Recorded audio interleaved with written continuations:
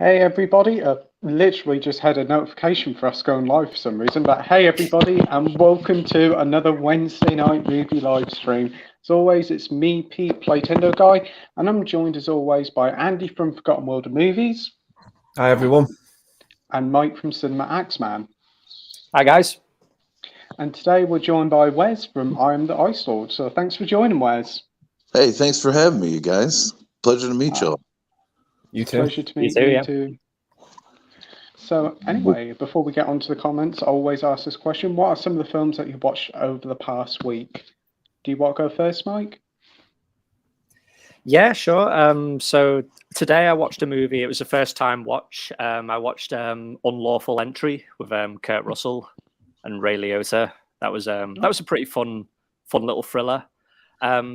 And I watched a movie yesterday, which I thought was fantastic. It was a movie called The Man on the Roof. And it's like a Swedish movie, but it's kind of like the Swedish version of The French Connection. Oh. And it was really, really good. But I know there's a new boutique label that's just coming out called Radiance Films. And that's one of the movies that they're releasing. So I'll definitely have to pick it up because it was such a good movie. Oh, that's cool. Radiance Films. I haven't heard of that label before. Is that like just about ready to come out? Yeah, they've only become known in the last 2 or 3 weeks. But yeah, they look pretty good. They kind of look a bit like a Criterion or Indicator type of label. But yeah, they look pretty cool. Oh, that's good to hear. Hopefully they won't be as expensive as Criterion. No, I've seen some of the prices are like $15.99, so that's kind of about that's reasonable. Normal, yeah. Yeah. I see you watched The Meg. What did you thought of The Meg? I didn't really like it. I kind of just wanted it to be like like just cheesy B movie fun, but I just found it kind of boring, to be honest. I didn't really find it that entertaining. Yeah, I definitely agree there. It's more of a one-time watch more than anything. Yeah. What about you, Andy? What have you been watching over the past week? So over on Instagram, I've been doing the 31 Days of Horror. Wow. So earlier today, I watched An American Werewolf in London on 4K. Seeing that on 4K for the first time was a real treat. Yesterday, I watched the director's cut of The Frighteners for the first time. Really, really good scenes in that I'd not seen before. 2 days before that, I was pretty much binge watching all the Argento movies I had. So like Deep Red, Phenomena, Suspiria, Inferno, all those. And I started it off with the original Romero's Dead trilogy on Saturday, and yeah, those movies just get better as you go along in the series. They're just phenomenal zombie movies, probably the best. Yeah. Oh, wow. Yeah. What a selection of films there. I've only ever watched one of those Day of the Dead films. I need to watch more of them. I know they're so popular and very good, but I've just never got around to them. I'd go as far to say they're some of the best films ever made. Wow. Just ever. Yeah. Nice. What's the 4K upgrade of American Werewolf like? Really good. Really, really good. Yeah. The vibrancy in it is spot on. Yeah, it's awesome. That's great to hear. And what's your favourite film of the Argentos that you watched? It's probably either Deep Red or Suspiria. I just love the soundtracks to those movies. The colours in Suspiria look great. Even on the DVD I've got, because I don't have anything past that, it still looks really good. Yeah, I can imagine. So I got the Blu-ray of it, and that looks very impressive. And I can imagine the 4K looks even better. Yeah, exactly. Yeah. Great selection there. What about you, Wes? What have you been watching over the past week? Well, I've been doing the 31 days on YouTube for the 4th year. It's my 4th year doing it, and I've been doing live streams. I watched the first movie for this month was Heron, 1989. Randy Quaid, Mary Beth Hurt, I believe. Anyway, it's kind of a creepy, centered around the 60s. Almost, it seems. I mean, that's the stylized. That's what it would seem to be stylized after. Kind of a kid discovers that his parents are cannibals, and then that was fun. And Sunday, Luther the Geek, a trauma film, which wasn't all that great, but it wasn't all that bad, I guess. And then the third day, Black Phone, which I had been saving. I liked that. It was pretty good. It did give me weird vibes, man, like just creepy. Like the music was creepy as hell, and it just made me feel dirty after.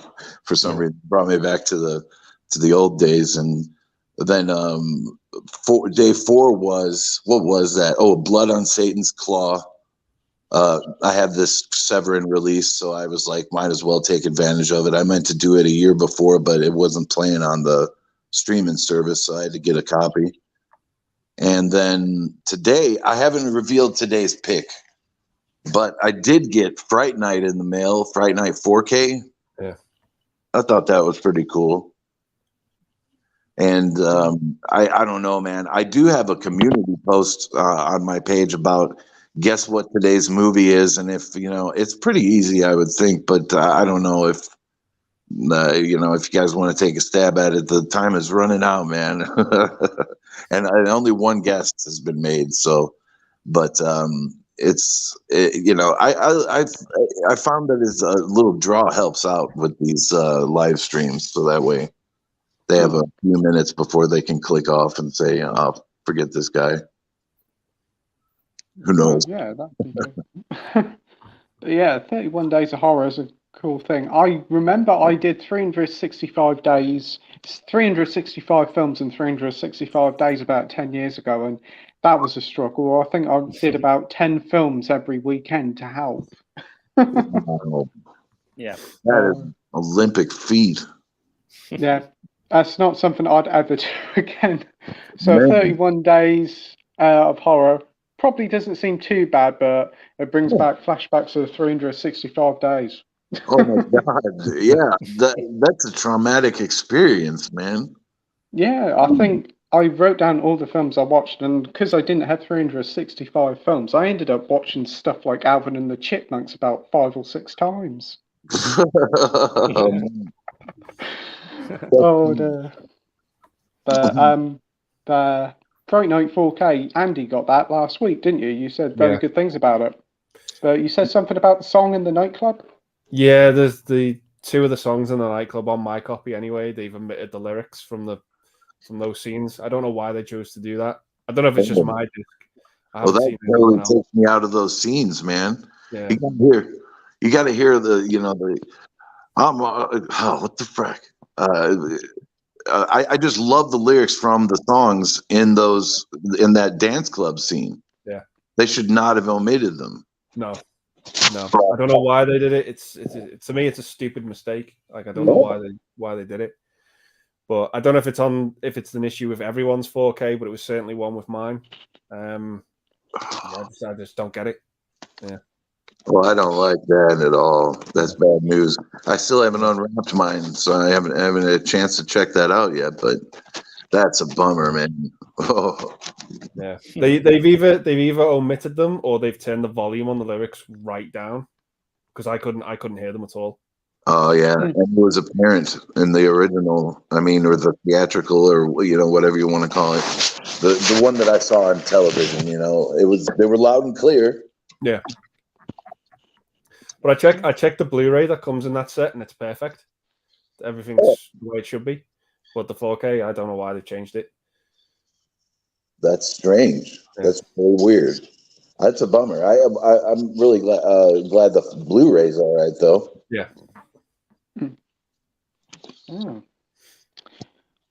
Anyway, for the films I watched over the past week, I watched Speed 2 on a whim. I thought, I will try that and see what that's like. And it was surprisingly not terrible. It was quite entertaining. Willem Dafoe was pretty fun, and it did go on for a little bit too long, at about 2 hours, but I enjoyed it. Definitely nowhere near as good as the first one, but it was entertaining. What else did I watch? Dear me. I watched Ready or Not. I quite enjoyed that. I thought that was a very fun little film. Not too long as well, only about 90 minutes. And I also watched Robin Williams in 1 Hour Photo the other night, and that was fantastic. Yeah, Definitely one of his best roles I've seen. Yeah. agreed. But yeah. Anyway, before we get on to the comments, Wes, do you want to promote your channel to everybody watching at home so they know what your channel's about? Oh shoot, my channel? Yeah. Oh well, I used to just do boxes, man. That was all it was. Get a horror pack in the mail, drop it down on the couch and pull its innards out, and that was about all. And then I started doing some more stuff, movie reviews, and then I was meant to go earlier, but I think it was 2018. I don't remember. I think it was 2018. I did the 31 days, and that started getting me into more video making and whatnot. And I've been doing a hell of a lot of live streams lately. I got to admit, more than I have been doing regular videos. So that's been kind of my thing lately. We go live on Saturday and Sundays on Terrence McGuana's channel. I'm sure you guys are familiar with him, right? Well, Yeah. we have Psycho Babble Live, and that's a good old time with Curly Girl at the movies. And it's a great time. We have guests. This weekend's guest, it's going to be Sunday at 5 p.m. Eastern time. I think that would equate to like 1 a.m. UK time. I'm not sure, but it's Mama Monster. Lydia from that channel is going to be our guest, and that's going to be fun. So I was trying to.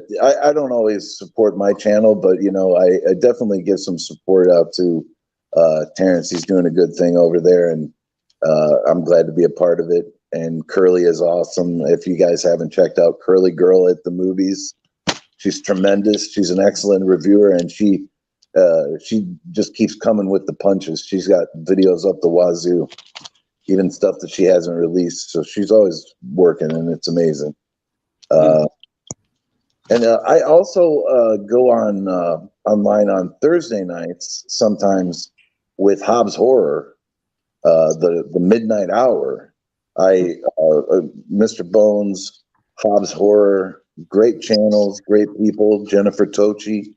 I should be doing this shout out on my own time. I'm sorry, guys, but I try to be as supportive to the community as possible. Now that I know you guys, I'm slow to support. Like, I just put out a community post today right beforehand, so that way to attract a little interest, in my the handful of subscribers, and hopefully everyone's having a good time. And I'm just glad to be here, man. This is a whole new level of fun for me, man. This live stream and stuff. This is new to me. Oh, it's great to have you on, and thanks to Terrence for asking you to come on. Yeah, rock and roll, Pete. It was my pleasure, man. I jumped at the opportunity. He was like, "Hey, you want to go on Playtendoguy's channel?" I was like, "Yeah, I'm a subscriber. I know where. I think I saw him on here with you guys a couple weeks ago."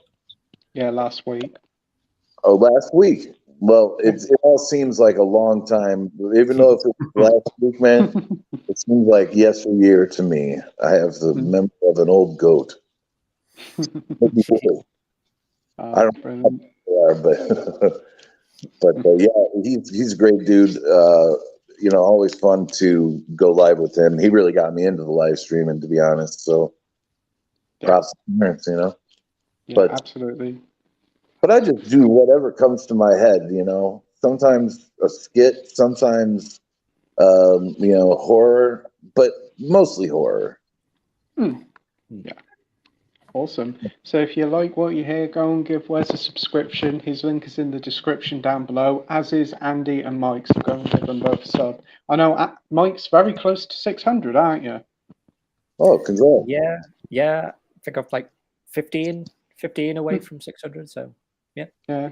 That's So, all. yeah. So if you're not subscribed already, all the links are in the description down below. Right, let's get into the comments, and there's quite a few. And I just refreshed my phone instead.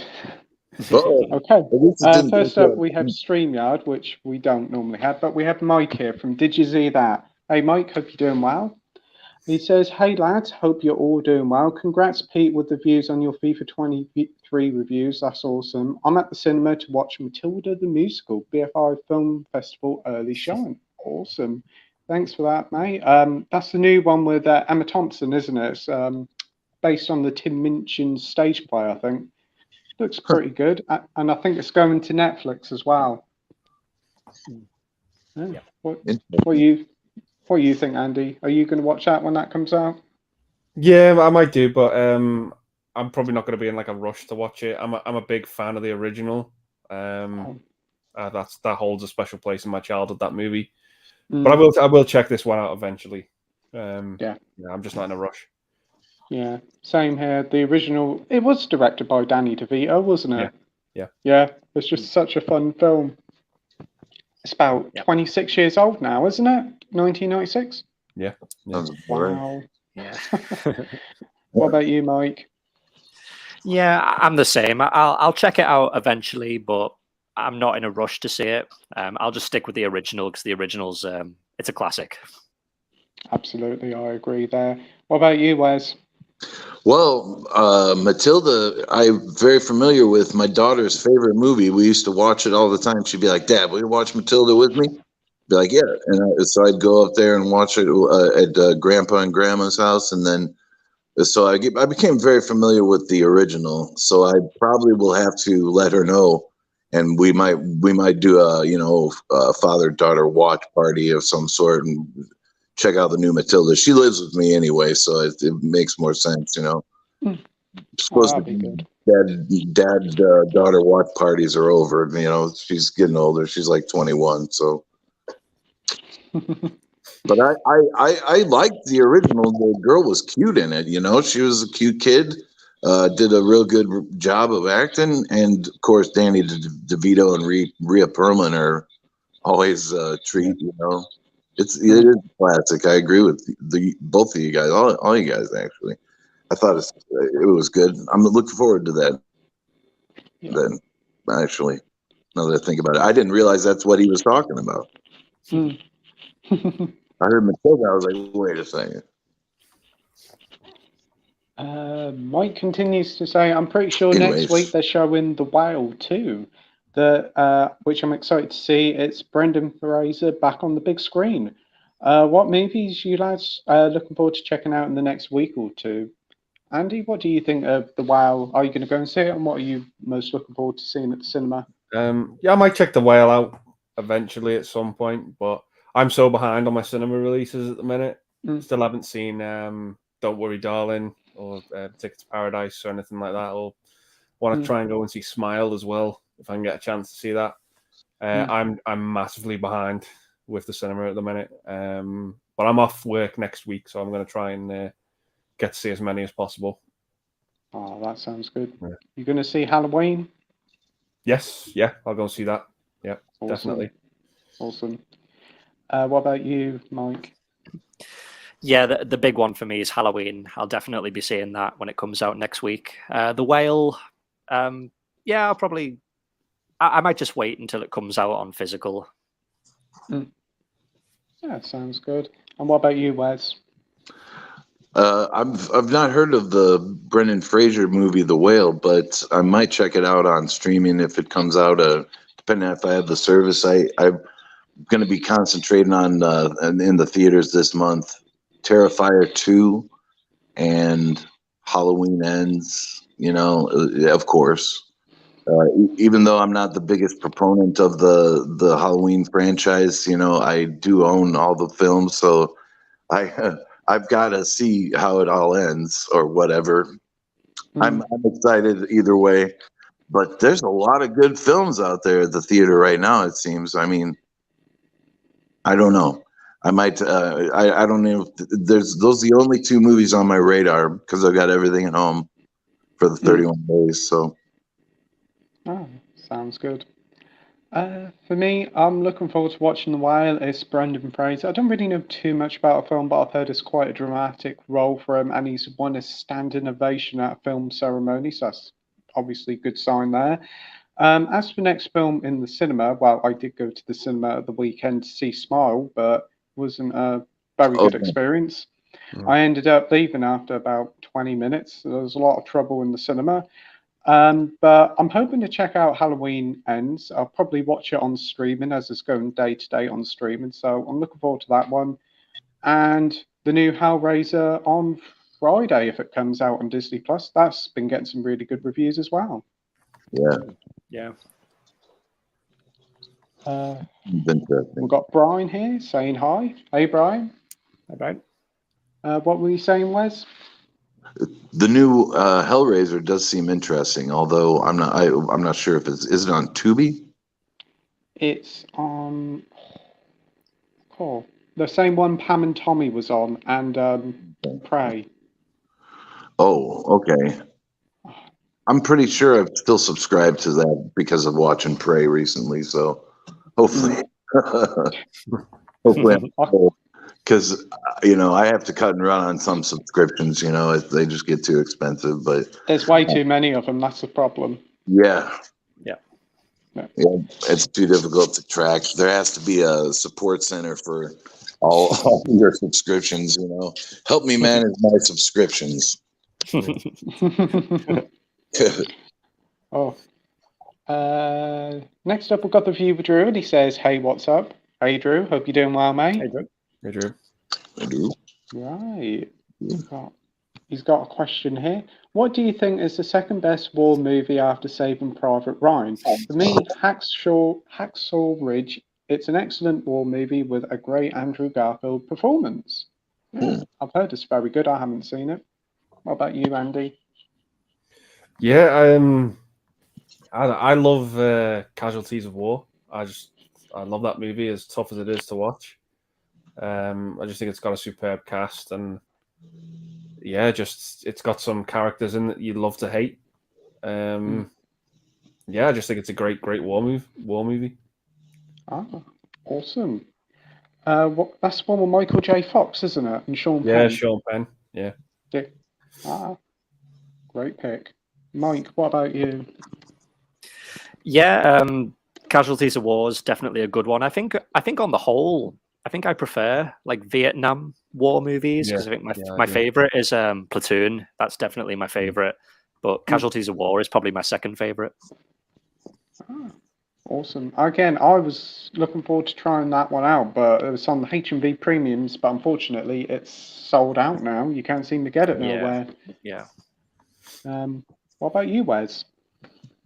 Well, these guys, we all seem to have a like mind because now I have to change my answer to Full Metal Jacket because I was going to say Platoon. I did like that film, and Full Metal Jacket, it was Stanley Kubrick film.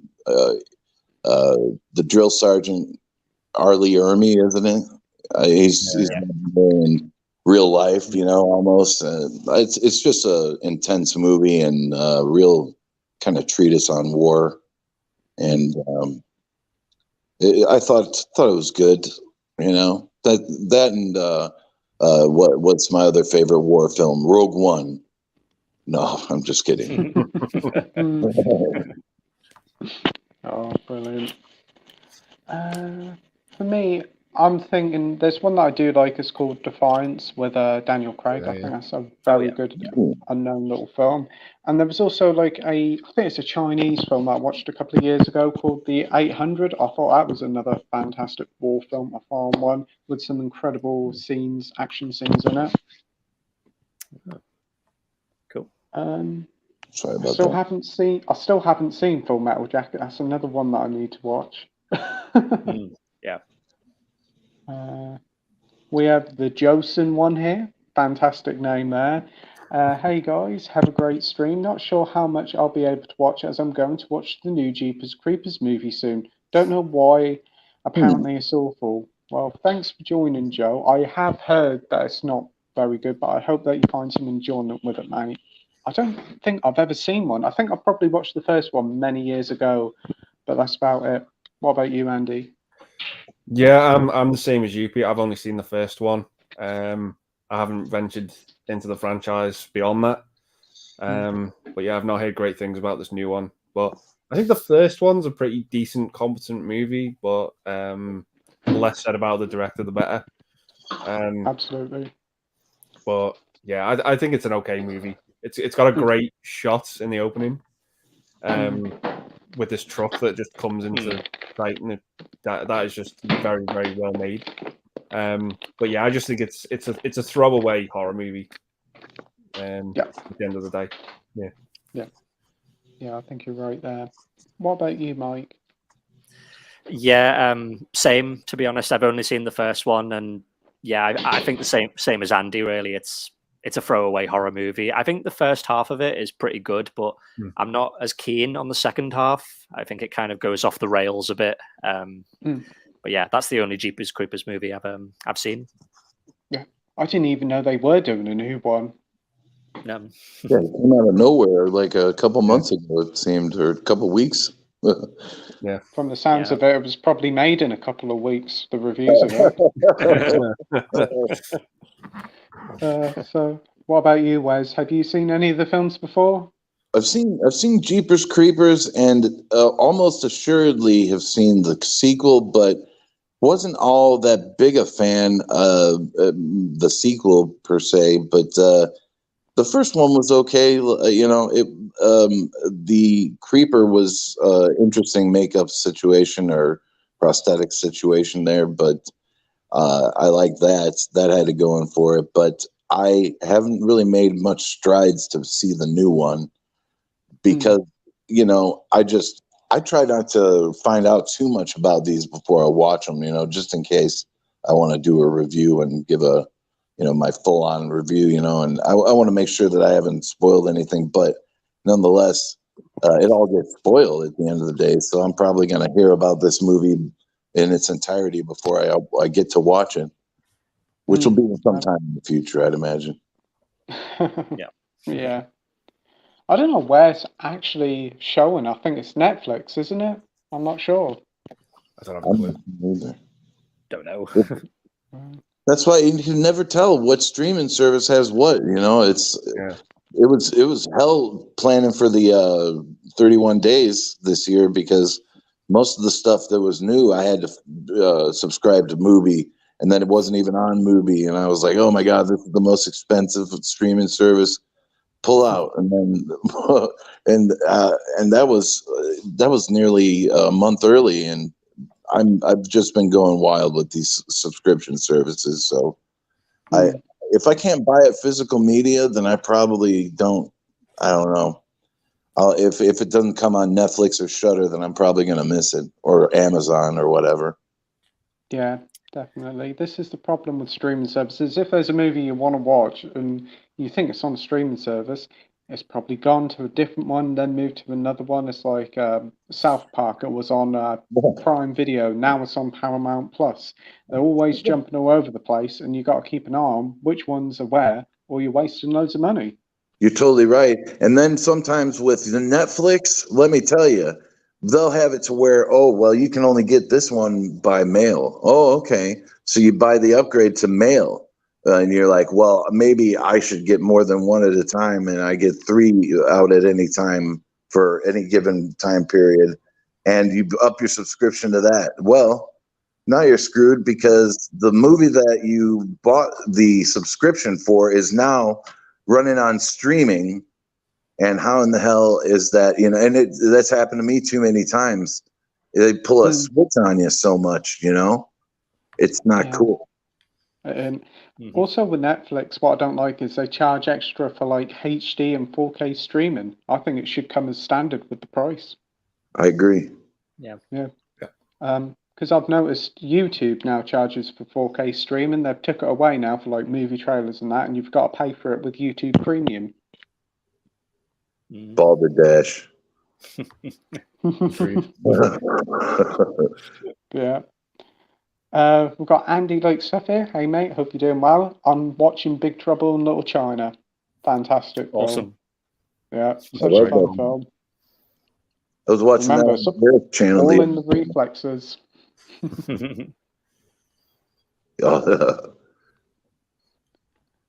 Yeah, so it's a great film. It's always a light-hearted adventure film. So many fun moments. Yeah, man. Especially that dude growing to the past the size of a sumo wrestler, and Yeah. Oh yeah, he ends up like Mr. Creosote out of The Meaning of Life. Yeah. Yeah. We have Edward here saying, "Evening, everyone. Hope you're well. What's your thoughts on the new Super Mario movie poster? And are you all excited for the official teaser trailer tomorrow?" Andy, do you want to go first? Yeah, sure. I haven't actually seen the poster yet. But yeah, I'll look forward to checking the trailer out tomorrow. But I think like Mike, I enjoy the Bob Hoskins one quite a bit. As I know it's not a good movie amongst critics and things like that, but I do get some enjoyment out of it. I do think it's a fun time, given its flaws. But yeah, I'll check this new one out at some point. Yeah, not in a major rush. No. Mike? Yeah, I mean, well, you know how I feel about the Bob Hoskins one, but I have seen the poster for this new one, and it does look pretty good. Like it literally looks like the game. Like it looks so colorful, and all of the characters from the games that look like they're all there. So yeah, it's going to be interesting. Awesome. And what about you, Wes? Well, I just heard about it here, so I didn't know that there was going to be another one. Is there any names attached to the project that you guys know of? Is it Chris Pratt? Chris Pratt. Chris Pratt is Mario. Anna Taylor-Joy is Peach. Jack Black is going to play Bowser. Charlie Day is going to be Luigi. Keegan Mike and Key is going to be Toad. And Seth Rogen's going to be Donkey Kong. All right. Well, this should be interesting then. I probably will watch it eventually. Hell, I might even buy that. That sounds fun. I also have nostalgia for the Bob Hoskins film. It came out right as I was like growing into teenage years, but like, you know, I have some respect for it. You know, I don't know. I didn't totally hate it, but then again, I didn't totally love it. It's a half and half for me. But you know, it does bring that nostalgia. Yeah, definitely. Yeah, I watched the Super Mario Brothers movie, that Bob Hoskins one the other year, and I thought, what the heck am I watching? As a Mario fan, I knew it wasn't going to be like it, but I was just like, yeah, this is like Blade Runner. But I wasn't that keen on first, but then I rewatched it and I was like, yeah, it's not too bad. You got Bob Hoskins in there with Dennis Hopper, and they're having a lot of fun, even if Bob Hoskins was drunk half the time. But this new one looks really good. The poster looks incredible. I honestly thought it was a new game when it was first announced. There is actually a leaked image of Mario's face from a McDonald's promotion because they were supposed to launch it for the McDonald's promotion, and honestly, it looks really good. I'm more intrigued to see what Chris Pratt's voice of Mario is going to be, because we're so used to how Mario normally sounds. But it's from the team behind the Minions film, so hopefully it should be all right. Nintendo's heavily produced in it. They've actually even opened their own Nintendo movie development studio now. So obviously this could be a sign of things to come. I'm off on a tangent here because I do like Nintendo, so I know what I'm talking about here. We have Norin Rad89 here saying, hey peeps. Hey Norin, hope you're doing well, mate. We've got DVD and Film Bloke here saying hi. Hey DVD and Film Bloke. We have Soph here saying, evening gents, hello Dan and Wes. Currently watching Addams Family Values, influenced by Andy, watching it a million times lately. Haha. Yeah, I think I've watched that movie like 4 times this year. I just love those two movies. Particularly the second one. I just have a lot of fun with it. It's just so rewatchable. Yeah. It is. I haven't seen them in a little while. I'm surprised they haven't been replayed on TV, but I'm thinking about picking up the Blu-rays. They're both on Blu-ray, aren't they? Yeah, I'm gonna probably watch them again as part of this 31 days. Just because they have that sort of Halloween vibe to them. Yeah, they do. Great cast in them as well. Such fun films. What about you, Mike?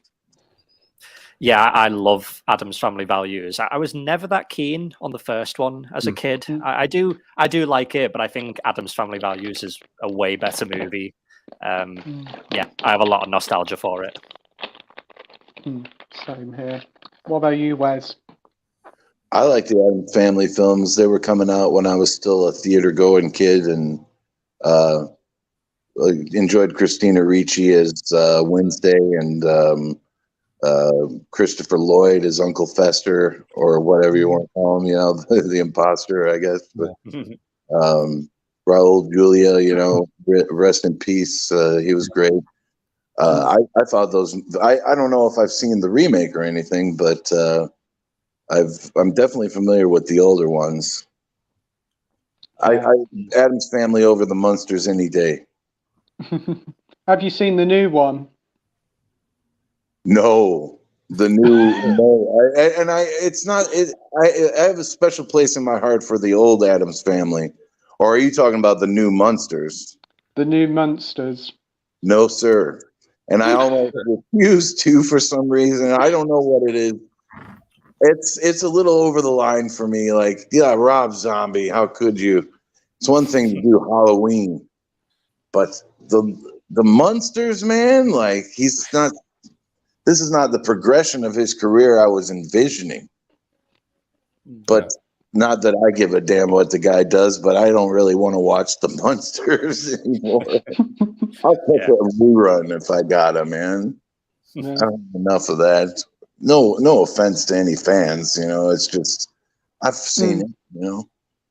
Yeah, I watched about half of it, and yeah, I kind of wish I didn't watch half of it. The trailer was enough. I would have been the guy who walked out 20 minutes into it or whatever, like you were saying. Just I'd start some trouble in the theater so that everyone had to evacuate, you know. Well, no, I wouldn't do that. I'm just kidding. It's just for legal purposes, but the best thing about the movie is that first reveal trailer where they just recreate the opening sequence of the TV show. Really? Oh God, that's not a good sign. Oh man, I kind of knew I didn't want to watch this. Like never, ever, and never own it, never stream it, nothing. I don't want to give anything to this film. But I've already talked about it more than I'd even like to, man. And in any one stream, let alone. I'm so sorry. I'll tell you what I did order today.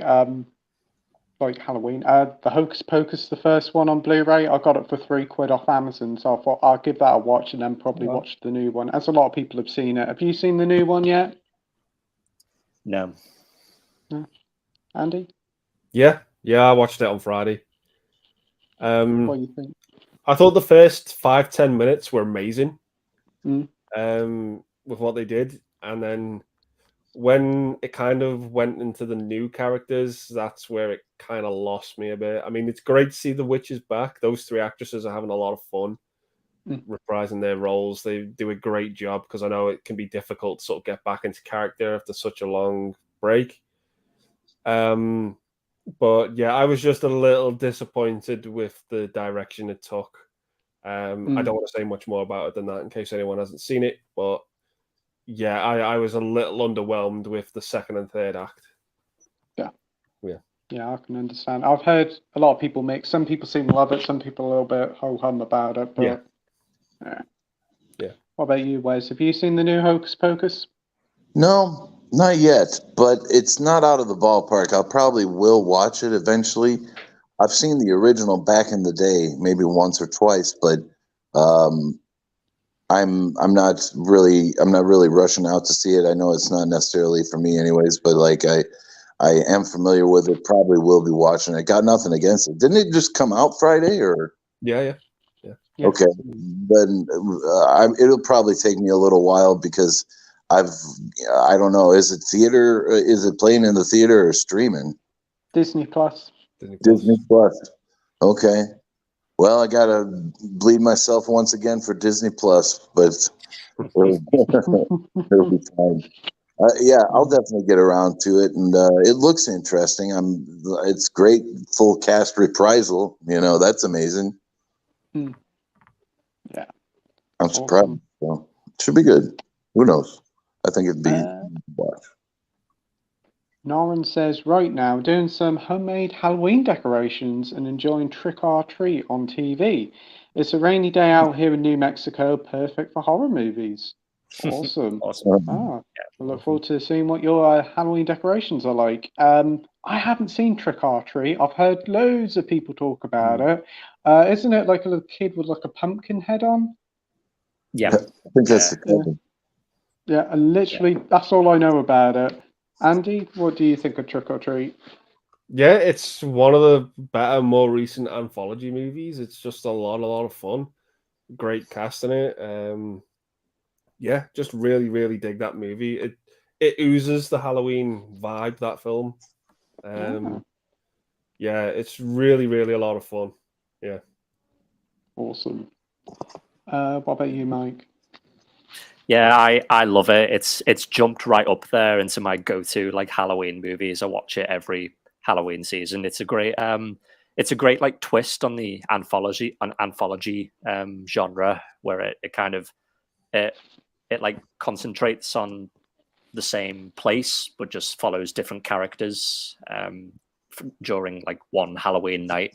But that little pumpkin kid, he's like the main sort of antagonist. And yeah, he's just really cool. Oh, Yeah, he's a right little shit. Me over. Yeah. Oh, you've sold me now, and Yeah. What about you, Wes? Have you seen Trick or Treat? Yes, I've seen it. It's been a while. I think it has a dad from Happiness in it, isn't it? Well, I don't know if you guys are familiar with that movie, but yeah, I've seen Happiness. Yeah, Dylan Baker. Yeah, it's not a very happy movie, but I mean, it's the dad from that film, and he's in one of the vignettes or whatever you call it, or not a vignette, or well, one of the pieces of the anthology, but he's still a creep in that film too. It is kind of like a modern classic in a way, but I can't get my hands on the out of print Scream Factory release without spending some major cash. So I might have to try and catch it on stream, and I'm sure it's on some service I've got. Yeah. Hopefully. Awesome. Yeah, I haven't seen it. I didn't even know it was an anthology film, but I'm gonna have to keep an eye out for it and try and watch it over the Halloween season. Looks good. See if I can find it on streaming. It's worth a watch. Pardon? It's worth a watch. Yeah, I definitely want to. It's one of those ones that a lot of people keep talking about, and I'm like, yeah, I'm gonna watch it. I think Anna Paquin's also in that film too. Yeah. Oh, that's cool. And back in her heyday, I guess, or her beginning days, or her X-Men days. Yeah. We've got James Townsend here saying, good evening, guys. I watched a Brian De Palma film called Sisters the other night. I really enjoyed it. Have any of you seen it? Am I the only one thinking that's on Arrow, or has it been on Arrow? Yeah, it's on Arrow. Yeah. Yeah, I've heard of it, but I haven't seen it. Andy? Yeah, I've seen it. It's really good. I really enjoy it. Margot Kidder and the guy from Phantom of the Paradise is in it. Yeah, I really like it. Really, really cool, freaky horror movie. Awesome. Yeah. Sounds good. What about you, Mike? Yeah, I've seen it as well. I think it might have been Brian De Palma's first sort of like proper horror thriller movie. Very, very early, old movie, but yeah, it's really good. Oh, sounds good to me. And Wes, have you seen it? I haven't seen it, but the more I'm hearing about it, the more I'm gonna get the Arrow release if it's still in print or available. I collect Arrow too, and sometimes I got to buy Region B, but I've been trying to crack this Region B player or all region player, but it's a pain. So still working on it. But yeah, I mean, unless there's a release for Region A, then But it sounds interesting. I like Margot Kidder, and Brian De Palma is always a blast. Yeah. Yeah. I'm sold. Definitely Brian De Palma from always like his films. I do want to get Phantom of the Paradise when the next hour sale is on. And hopefully, if this is still in print, I might find this one as well. Rock and roll. We have the DVD from Film Bloker saying, I have finally watched When the Wind Blows. I don't think I'd watch it again for a while because of just how much of an emotional gut punch it is. I can imagine. Okay. Oh, boy. Yeah. Have any of you seen it, When the Wind Blows? No, I've heard about it. Yeah, I've heard about it and the gist of it, but I can imagine it being quite emotional. He continues to say, it's probably the darkest and most depressing film I've ever seen. It's really great, all things considered, and I recommend it, but prepare yourself. So yeah. It's a bit like the Keith Lemon movie then. Kind of. Yeah. Keith Lemon movie. Next up, we've got the brilliant Terrence here saying hello all, thumbs up. Hey, Terrence. Hey, Terrence. Hey, Terrence. How you doing, man? DVD from Film Bloke says, I also watched the remake of Planet of the Apes, which was shit, and Rise of the Planet of the Apes, which I thought was great. Later on, I might watch Dawn. Awesome. Yeah, I remember the Planet of the Apes one, the Tim Burton one. Yeah, did not like that one little bit, but Rise of the Planet of the Apes, that's the first of the new trilogy. That was really good. That was a good start to it. My favourite is still Dawn. I wasn't so keen on War, but Rise was really good. What about you, Andy? Yeah, I really like that new trilogy. I think they're all home runs. The Tim Burton one is just, it's such a shame that movie is just the misfire that it is. It just doesn't work on hardly any level for me. Maybe Tim Roth's performance in it is its saving grace, but yeah, the movie as a whole just doesn't work. I'm like you, Pete. I think Dawn might be my favorite. I think War kind of feels a bit more like Conquest to me, just the way the humans treat the apes. They just treat them like slaves, and it's really difficult to watch at times. And they just treat them like garbage. But yeah, that new trilogy they're all home runs for me. They're all really, really solid movies. But Dawn is awesome. Toby Kebbell as Cobra is great in that film. He's just a villain that you get behind, even though you don't necessarily agree with him. And they're the best villains in movies, the ones that you understand their motives for. Because I completely get where Cobra's coming from, but he just takes it too far. Absolutely, yeah. I do agree with you there. Very good performance there. Gary Oldman was also in that, and Kerry Russell, wasn't she? I think so, yeah. Yeah. What about you, Mike? Yeah, like the remake's not very good. I rewatched it for the first time in probably 15 years to see like if it was as bad as I remembered, and yeah, it was still not very good. But yeah, the new trilogy is really good. I really like Rise. I think Rise is the most underrated one out of the three. I'm like you, Pete. I wasn't the biggest fan of War. I found it a bit too slow paced, but I really like Rise and Dawn. They're really good. Yeah. What about you, Wes?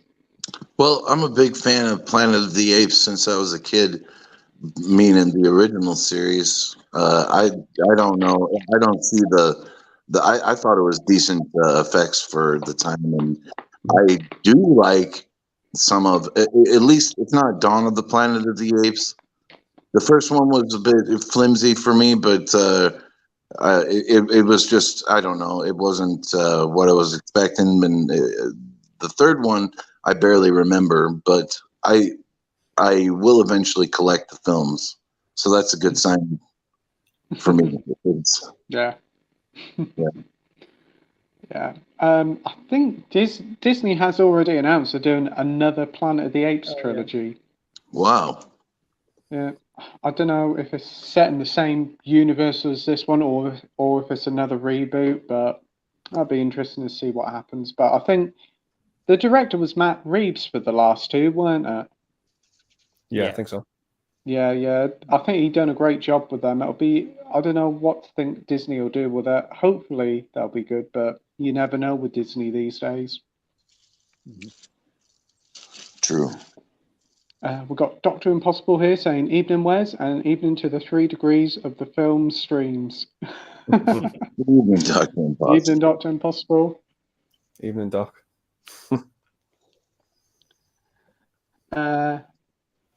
Comments have gone weird. Next up, we've got Terrence saying, "So when the wind blows as a kid, don't think I'll ever want to see that again." Wow. That must have been a tough watch to watch as a kid. Oh boy. Next up, we've got Noran saying Suspiria is fabulous and the score is mind blowing. Yeah, I agree with you there. Fantastic film. Yeah, absolutely. Still need to see the remake. It's not bad. It's pretty I good. like the remake myself. Yeah. I know. I was that's prepared pretty to good. hate it too. Like, My internet is going weird, so just give us a sec.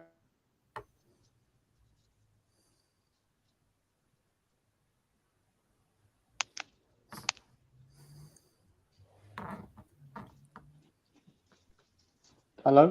Am I still here? Yeah. Yeah. yeah, I can hear you. Mine's Yeah, internet went a bit weird there. Well, I'm on the fiber optic now, so 4G to see what happens. So next up, we've got Dark Gaming here saying, "Hey, what's up? Where are you going?" Hey. We've got DVD from Film Bloke here saying to Terrence, "Yes, I mean, there's no way in hell I'm parting with my Blu-ray of it. I will watch the extras at some point." Awesome. You want to have a couple of episodes of the Tweenies on standby, or something a bit lighter.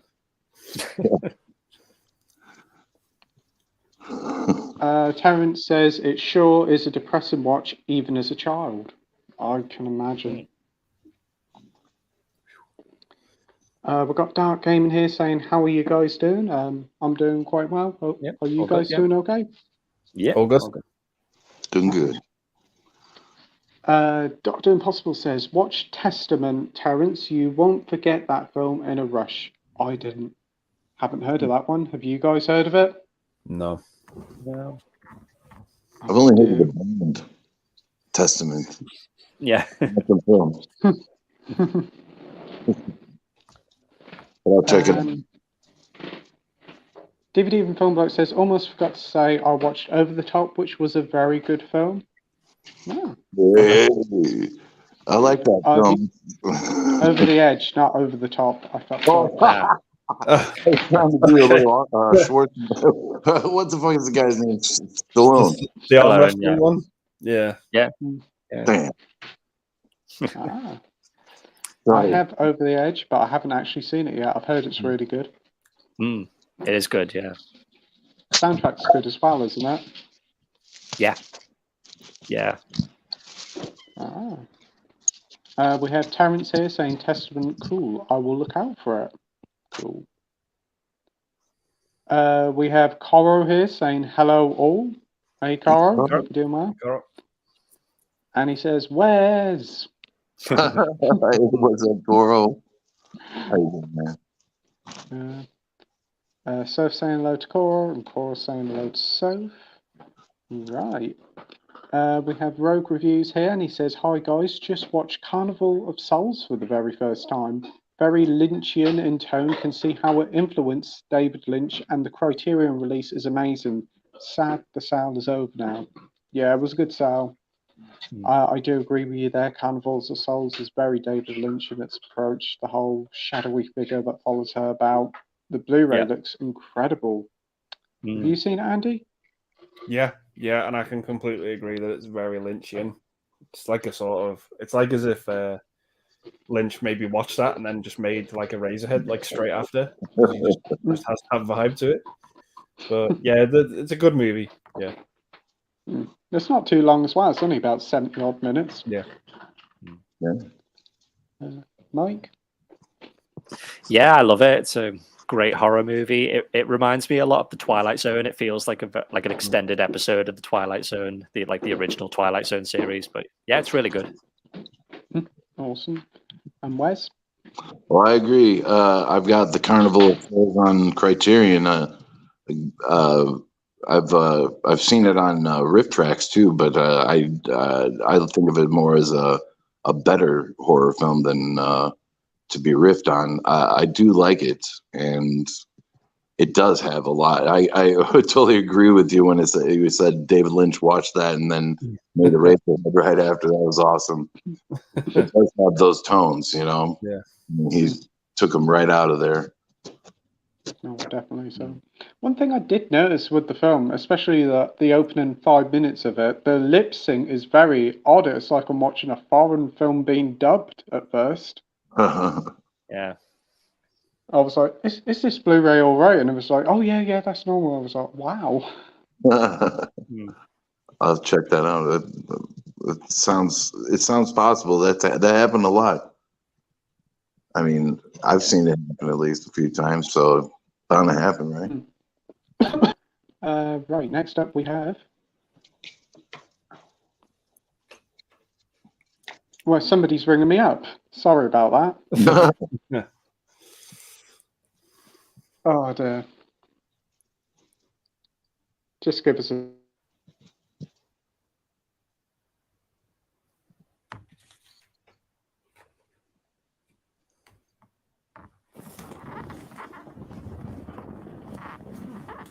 So does Terrifier come out by you guys anytime soon? I'm not sure. I know some people have seen it in the UK. I'm not sure how. Hello? I'm sorry about this. The internet keeps cutting off. That's okay. Understandable, man. Yeah, and then my uncle rang me up, which cut off 4G. Right, so we have Dr. Impossible here. Says, I watched a film I hadn't seen in many years on Sunday. Great film with Cliff Robertson called Charlie. It's about a man who becomes a genius, and Cliff Robertson gave a stunning performance. Oh. Okay. I haven't heard of that one before. Have you guys seen it? No, I'm not heard of it.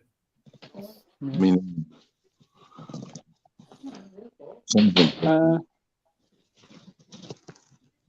right, next up, we've got Rogue Review saying, watch 3 films on Sunday. The Blob, 1988. Awesome. Elvis and Pink Flamingos. Oh, what a treat. Yeah. Which wasn't as disgusting as expected, which shows how desensitized thanks to watching docs about drugs in hospitals and uni. Wow. Oh, fair enough. So, will you be watching it again, and will you be watching it whilst eating your Christmas dinner or something?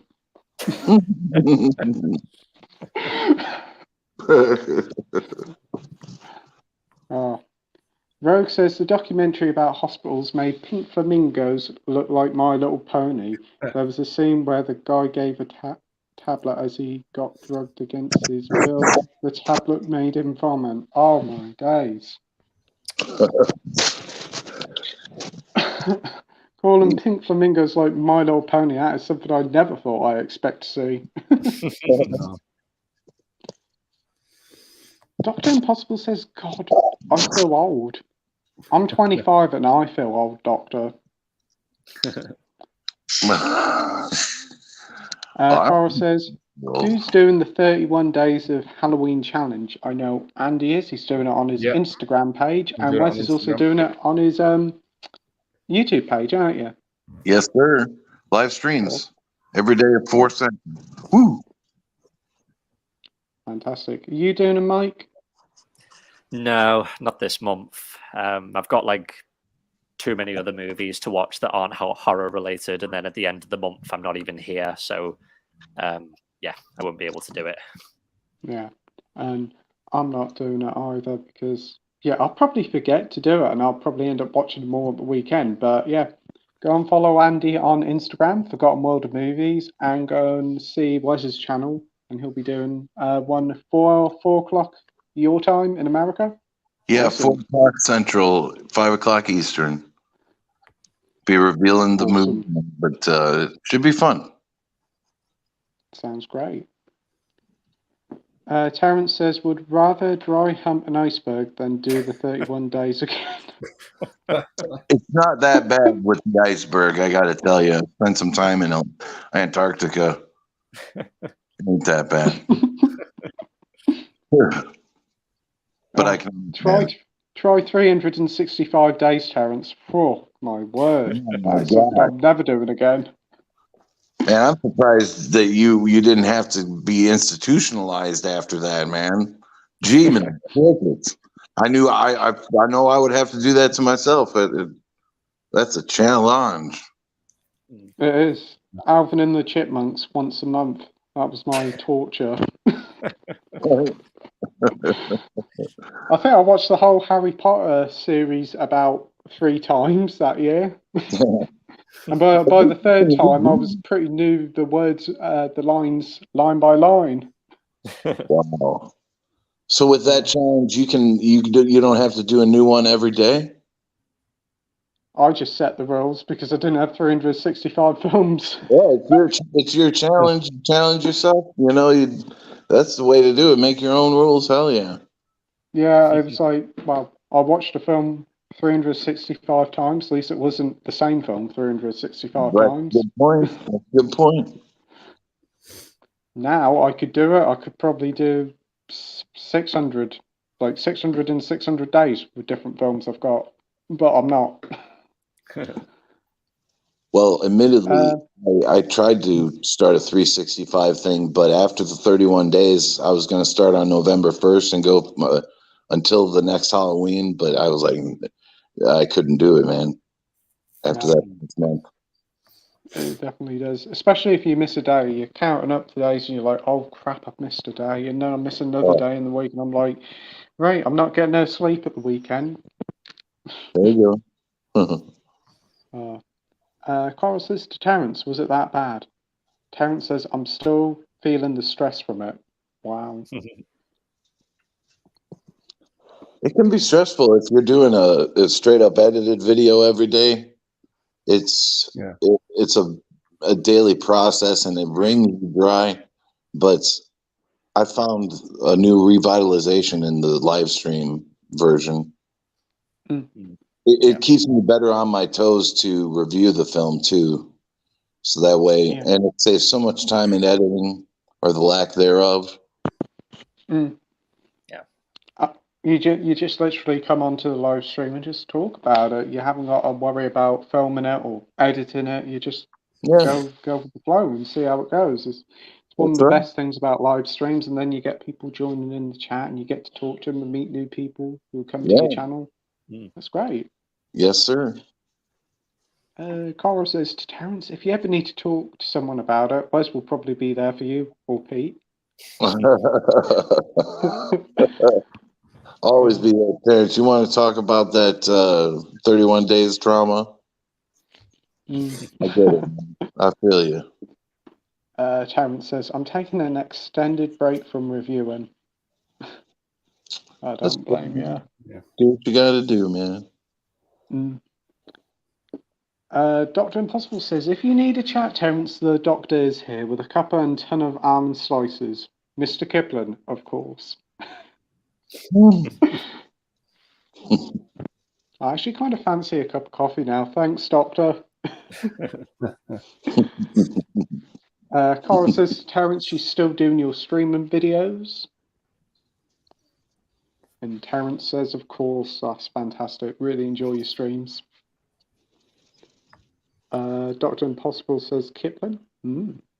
Tasty. Terrence says, casualty of war is excellent. Another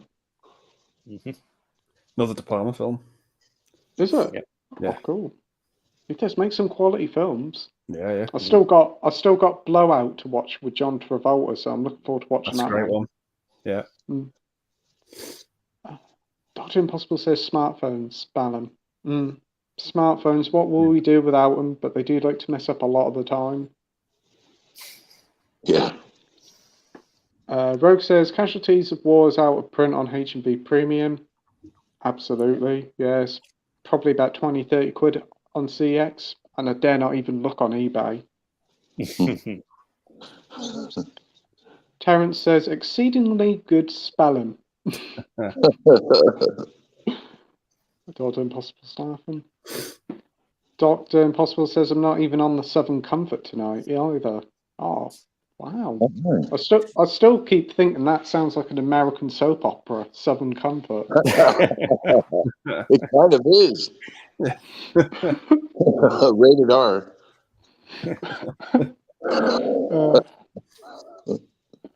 Carl says, Terence, glad to hear it. Your stream videos are something else. Yeah, they are fantastic. Terence says, thanks, Carl. You're awesome. And Cara's blushing. Aww.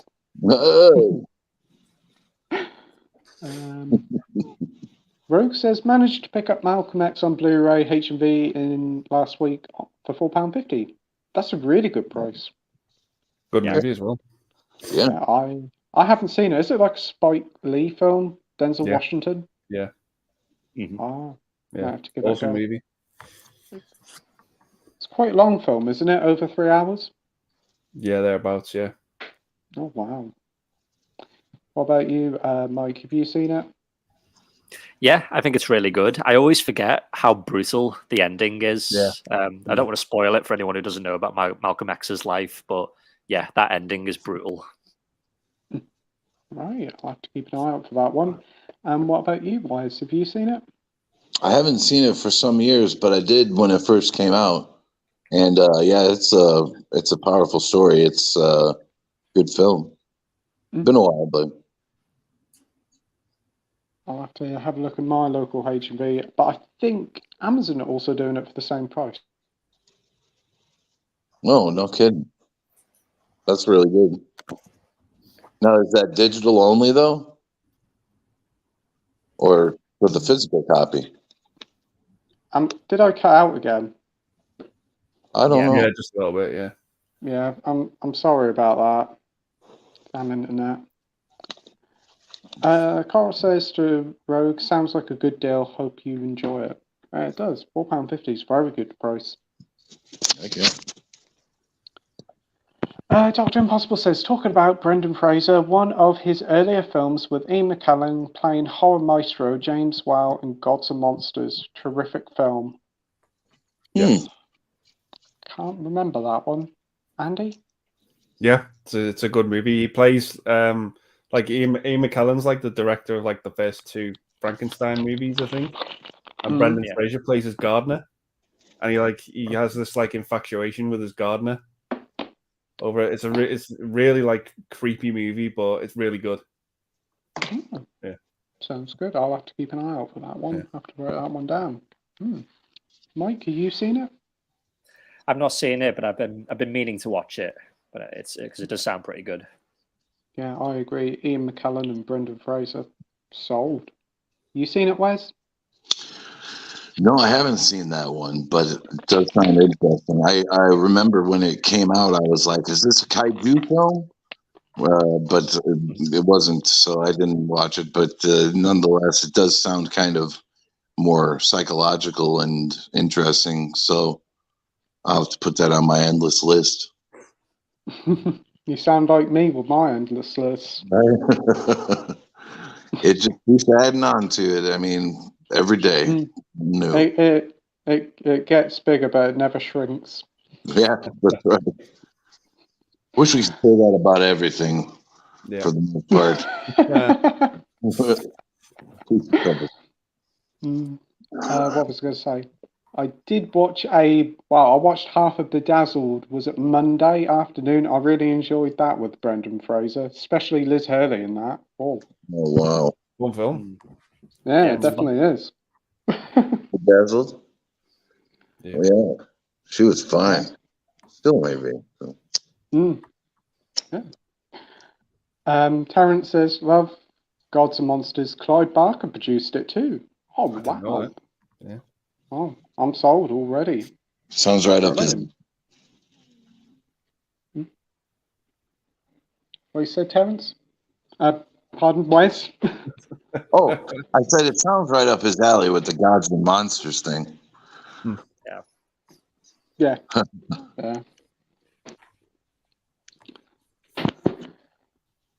Rogue Review says, before you know it, you will need YouTube Premium to stream on YouTube, but that will make it crash and burn quicker than Twitch. Oh boy, that's not a good idea. No. How If can that they happens, make it any harder? the next thing I'll probably charge for HD. Right. Yeah. Cricket. You go on the YouTube and you see like a advert and you're like, oh my days, 30-second advert for a 30-second video. Nah, turn it off. What I do is when I turn on a video, press it on, advert, right, turn off, press it again, advert, turn it off, press it again. Oh, no advert, brilliant. Oh, but yeah, if YouTube starts charging for streaming, I don't know what we're going to do on a Wednesday night. That doesn't make any sense. No, I don't think YouTube will do that. It might make sense to YouTube, but it's going to be a disaster at the same time for them. Yeah. We've got Andy Lake stuff here saying, just finished Big Trouble in Little China. That film seriously moves at a pace. The script is on another level, must be Carpenter's best. What are your thoughts on it? Andy, do you want to go first? I was late to the party with Big Trouble. I think I only saw it for the first time about 10 years ago. But my word, it is like that movie defines the 80s for me in terms of like creativity. It's just utterly insane. Just off the charts. It's Carpenter and Russell, their partnership when making movies is just superb, and this is another masterpiece. It's the definition of fun. It's colourful. It's just a great movie all around. Absolutely love it. Yeah. I agree there. We perfect sum up of the film. What about you, Mike? Yeah, I love it. Yeah, I think the first time I saw it, I think I was like 11 years old, and it was one of those Channel 5 movies. And yeah, I just had a blast with it, and yeah, I love it. It's a great movie. It's not my favorite John Carpenter movie, but it is just so much fun. Yeah, definitely. What about you, Wes? I have to agree. It is a lot of fun. Childhood classic for me. I used to watch that all the time back in the day. Must have had it on VHS somehow. If not ripped off TV, then, the actual VHS. But love Big Trouble in Little China. Excellent effects. Can't say that it's my favorite Carpenter movie either, but it is one of his better films. I enjoy some of his other stuff a little bit more, but I do have a place in my heart for Big Trouble in Little China. Yeah. Definitely. I do agree. It's a truly wonderful, wacky, enjoyable film. So incredibly creative, and nothing really quite else like it. I don't think there's ever been anything quite else like it before and after. Like inspired Mortal Kombat with like the whole Raiden and the Lightning dudes they did, and like some of the creatures that pop up in that film, and obviously Kurt Russell in that film is fantastic. Cast is having a lot of fun.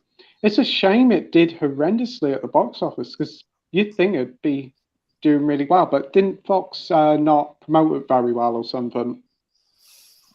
Yeah, I heard that. Yeah. It is. It looks like a real popcorn flick, Real, grab your girlfriend, go to the flicks, I mean, it seems like a fun date movie or something like that. Or even for the family. It wasn't that bad, Yeah. Yeah, I think you could get away with showing that to a family. It's very light-hearted, and the violence there is more just fun, not very too gruesome, is it? Right. Yeah. It's a lot of fun, and over the years, I gather with like the video market, it's gained sort of a cult status, and loads of people love it now. And that's one of the best things about physical media, because without that, we wouldn't be talking about this film now or The Thing. Right. Yeah. Good point. Dr. Impossible says it's one hell of a film, Terrence. Saw it at the cinema, watched every once in a while, but it's just a diamond. Huh? Have to keep an eye out for that one. We have David Beach here saying, "Hey guys, hope you're all good. Are you Granny wants you Tim Allen Santa Claus TV show on Disney Plus November 16." I think David's trying to mean, are we going to watch it? Are you looking forward to it? Yeah. Andy? I don't know. I might do. I might not. I don't know. I mean, the Santa Claus it's a movie I try and watch it every December, but it's not one of my favorite go-to Christmas movies. It is an annual watch for me, but it's one I tend to watch first before I get to my favorite stuff.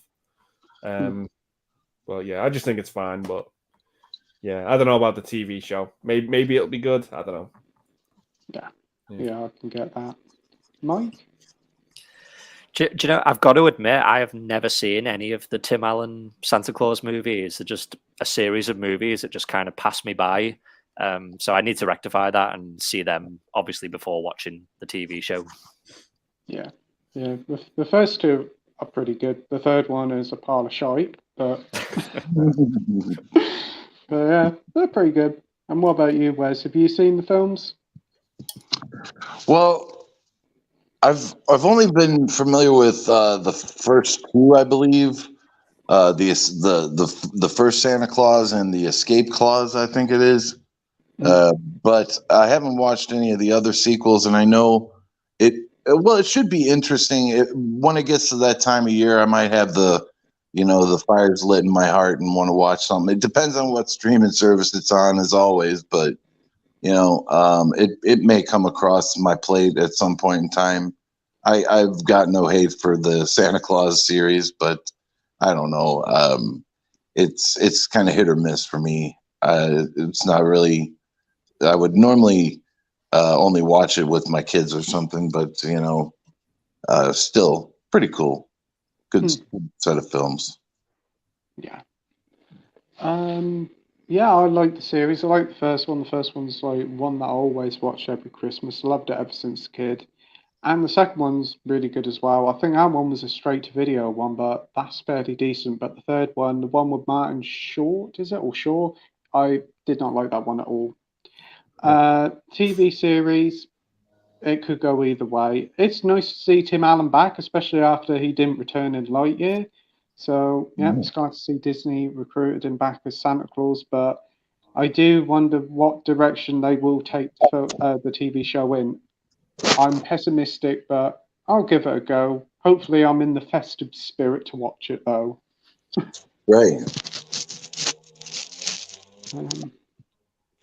We have Bloody Mary commentary here saying, I used to watch Super Mario Bros. On Showtime all the time when I was a kid. Awesome. Yeah. Is that? Great. Is that? I'm just looking at your icon. Wow. Great icon. Terrence says, hope we get a Zelda movie. I completely agree with you there, Terrence. Unfortunately, there was a little bit of a mock-up of Tom Holland as Link. No. He's not the right guy for Link. No. I don't know who he is or anything, but. Oh. And then there was another one, Tom Holland as James Bond. No. No. Keep him as Spider-Man, just nobody else. Yeah. But yeah, I can imagine with a good budget, a Zelda movie would be fantastic. Again, a Metroid one. There's just so much they can do with it.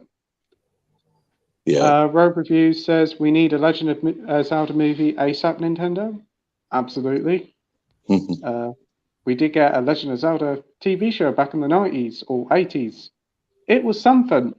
It's mostly just meme culture now, but yeah, it was something. There was originally going to be a TV series about 10 years ago, I think, or 5 years ago with Netflix, but unfortunately that fell through. But hopefully we'll see something soon. And Rogue echoes what I said. We need a Metroid movie ASAP. Yeah. Terrence says, yes, even if a Zelda movie was crap, it will print money. Absolutely. Yeah. Another Pokemon movie would be good because Detective Pikachu was great. Yeah. There's apparently an R-rated cut of Detective Pikachu with like loads of swearing and hordes of crude jokes in it that Ryan Reynolds did. And apparently it is still sitting there. Come on, release that to streaming. I want it on Disney Plus. Go along with my Mickey Mouse Clubhouse and my Hellraiser. The perfect place for Hellraiser, isn't it? Disney Plus. Yeah.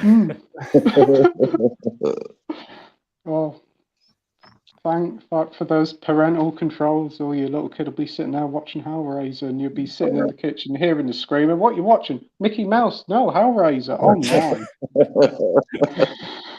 Oh, dear. DVD from Fun Bloke says I'm still waiting for Custer's Revenge and Beat 'em and Eat 'em movies. I've heard of Custer's Revenge, but I've never heard of Beat 'em and Eat 'em. Oh my days, Custer's Revenge. I think that was the first ever like R-rated game because it featured pixelated nudity.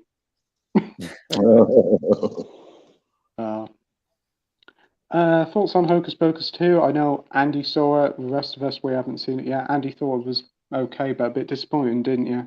Yeah. Did you see it, Edward? Did you enjoy it? You'll have to tell us in the comment section down below. Rogue Review says, and we also need a Super Smash Brothers movie that will be so bad it's good. I wouldn't be too surprised if Mario is a success. It will lead to a Smash Brothers movie, and probably Sonic will join in as well. That'll be so much fun. And then we'll probably get a few characters from the Mortal Kombat film and Kylie Minogue from Street Fighter. Dr. Impossible says, I haven't seen an MCU film, thank God. You've never seen an MCU film? Wow, No. How did that escape you? They're everywhere. Yeah. Oh, I think the first ever MCU film I watched was probably Avengers Assemble. I was late to it a bit. What about you, Andy? Did you watch Iron Man when it first came out, or was you later to the party? No. The first time I saw one at the cinema was actually the first Avengers.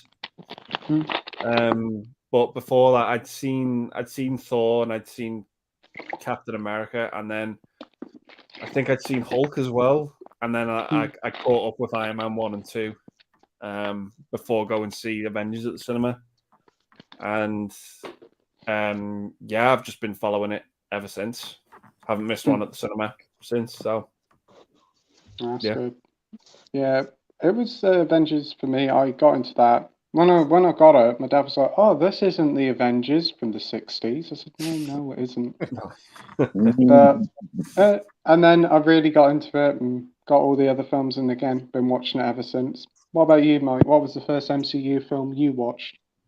It will have been the first Iron Man. I remember going to see that in the cinema, but I think at the time, I don't think I was aware that it was going to be, the MCU. I thought it was just going to be like, another standard superhero movie. But after I saw that, I think when Iron Man came out, I think I was 17 or 18, and I was kind of like, I was at like an age where I was kind of I lost interest in superhero movies. So I remember seeing that in the cinema, and then I didn't really follow any of the rest. And it's only in the last year or so that I've started picking up on a lot of the MCU movies that I haven't seen. Like the other night, I finally watched The Winter Soldier, and I thought that was really good because I know a lot of people really like that one. And it was pretty good, that one. Oh, that's good. It's one of the best ones in the franchise, I think. Yeah. What about you, Wes? What was the first MCU film you watched? Well, I guess it would have to be Iron Man because, but I didn't see it in the theaters or anything. I always caught them on DVD or Blu-ray afterwards, and I'm familiar with pretty much the entire gambit, all the films, with the exception of the new Thor film. Not for any reason, I just haven't gone out to see it or anything. But, I'm a big fan of comic book films of all sorts and types. There hasn't really been one made that I didn't like per se. I'm not really into cartoons as much, or anime, or whatever you want to call it, but I do like a lot of the new MCU films, and they're cool. What was I say? So you haven't seen Thor: Love and Thunder yet? Not yet, No. but I plan on it. Yeah, hope you enjoy it. Prepare yourself. I understand it's a lot of comedy, but I've been collecting a lot of the Iron Man and the Avengers storylines, so it's eventually going to end up in there. Yeah, I hope you enjoy it. Prepare for screaming goats. That's all I've got to say. Oh, that sounds fun. I'm ready. Taika, what's that guy's name? Taika Waititi. Yeah. Taika Waititi. Okay, he's cool. I liked him in his direction as well as his acting on What We Do in the Shadows. Yeah, that's a great film. Yeah. DVD and Filmblitz is Doctor Impossible. Yeah, I can't be fucked with them as well. Oh dear. The Viva says, out of all actors cast as superheroes in non-MCU Marvel movies, what do you think is the worst, but not necessarily bad? Right, so the worst casting in non-MCU Marvel films. So we're talking the X-Men stuff and pre-Iron Man, Incredible Hulk, but then they're kind of classed as MCU films now in a way. But, I know what I'm going to say. What are you going to say, Wes? Oh, Jesse Eisenberg for Lex Luthor. Oh, yeah. And that's on MCU currently, so I mean, I know they're looking to merge, but I did not understand the whole Jesse Eisenberg as Lex Luthor. It was not a seamless transition. No. Sorry, I don't understand why he was in that either. Yeah. Wow, man. What about you, Andy? For me is someone, I think he made a horrible Batman, but I actually didn't mind him as Bruce Wayne, and that's George Clooney. I didn't mind him as Bruce Wayne. I actually thought he was all right. I thought he had some good scenes with Alfred. Yeah, when Alfred's dying in that movie. They're probably the best bits of that movie. If you want to take that movie seriously. But yeah, I just think he's horrible as Batman. He really is. It doesn't work. But as Bruce Wayne, I think he's pretty solid. Yeah, I agree. He's a pretty decent Bruce Wayne. Batman, he's like a live action figure. But there's just no differentiation between the two. No. It's like when he's just a guy in a costume. He's not Batman. It doesn't work, but yeah, pretty solid. I don't think he doesn't even put a voice on, does he, to play Batman? No. So he's just George Clooney in cosplay. What about you, Mike? Yeah, George Clooney was going to be my choice as well. I think he's good as Bruce Wayne, but as Batman, I mean, he may as well just be Bruce Wayne in those scenes. He doesn't. I think with Batman, it's like I've always seen Batman and Bruce Wayne as like two completely different characters, and all the other actors who played them have all played the two really well. But George Clooney, he doesn't even try to be different as Batman. He just like you guys say, he's just George Clooney in a costume. Yeah, absolutely. I'd say either him or Jesse Eisenberg. I'd definitely say George Clooney because Jesse Eisenberg was awful.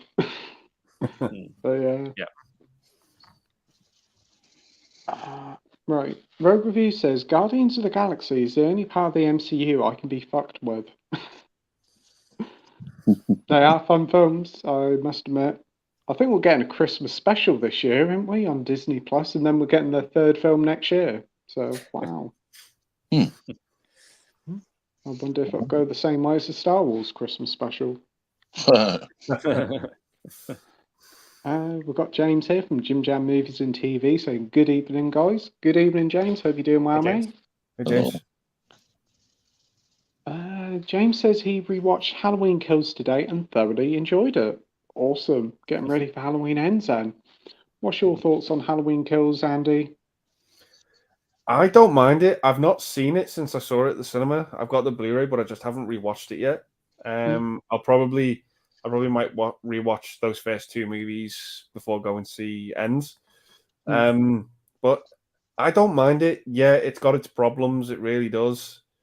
But I think that aside, I did enjoy the movie for what it was. I just didn't mind it, didn't hate it as much as most people, but it definitely does have its problems. Yeah, I agree. Mike? Yeah, I really like it. I think it's a really fun movie. Like Andy says, yeah, it does have its problems, but I just think it's a lot of fun. Like Michael Myers is pissed in that movie, and he just he goes crazy. Some of the kills in it are just awesome, and I think it holds up a lot better than most of the Halloween sequels, if I'm being honest. And yeah, I'm really looking forward to Halloween Ends. Awesome. And what about you, Wes? I thought Kills wasn't too bad. I really did enjoy the kills and the effects. I thought that was good. The storyline, there was problems with. I thought that Jamie Lee Curtis didn't want to be stuck in a hospital bed again for an entire movie like Halloween 2.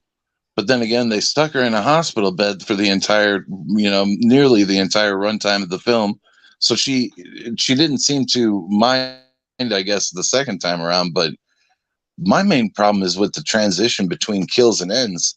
I thought Laurie was leaving the hospital to go and take on Michael Myers right there. I didn't realize there was going to be a 4-year gap, and that's throwing me for a loop. And but I'm still going to go see Ends at the theaters, and just like a good boy, and do my duty.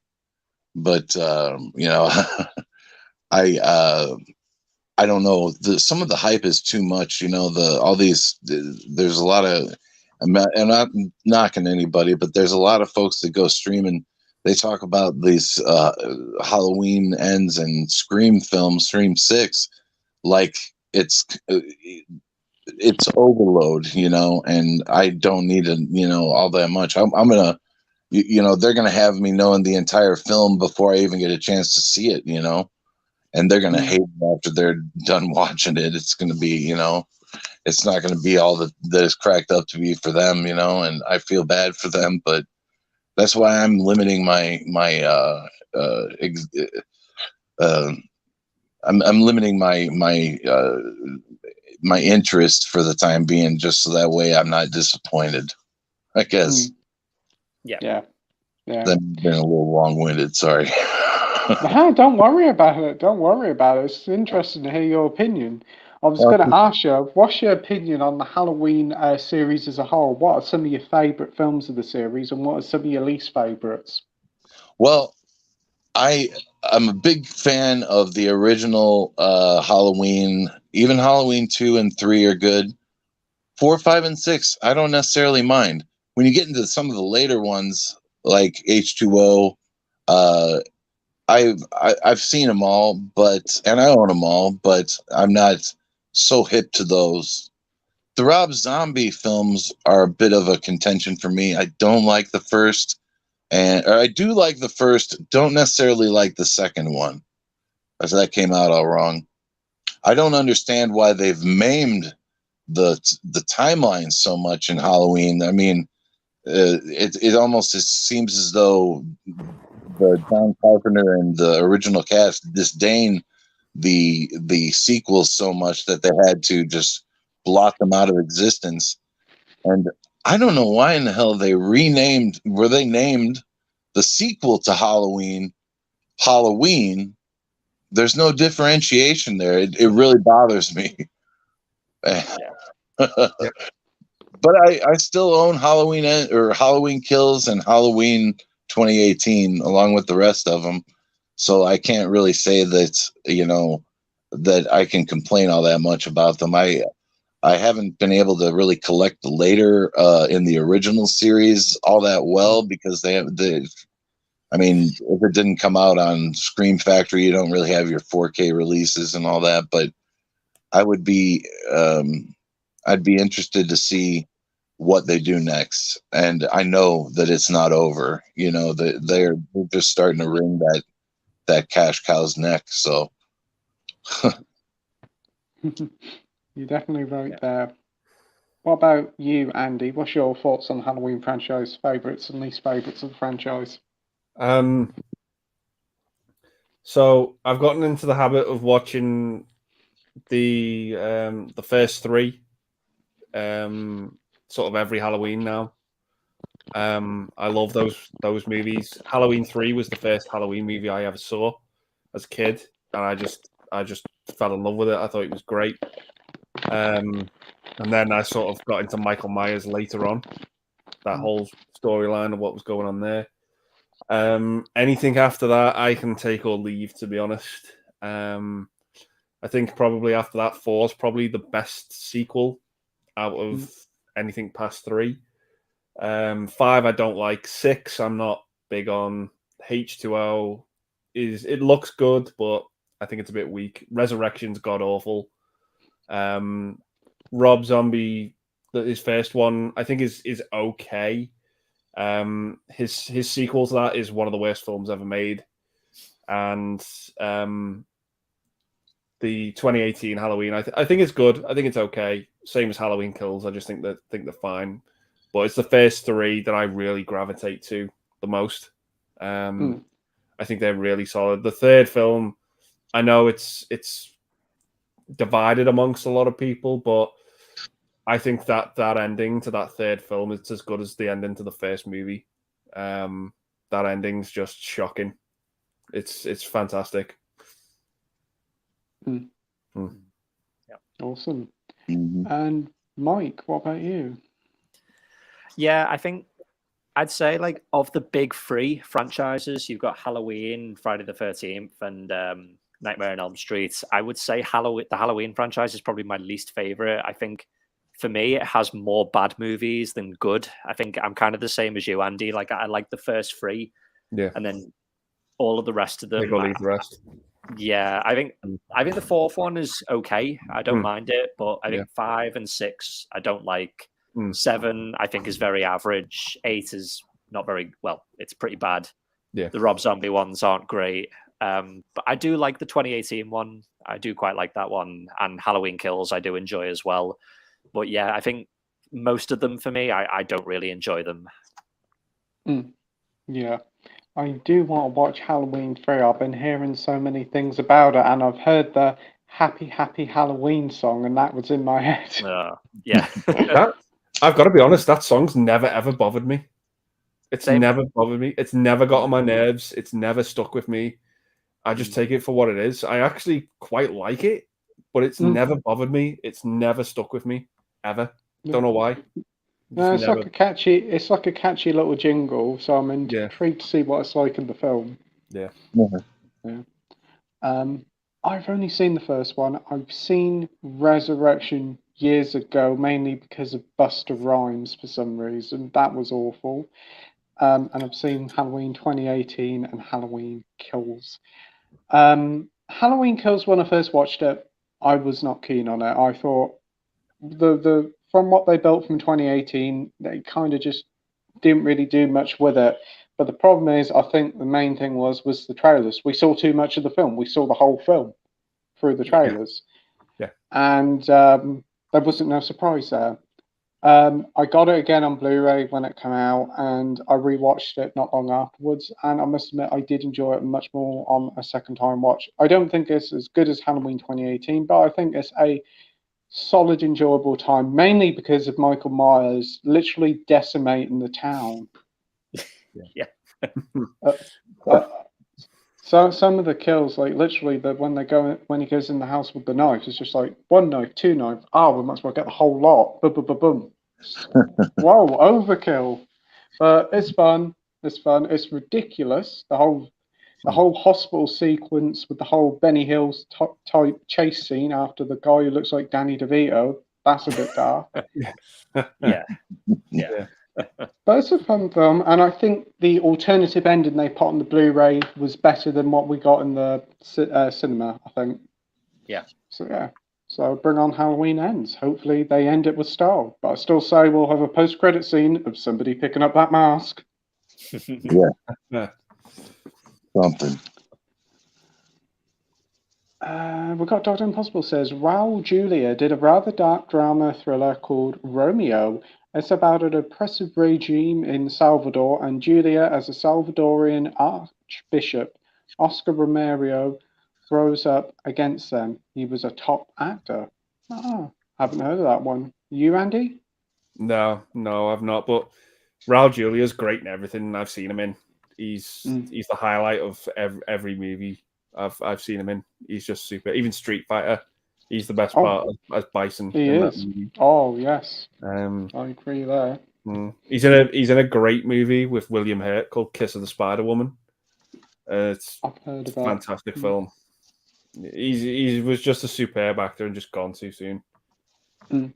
Awesome actor. Yeah. Mike, what about you? Some of your favourite Raul Julia films, and have you heard of this one? No, I've not heard of that one, but yeah, he was a great actor. I've got to say the Addams Family. He was just so perfectly cast as Gomez, and yeah, Street Fighter. He's probably the best thing about that. I've heard that he was going to be in Desperado with Antonio Banderas. Like he was actually, I think he was going to play the villain in that, but he sadly passed away before he got a chance to do it. But yeah, he was such a good actor. Yeah. And what about you, Wes? Well, I'm a big Raul Julia fan myself. I'm going to pull one out of the deep memory banks. It's not a very well regarded film, but it's a comedy called Moon Over Parador with Richard Dreyfuss. I don't know. I was a kid when we went to see it at the theater, and it always kind of struck me as funny, and he was good in that film. I haven't seen the is it Romero or Romeo? Or, I haven't seen that one, but I'm willing to watch anything Raul Julia. So, and rest in peace, Raul. Yeah, he was really good in that. The Rookie with Clint Eastwood. He was like the villain in that. He was pretty good in that.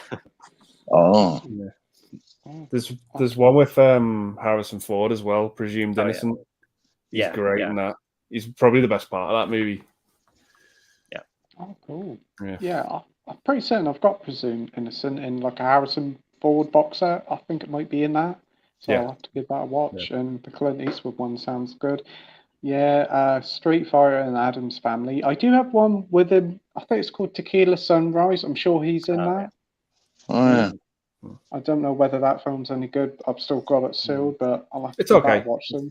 Yeah, I was a bit disappointed in it. I think I was expecting it to be kind of like I don't know. I thought it was going to be like Lethal Weapon, and it just wasn't.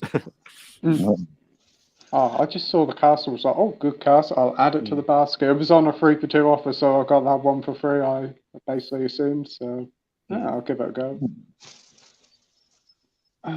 We've got James saying he's working, but he might say hello. I hope your shift goes well, mate. We'll have to get you back on the stream soon. James went to saw a film called The Woman King yesterday. Very good film. Is that the new one with Viola Davis? Yeah, I've heard nothing but good things about this film. I've seen a trailer popped up on Facebook. It looks pretty good. Yeah, I've heard reviews have been very good for it, but no, I haven't seen it. Will you be watching it, Andy? I'm going to try to. I'm going to try next week. See as many as I can at the cinema. Awesome. What about you, Mike? Yeah, same. I'll try and see it as soon as I can. Wes? I haven't seen it. Let's see. But first hearing of it, too. I haven't seen a lot of trailers. I don't have television, just internet, so I only watch YouTube and streaming stuff, so I don't catch all the trailers that you normally would. But if it sounds, if it sounds interesting enough, I'll probably end up watching it. I'm a fan of all genres for the most part, so I'll end up watching it eventually. Yeah. I'll probably give it a go when it hits streaming. I think it's a Warner Brothers film, so yeah, it looks good. And I'm glad you enjoyed it, James. James says hi to Wes. Hey, how you doing, James? We've got Rogue here saying, got my Godzilla Showa era collection on Criterion yesterday. The set is even more beautiful in person. Going to watch Godzilla 51 tomorrow after uni. Ooh, that was a very nice set. Huge set, isn't it? It's like a huge cardboard one where you got your... wow. It looks very good, and I hope you enjoy it. I've heard Godzilla 54 from Jason is a very good film. It's his favourite film. So yeah, I hope you enjoy it. You seen Godzilla 54, Andy? Yeah, there's not many Godzilla movies I've seen. I've seen 54, and I've seen all the MonsterVerse, and I've seen the Roland Emmerich one. But I do have that Criterion set as well. But I just haven't divulged into it yet. I have seen 54 previously before I bought that set because I did have that movie on DVD. But yeah, it's still a minefield for me that I'm looking forward to going into when I get the time. Oh, awesome. How many films are in that set? I think it's like 15, something like that. Wow, that's very good. It's a nice set. What about you, Mike? You got the set? Seen Godzilla 54? Yeah, I've got that set. It's a really nice Criterion set. Yeah, I've seen all the movies. Yeah, some of them are good, some of them aren't so good. I think my favorite one was probably, I think it's Godzilla versus King Kong. I think it might be the third or fourth movie in it, and that one was my favorite. There's a horrible scene with like an octopus. It's like the size of Godzilla, and I think they used like a real octopus in the when they shot it, and yeah, it's like terrifying. Wow. Oh wow, sounds good. And what about you, Wes? You got the Criterion set? Seen Godzilla 54? I don't have the Criterion set, but I did see it in Barnes and Noble at the 50% off sale they had recently. And I was like, man, this looks good, but I'm going to have to pass because it was too much money. But even at 50%, it was going to be a hell of a lot of dough. But I was, I have seen Godzilla 54, if that's the original, and I missed the rest of the sequels are kind of a trick bag. I don't know which ones I have seen and haven't, but I'm interested in some of the newer ones, except for I haven't seen Kong versus Godzilla or whatever they is it King Kong versus Godzilla, that new one. Yeah. I'm not too familiar with the whole.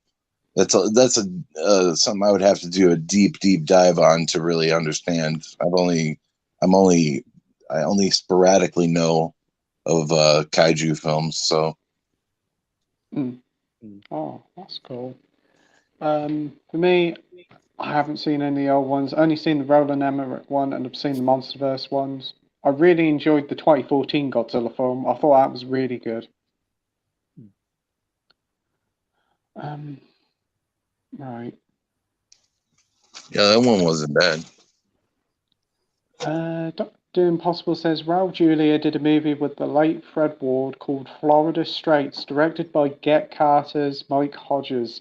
Not a bad watch, but Julia and Ward do work well together. Awesome. Have you guys seen that one? Not heard of it, sorry. No, not seeing it, but I do like Fred Ward as well. He's a very underrated actor. Sounds very good, Dr. Impossible. I do love how you always keep bringing out these amazing films we've never heard of. It's always good. Pardon, Wes? I don't know if I've heard of it or seen it, but it's interesting. All the same. Got a lot of movies to get through after tonight, man. Rogue says, annoyingly, I'm in uni from 10 a.m. to 7 p.m. tomorrow. Ouch. Wow. Oof. That's a long day. That is. Is that a normal day at uni? I thought it was like something till probably about 4 or 5. Oh, if it is, fuck that. Oh. He is. No. Oh, 10 till 7. Fucking hell. oh. I thought uni normally finishes about 4 or 5, not 7 o'clock. I don't know. It's been so Yeah. long since I've been. I can't remember. Yeah. Like there were times when I was at uni, like you'd only be in for like maybe 3 hours tops. Yeah, 2 or 3 Like- hours. Yeah. Like fucking hell, that's a shift, that. Oh. Are you getting paid for that, Rogue? Yeah, college. When I was at college, the latest I was at 5 o'clock. But even then, I was probably only in there for about an hour or two, and I had about a 4-hour break to go back in for one lesson. Yeah. We got Andy like stuff here saying really loving House of Dragons. Have any of you watched it? Also watch Rebel Flesh Part 2. The 2-part Doctor Who for me is a great 2-parter and underrated. The 11th Doctor is awesome ×2.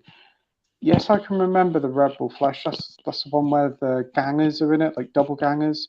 That was a creepy episode. I remember that one. A lot of people weren't the biggest fan of it, but I didn't mind it. But it's been a little while since I've seen it. But yeah, solid episode.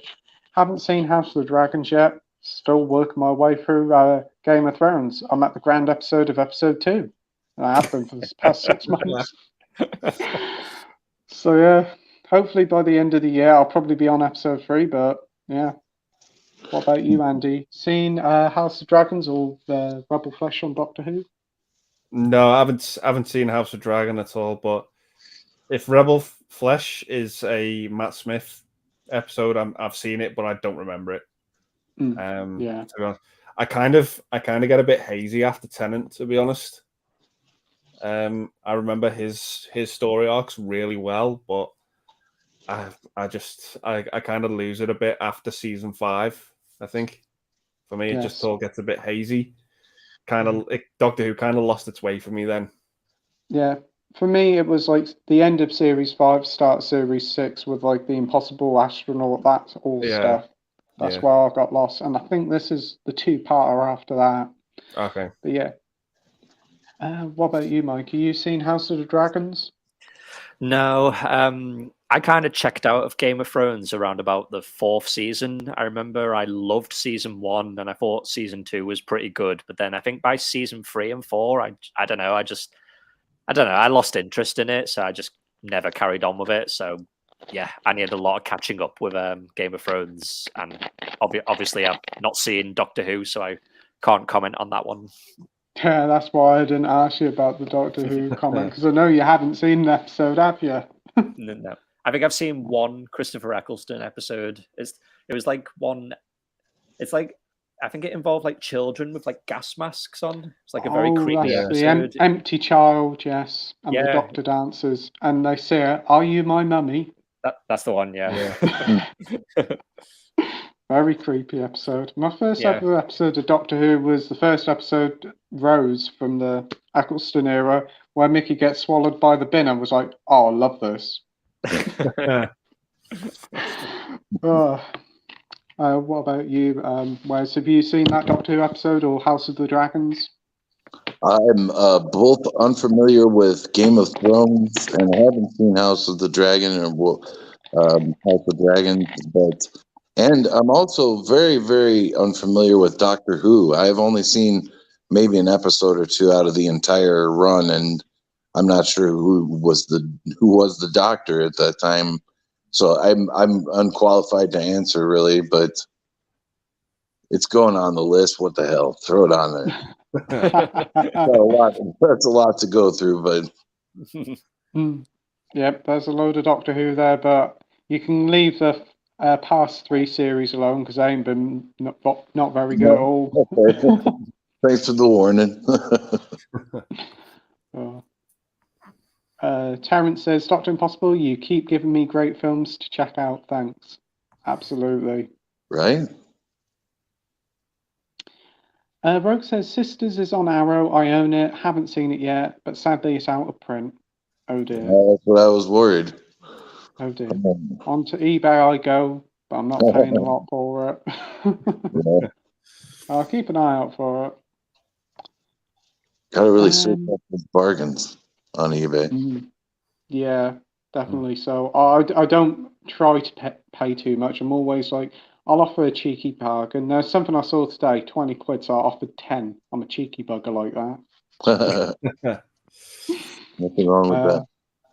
Terence says, I was underwhelmed by Sisters considering it got a lot of praise.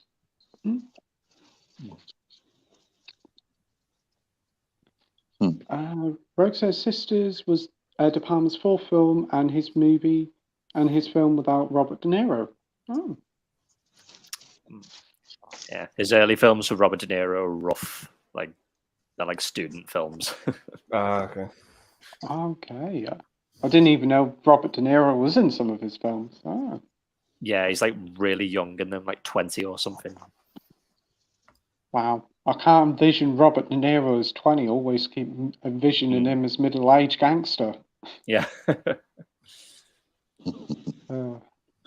Rogue Review says Sisters isn't on Arrow in the USA as Criterion has license in the US, but the Criterion release looks far superior to the Arrow release. That's good.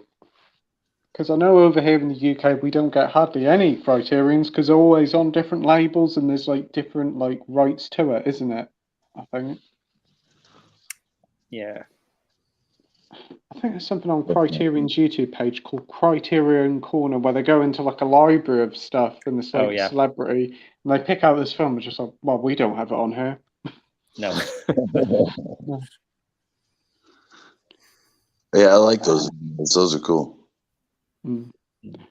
Rogue says, it's funny that Arrow in the US is the same situation as Criterion in the UK. They both entered each market late, so couldn't obtain their required licenses in the country. Oh.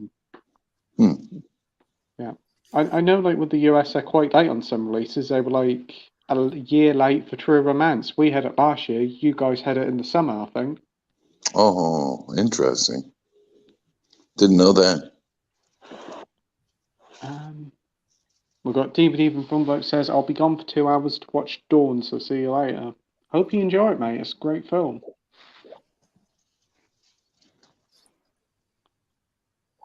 Dr. Impossible says to Terence, there is a film with Cliff Robertson and Joe Gray made by Paramount called Man on a Swing.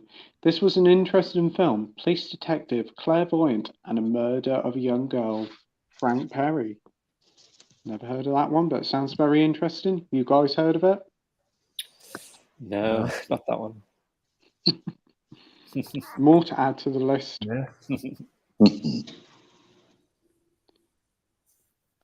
Rogue says, fun fact, according to my Criterion Godzilla set, the second Godzilla film has 3 titles in Japan, and the UK it was Godzilla Raids Again in the US, and most of the world it's Godzilla King of the Monsters. Sounds good. Rogue says, and also Godzilla 2 Revenge in other countries. It's a bit like, is it those zombie flesh eater movies? They have so many different names. I'm kind of confused with that whole franchise. Yeah. We had Edward saying, anybody picked up Thor Love and Thunder? Did you, Andy? No, I'm getting it as a birthday present next week. So, awesome. Yeah. You gonna get it on 4K or Blu-ray? Just a Blu-ray. Just a Blu-ray. Yeah. The only MCU movie I've got on 4K is No Way Home. That's the only one I really felt bothered to go the extra mile with. But yeah, I'm swapping out the Blu-ray cases as well because I hate these new ones they're using. So I'm just using I've got like a stack of old Amray ones that I'm just swapping the covers out with. Do they fit okay? They don't. They're all right. They're not too bad. I've done it with Doctor Strange, and it seems fine. Like obviously the spine's going to be a bit thinner when it's in there, but it doesn't look too bad. I might have to do that because that's doing my head in a bit. Looking at the shelf and seeing Doctor Strange so small. They're a horrible dull blue as well. They just I don't know what they're thinking. They're very cheap and they're very flimsy. Yeah. I notice. Yeah, they're just awful. And they charge the same price, or rather, they still have the same old Blu-ray cases. I mean, they're still doing the same cases for DVD and 4K. So why Blu-ray? Yeah, I don't understand it. It's crap. Yeah. It's crap. Yeah. That's a wedding thing. Wedding Crashes reference. Yeah. Yeah. Crap. Yeah. Mike, you're not picking it up because, or are you? I mean, I have slowly been picking up the Marvel movies on 4K, but I've got to admit, like the 4Ks for the Marvel movies are not great. Like, I think if there's a difference, it's very, very marginal, and yeah, they're not great. So I think I will pick it up, but only when I find it very cheap. Yeah. And Wes, are you going to be picking up Thor: Love and Thunder? Eventually, but I didn't know that it was already out on physical media. So that's news to me, but interesting all the same. I will probably collect it eventually. Like I was saying, I'm also putting together the mini movies of the MCU, and it'll be in there. Oh, sounds good. Yeah. I haven't picked it up yet. I'm not going to pick it up until it goes on the sale. I might get it at a 2 for 20 offer if H&V does one at Christmas time, but I'm in no rush for it. Not the biggest fan of the film, but gotta get it to complete the MCU collection. We got Mike's DVD and Blu-ray collection here saying, hello everyone. Hey Mike, hope you're doing well, mate. Dr. Impossible says, Sisters is a mixed film for me. Bernard Herrmann's score is crazy, but it's always been an up and down film with people. Dressed to Kill or Blowout for me. I've got both of them to watch. Better get watching them. Blowout's cool. Yeah. David says, have you watched this movie, Addams Family Reunion 1998? The Addams Family 2019 and the Addams Family 2021, and what's your opinions of it? The 2019-2021 ones are the animated ones, isn't it? Yeah. Addams Family Reunion? Which one's That's the one that? with Tim Curry, isn't it? That's the one with Tim Curry plays Gomez. I can't remember if I've seen that movie has no DVD release at all. There's only a VHS of it, and it goes for silly money. And luckily, I've got a copy of it in the loft. Oh wow! But yeah, it's not a great movie by any means. It's borderline awful. But I remember liking it as a kid. It's been a long time since I've seen it. Very, very long time. But it is what it is. You know, obviously the movie was made after Raul Julia's passing, and they pretty much recast everyone in that movie. I don't think anyone comes back. I remember Ed Begley Jr. being in it as well. As like because it's like a family reunion, it's like there's like so many Addams members, and I think he's one of them. And I think because he's been away from them, he doesn't have that weird kooky vibe to him. He's very very straight in the movie, very straight character. And I think the movie's like about him not getting along with everyone, from what I remember. My memory of it's very, very hazy, but I think you can watch it on YouTube. I think the whole movie's on YouTube from what I remember, but it's a weird one. Yeah. You watch the animated ones, the 2 animated ones? What's your opinions on them? They look great, but the plots of those movies are just all over the place. They're very strange. Very strange plots. Yeah, particularly the second one. Yeah, I've heard the second one isn't that good at all. Yeah, the first movie's kind of like this real estate business, like sees the Addams Family house and they want to change it up. It's really weird. And the second one is like that you find out that Wednesday might not be biologically Gomez's daughter. It's really weird. Yeah. It's a very odd one. Yeah. Yeah. But hopefully the Wednesday TV series on Netflix will be really good when that comes out in November. I hope so. I'm really looking forward to that. Yeah, same here. Mike, have you seen these Addams Family films?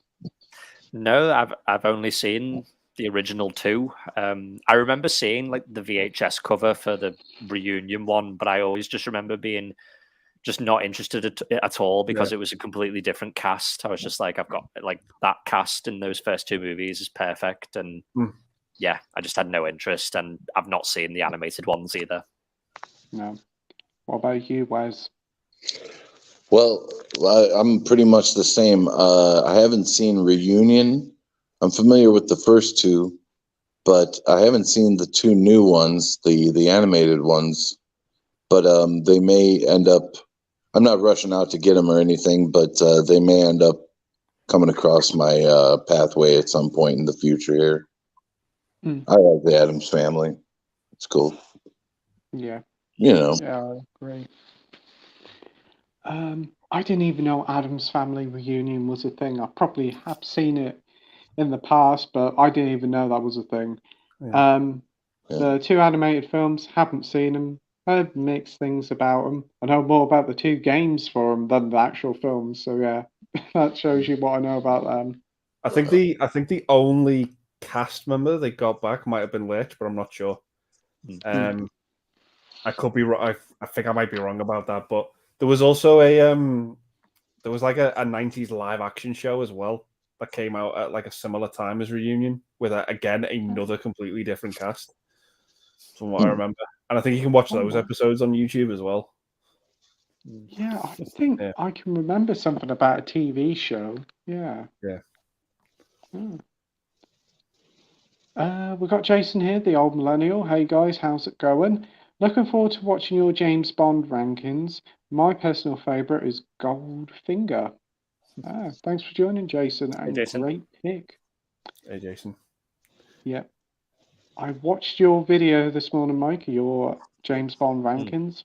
Fantastic video. Very, very good watching. And some great great listings of what you think. I do agree with a lot of them. I really enjoyed it. Oh, thanks. Yeah, I watched it too. Yeah. Awesome. What do you think, Andy, of the James Bond film franchise? What is your personal favourite? Yeah, I agree with both Mike and JT because I know JT is a massive James Bond fan as well. And I think our all-time favorite James Bond movie is License to Kill, without a shadow of a doubt. I think I agree with what you said, Mike. Is it's not just a great James Bond film; it's just a great film in general. Yeah, you can just slap on and have a great time with. It's just an awesome revenge movie, and it was the first one that really took a different step in not following suit with it being a random mission. This is like a personal vendetta that Bond has to deal with, and it's just great. Yep, absolutely. It's an awesome movie. Great villains, some pretty brutal moments as well. Yeah. I was almost shocked when I watched it the first time because I was like, no other James Bond film has taken this step in terms of violence. It's just, it was a real surprise. There's a reason why it's on at 9 o'clock on ITV in most nights, not in the daytime. I've seen them play that movie in the afternoon, and they've left those bits in. What? I think they've left them in by mistake. Yeah. Oh. I should imagine they got a few complaints for that, then. Probably. Mind you, they'd probably say, "Well, it isn't as bad as Watership Down."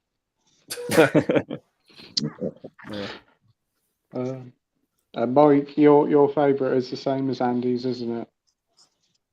Yep, License to Kill. I'm gonna have to say as well. Sorry, Jason, but I think Goldfinger actually falls quite low for me. I know it's a classic Bond film, but it's never been one of my favourites.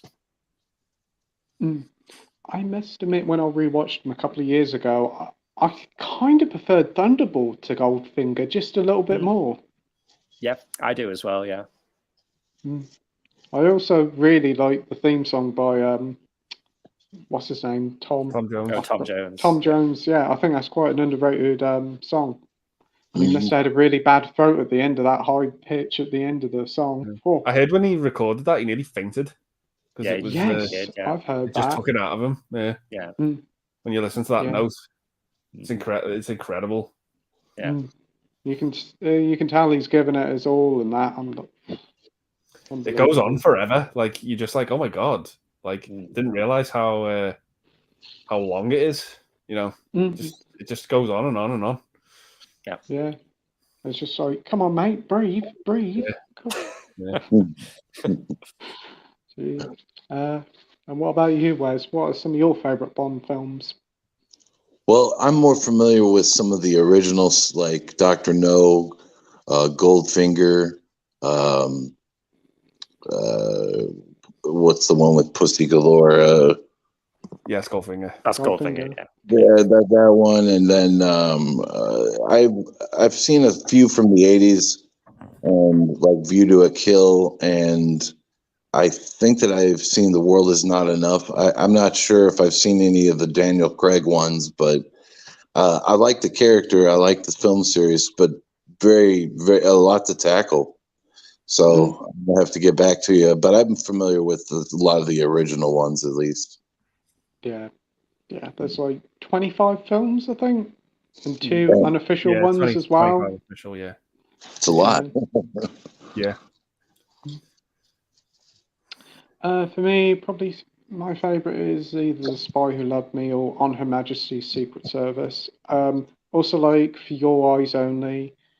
And I've got a really quite a soft spot for the Live and Let Die. I wasn't very keen on that one as a kid, but rewatching that one, I had such a great time with it.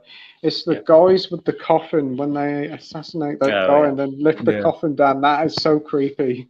Yeah. It's a creepy movie, Live and Let Die. All the voodoo elements to it. It is. There's a lot of odd moments in it. It's probably a big departure for the Bond franchise, especially compared to the previous ones with Sean Connery. Yeah. Oh, but Diamonds Are Forever. I fucking hate that film. Yeah.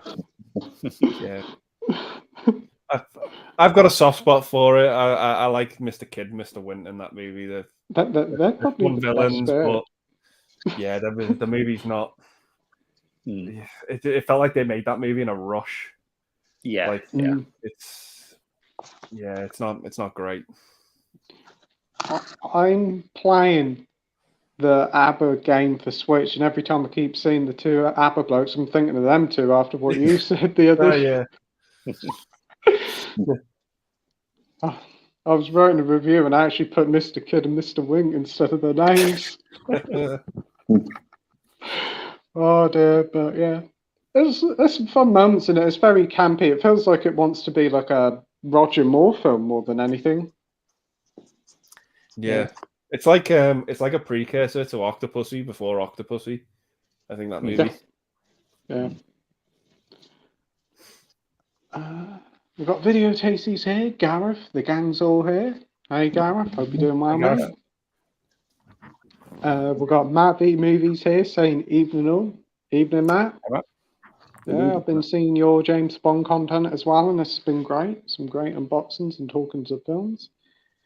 We've got Rehan here saying, please can join the box stream. Wow, we'll have you on in a future weeks, Rehan. If you contact me on Instagram or Facebook, we'll see if we can get you on sometime. But thanks for watching, mate. We've got Nos here from Pro Physical Media saying, evening all. Evening, Nos. Thanks for joining, mate. Dr. Impossible says, I apologise without explaining what The Testament is. The film is similar to Threads. It's about a family confronted with the aftermath of the nuclear attack and extreme radiation poisoning made by Paramount. Sounds delightful.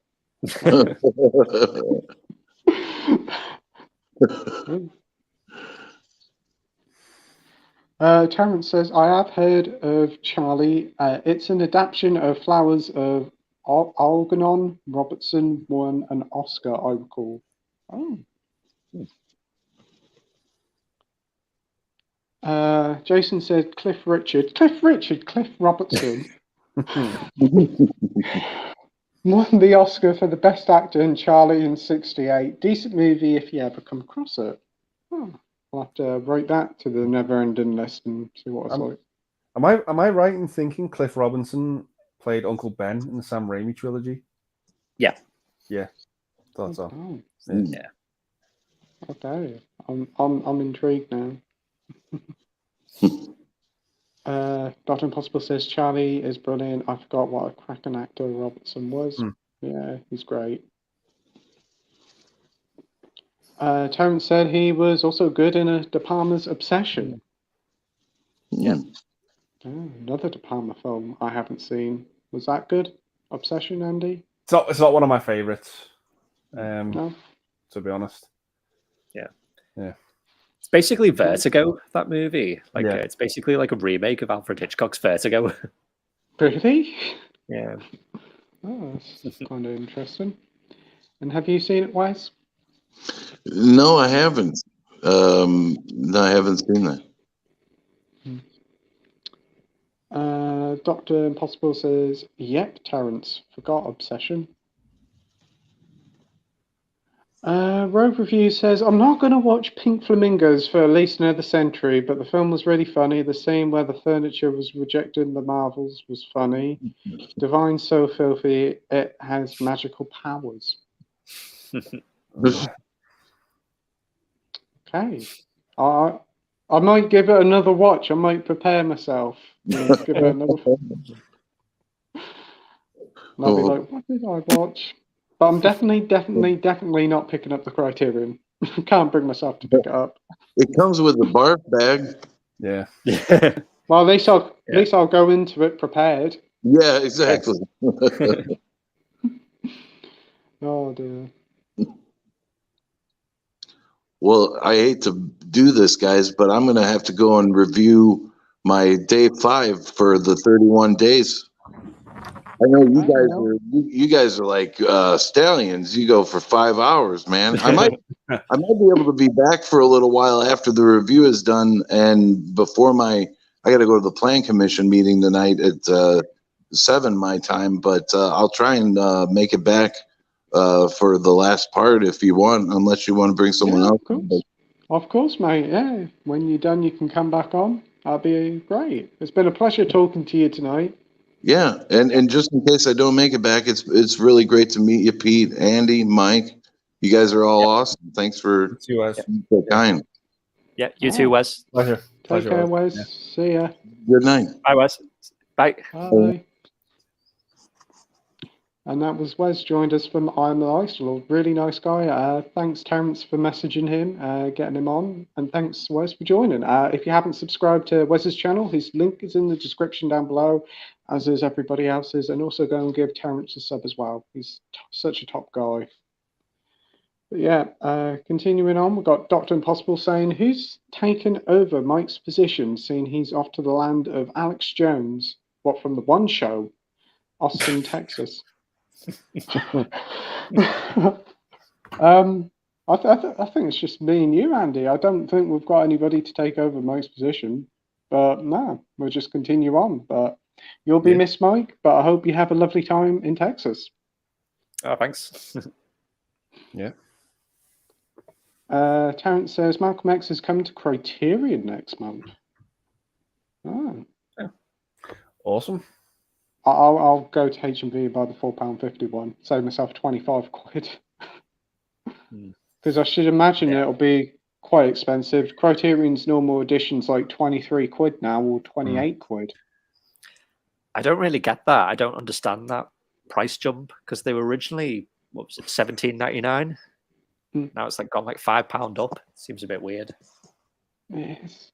They're nice editions, don't get me wrong, but they're not worth 23 quid. $17.99 is a push, I think. Yeah. Because at least you do get a booklet with it, and the transfer is always nice. You get loads of special features. I think that's about the price it should be, but 23 quid, I can't justify that. No. Yeah. And then you got like the Wes Anderson ones, like Fantastic Mr. Fox, for like 27, 28 quid. And I picked up the DVD for a quid. Yeah. When I spend 25 quid at a Blu-ray shop, I expect to come out with a few things, not one thing. Yeah. Yeah, or at least a big box set or something for that Yeah. price. Yeah. Something that you can see your money for. But yeah. Yeah. What was I going to say? Criterion is a good company, but the prices are absolutely extortionate. Do they have the Grand Budapest Hotel on Criterion? Yeah. Yeah, that's Oh. another one that's like 25 quid or something. Oh, thank fuck! I picked up the normal one for £3 from Amazon. Yeah, I think I got it in like CX for like 50p. Like, yeah. Yeah. Oh, Paying £25 for it. Pull the other one. Fucking hell. yeah. Yeah.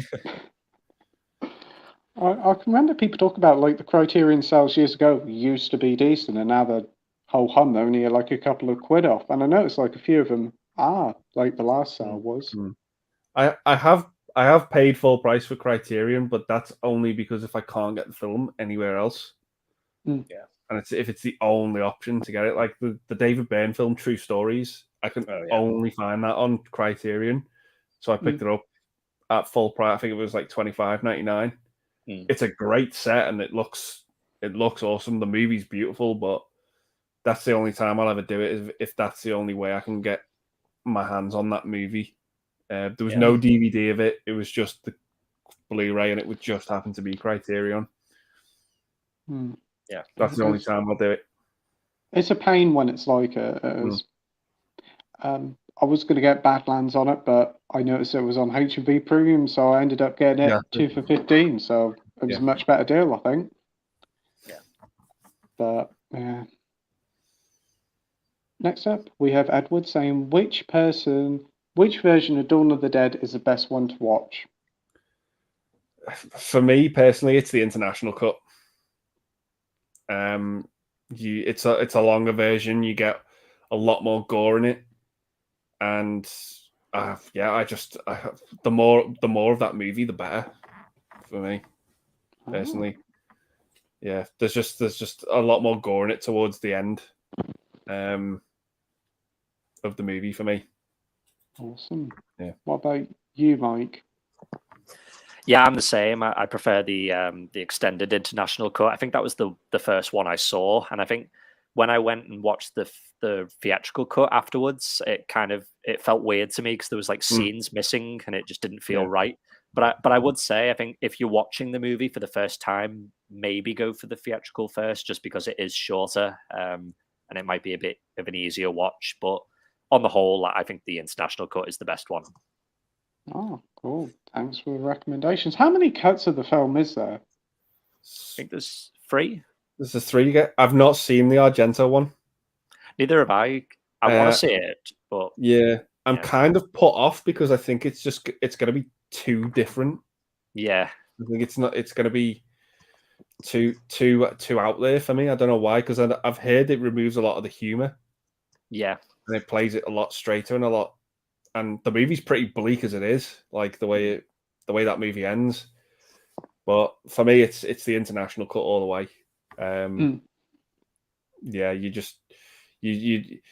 get like a lot more scenes, like with the I think when they get on the helicopter the first time, they have like an interaction with another group that you don't get in the original cut. Yeah. And there's just a lot more violence after the scenes with the bikers finish. You see a lot more zombies feasting on the remains. Which is just awesome to see. You don't get that in the original cut. Oh, sounds good. Yeah, that's that one that they released on. Is it Second Sight on the 4K box set a few years ago? I don't think you're going to improve on those sets from Second Sight. Well, I think when it comes to that film, I've heard it's an incredible edition of the film. I watched it for 4K the first time at the weekend. I just fell in love with it all over again. It's becoming, the more I watch it, the easier it's becoming for me to watch it. Because I watched all 3 of them back to back, and Dawn was just a treat on 4K. Oh, that's just good. Looked great. Yeah. Terrence says it's the 30th anniversary. I think that's of Malcolm X. Awesome. Rogue says the Malcolm X Criterion is sadly a US exclusive. That's a shame. David says, what do you think of CX prices? I think sometimes they do price them too much, Blu-rays, as that is secondhand. Yeah, I think they do. They know the market. They have people working there who like always test to see which stuff is worth fair amount and which isn't. Unfortunately, you never get a good price. Well, sometimes you don't. You could take a huge stack of Blu-rays in or DVDs and probably only get about £1.75 because they only give you a penny for them. Yeah. But it depends. If you've got collector's items, yeah, you could sell them as CX, but you'd probably be better off to sell them yourself as you'd probably get a better price and the price you want. I don't tend to buy from CX because, again, the prices are too high and also some of the conditions is not good. I know that RoboCop set you got from CX, Andy, was in awful condition. Oh, it looked like it had gone 5 rounds with Mike Tyson. It was just horrific. Just the rips in it. It was just awful. But that's the gamble you take when ordering from CX.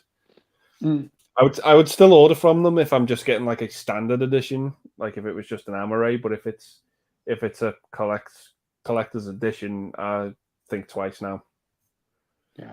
Unless it's actually unless I'm actually like in store and I can physically see the condition it's in. Yeah, just it's the gamble you take. Because I ordered the Arrow RoboCop and I ordered the Arrow Tremors. Tremors was absolutely fine, perfect, but the RoboCop was battered. It was awful. Yeah, the condition it was in. Also, another thing that worries me with collector's editions: do you get the art cards? Do you get everything inside it? Yeah, I did get everything inside. Like when I took it back to store to get it replaced, and I took it back and I said, "Oh, it arrived damaged," and the woman behind the counter was like, "Oh, where's the damage on it?" And I was like, "Oh, it's on the front," and she just looked at it and went, "Oh, yeah." Like, wow. like it was awful. But they took it back no problem and they gave me a full refund, so I didn't have any issues with it. Oh, that's good to hear. Yeah. Yeah. What about you, Mike, with CX? What do you think of them? Yeah, I mean, I think again, it's not so much the prices; it's just like the conditions of stuff. I forgot to mention, like at the weekend, I actually went to there's a movie I've been after called Phase 4. It's on like the 101 Black Label limited editions, and it's one of the ones it's quite rare.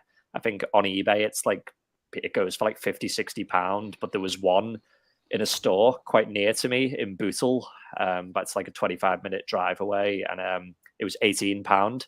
And I thought, oh, well, I'll go and have a look at it because it's not too far away. And the box was like in great condition, but when I got there, I forgot about the CEX stickers, and I was like, oh shit, because those 101 label boxes, they're not the best quality, and I was like, oh, but I thought, oh, I'll just take a gamble anyway and buy it because the price was too good, and I got the stickers off okay, but what I hadn't noticed is where the price sticker was. I think there had been a previous sticker underneath it, and someone had obviously just like ripped it off, like really, just like haphazardly. And yeah, obviously I didn't notice until I got home, but thankfully I was able to get most of the residue off. But yeah, it's just annoying because like on the actual price sticker it said Phase 4 limited edition, and you'd think if it says limited edition, surely they must know not to put these stickers on, because for me they don't become limited anymore when they put those stickers on. Yeah, it's very annoying. Especially with steelbooks. I think for stuff over a certain price, they should just put like a little price tag and put it in like one of those display cabinets. Yeah. I don't know. Many a times I've gone into CX and they'll have like a box set or a special edition slipcover. They'll get the sticker, put it on, and go bang on it, and I'm just like, please don't. Yeah. Yeah. I did go into CX at the weekend, and they had, I can't remember what it was. I'm sure it was an Arrow film. It was in a clear case anyway. I had a look to just see what it was like, and when I opened it up, the case was actually hanging and falling apart. the plastic inside was broken, and I'm sure they wanted about 15 quid for it, and I was like, yeah, no way.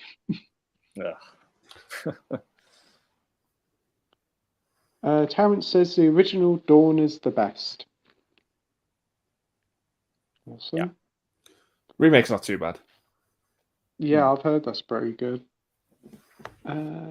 Jason says Monsters got a lot of Oscar nominations. I think Ian McKellen was nominated for Best Actor. It was before Lord of the Rings. Oh. That's correct, yeah. I'll have to keep a check out for that one. Marvel fan says, hi guys, how are you? Sad to hear about Coolio passing away last week. Yeah, rest in peace, Coolio. Gangster's Paradise is a brilliant song. I hope they release Dangerous Minds on Blu-ray. Saying that, I did watch that last week and I thoroughly enjoyed it. I thought it was a very good film. It feels very much like To Serve with Love, but just set in like an urban 90s America and with Michelle Pfeiffer as the lead. Yeah, a few little things about the story they could have added upon, and the opening with Gangster's Paradise is always great. And also, who would say no for Michelle Pfeiffer as a teacher? Absolutely. I always remember Coolio doing the Keenan and Kel. Oh yeah. Theme song. Yeah. Oh, I love that show. I remember that show as a kid. I did watch the opening to that one the other day, and I was flood back the memories. But what did you think of the film, Andy? Dangerous. I think it's good. It's not one of my favorites, but I do think it's passable for what it wants to do. It's a competent movie, but it's not one of my favorites. Yeah, it's like a solid 6 out of 10 for me. You seen it, Mike? I've not seen it in a long time, but I remember it. I remember it was pretty good. Yeah. I don't think it has ever had a Blu-ray release over here. Probably had a Blu-ray release in America, but it's a Disney product now, so that can go and sit alongside Mickey Mouse Clubhouse because it's going to stay on Disney Plus, I think. Nos says original Dawn is best, and CX prices are up and down. A month ago, I bought Morbius 4K for 15 quid. And it's up to 18 now. Wow. That's a pretty good deal for Morbius on 4K. Have you guys seen it? No. Not in a rush. Not in a rush to see it. Yeah, no. Same here. I'm waiting for that price to hit the right mark, but yeah, you can sometimes get a good deal at CX. Pardon? 50p. My price. Yeah, 50p in a charity shop sounds good.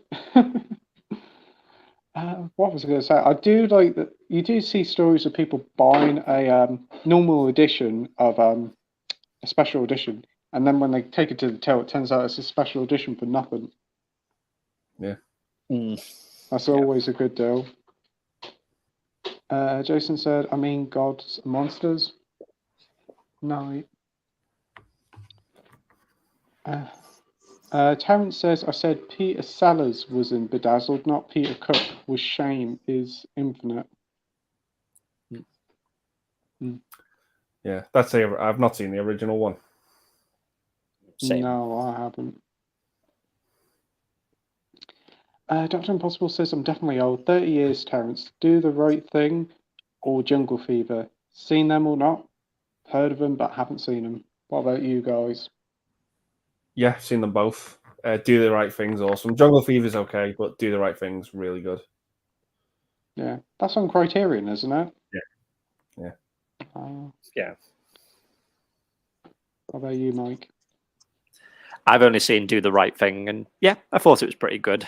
I think it's in one of those really expensive Criterions, isn't it? Like the box set ones. So. Yeah, I think it's like about 26 quid for some reason. Yeah. Terrence has seen both. Dr. Impossible said thoughts. Do the Right Thing is incredible. And Jungle Fever needs a rewatch. But Malcolm X is one of my favourites. Great. Dr. Impossible says, I haven't seen Jungle Fever in years, but Do the Right Thing is quite something else. Oh, I'm intrigued. I'm pretty certain Jungle Fever came out like very recently on Blu-ray, I think. It's on BFI, isn't it? That's what I think. Think Yeah, so, yeah. it's very recently in the past years come out. But I know Do the Right Things in that, like one of those cardboard red things on Criterion.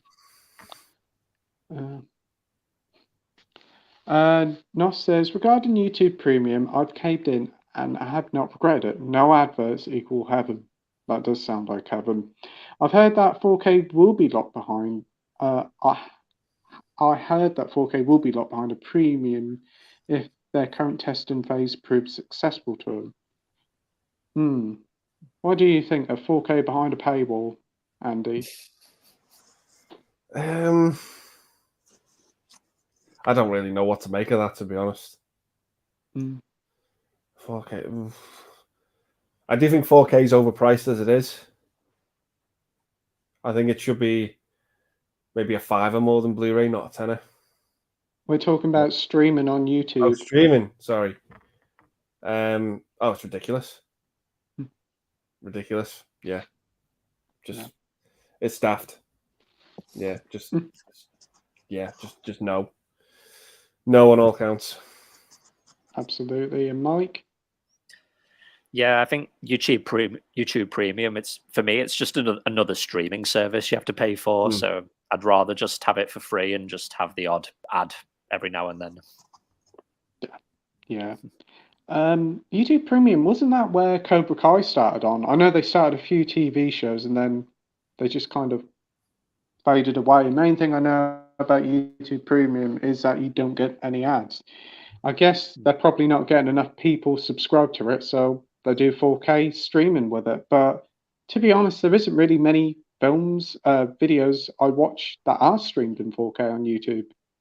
Probably a couple of game trailers, some movie trailers, and that's about it. Nothing much at all. So it's not a big deal, but it's cheeky to hide it behind a paywall.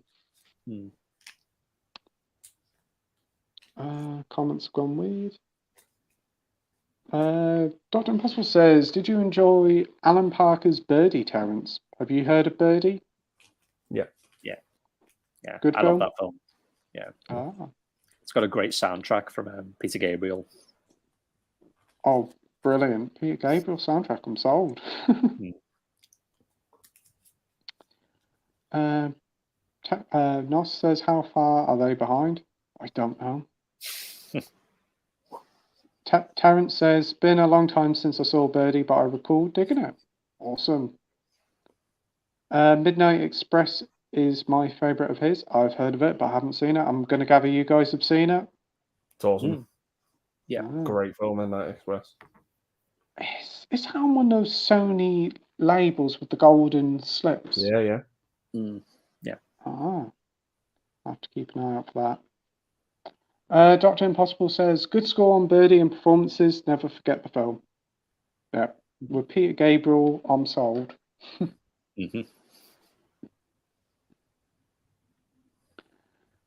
Rogue Review says, I own Do the Right Thing on Criterion. Got it for £2 in a charity shop, sealed.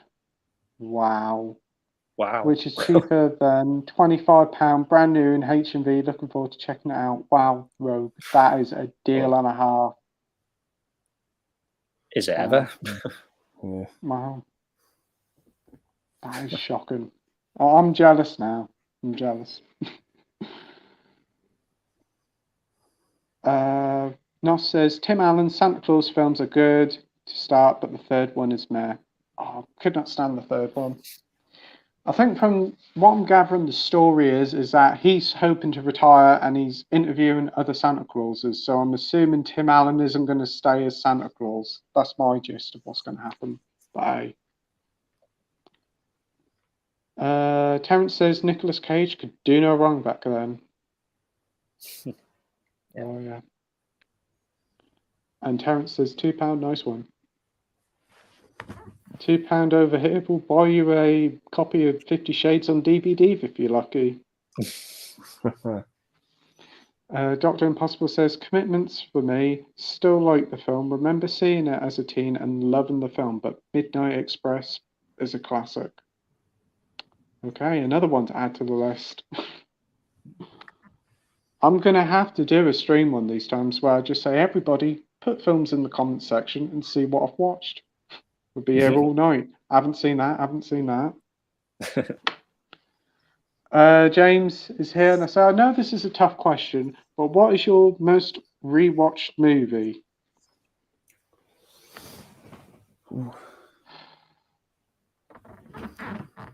That's a tough one. It's probably either Back to the Future or Batman '89. I think they're good picks. They're the two that I've probably seen hundreds of times. What about you, Mike? I think for me, it's probably The Empire Strikes Back. I remember I had that movie on a loop as a kid, and I've probably seen that well over 100 times. Wow. No, that's brilliant.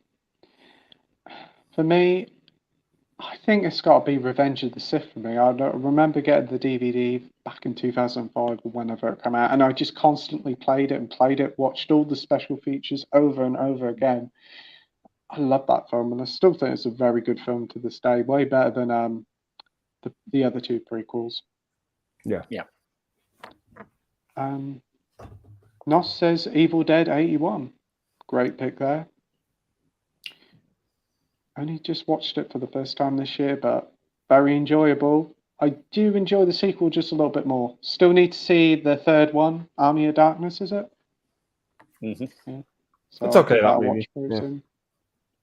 And I've got the remake as well. I've got that on DVD, but I'll give that a watch too.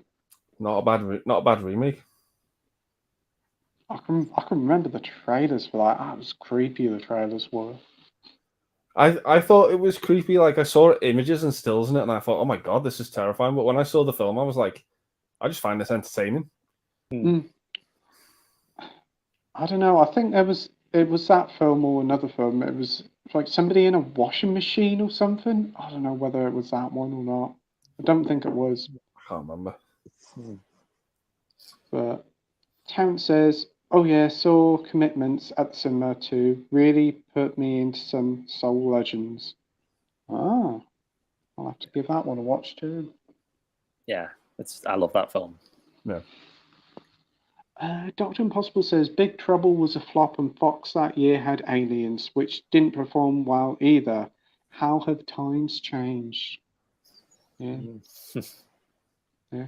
Both films constantly getting re-released, but I don't think either of them have had a 4K release yet. No, I don't think so, no. No.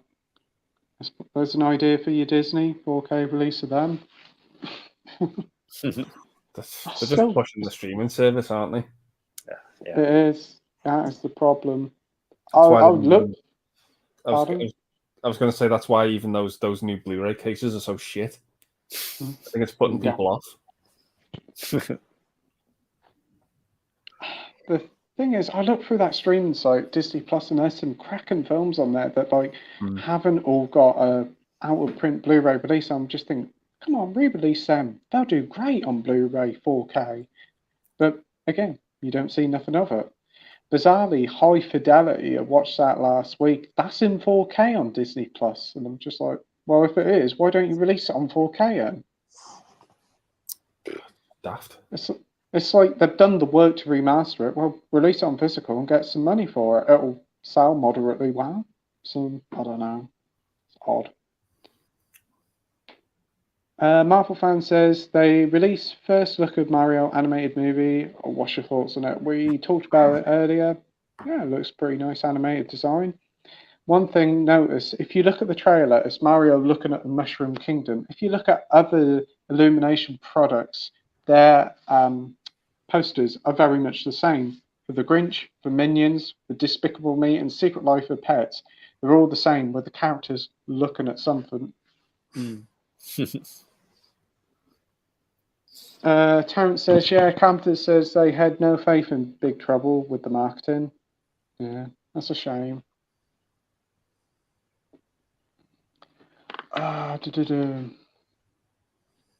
Rogue says, what's your favourite Super Smash Brothers game? For me, it's Ultimate, but I have a soft spot for the one on Wii. The name is currently escaping me. You're talking about Super Smash Brothers Brawl. Have you guys played Super Smash Brothers?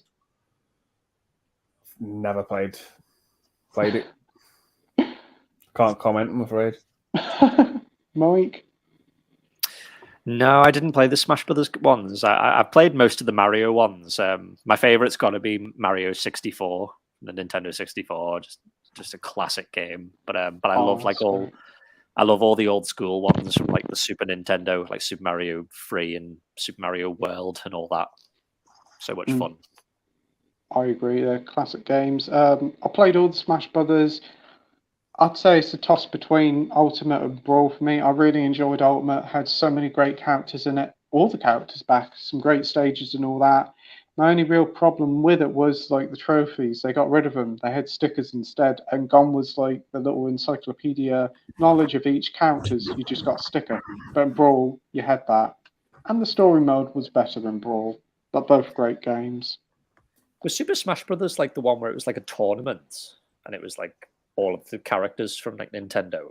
Is that what I'm thinking? Yes. Yeah, it's like a big fighting game, party fighting game with like Pokemon, Mario, and Zelda. Yeah. Edward says, yeah, I have seen Hocus Pocus 2, but need to finish it. Watched half of it. Ah. Just stop there. Yeah. Well, Yeah. I hope you enjoy it, Edward. Yeah. Dr. Impossible says, yes, Terence, Fox were lost with the marketing. Fox were lost with Aliens too. But there was a shift occurring with Rupert Murdoch streamlining 20th Century Fox after Barry Diller got pushed out. Ah, right. We got Tim Yong-un Productions here saying, hey guys, enjoying the live stream so far. Are there any genres of films that you guys would say is your least favorite? For example, I'm not really a big fan of musicals and westerns. I'm trying to think.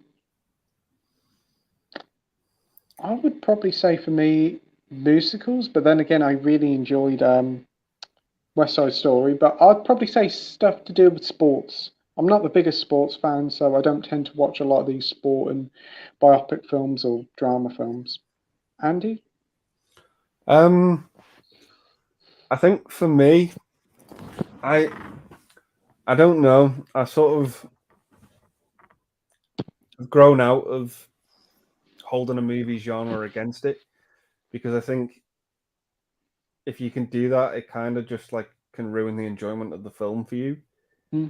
I've sort of learned to put that aside, because I think it limits yourself from watching really great movies. But if I had to say a least favorite, it would probably conventionally be musicals. But there's a lot of musicals I really, really like. You know, it doesn't just because it's a musical, I'm not gonna watch it, anything like that. I really like every genre, but what I look for the most is just competency. I just want a good, competent story and a good, well-made movie. I don't hold the movie genre against it, whatever it is. I don't really care about genres, to be honest. I just want good, competent, solid films. It's never really bothered me, a movie genre. Obviously I like all of them, like, you know, westerns, horrors, kids movies, period dramas, sci-fi. You know, I'll take anything, superhero, crime, whatever. I'll take everything, but I just look for competency, whatever genre it is. That does sound good. Willing to give everything a go. You just hope it's a competent movie. I just want competency in movies. Yeah. Or you know, even if it's awful and it's just entertaining. You know, that's what I look for. Definitely a good point. I don't like to say, well, that movie's from that genre, I'm not going to watch it. I don't like, because I don't really think that's fair on the movie. No, it's true. Very true there. Yeah, I'll give everything a go, no matter what genre it is. And what about you, Mike? Yeah, I mean, I I do enjoy most genres. It's pretty much the same answer as Andy's. Really, I like everything as long as it's a good movie. But if I had to choose one, it would probably be something like maybe like something fantasy, like the fantasy genre, like movies that involve like magic and wizardry, like sort of like Harry Potter or I'm trying to think of something else, but kind of like fantasy movies. But then at the same time, there are a lot of fantasy movies that I like say Lord of the Rings, for instance. So it's just one of those. Like I like movies from all genres, but I guess if I had to pick one, it would probably be like fantasy movies. Yeah. We've got Rogue Reviews here saying, have you seen The Great Train Robbery from 1909? Watched it at uni last Thursday. It's the first ever Western. No, I haven't seen it. Are you guys? Yeah. Oh, what do you think of it? It's really good. It's not very long. I think it's on YouTube.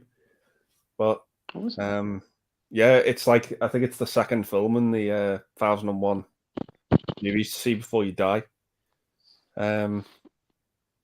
So yeah, it just has that famous shot like the cowboy, well the outlaw shooting the gun at the camera. Oh, that's cool. Yeah. I'll have to have a look on YouTube about it. Yeah, it'd be good to give it a watch. You've seen it, Mike? No, I know about it, but not seen it. Ah, awesome.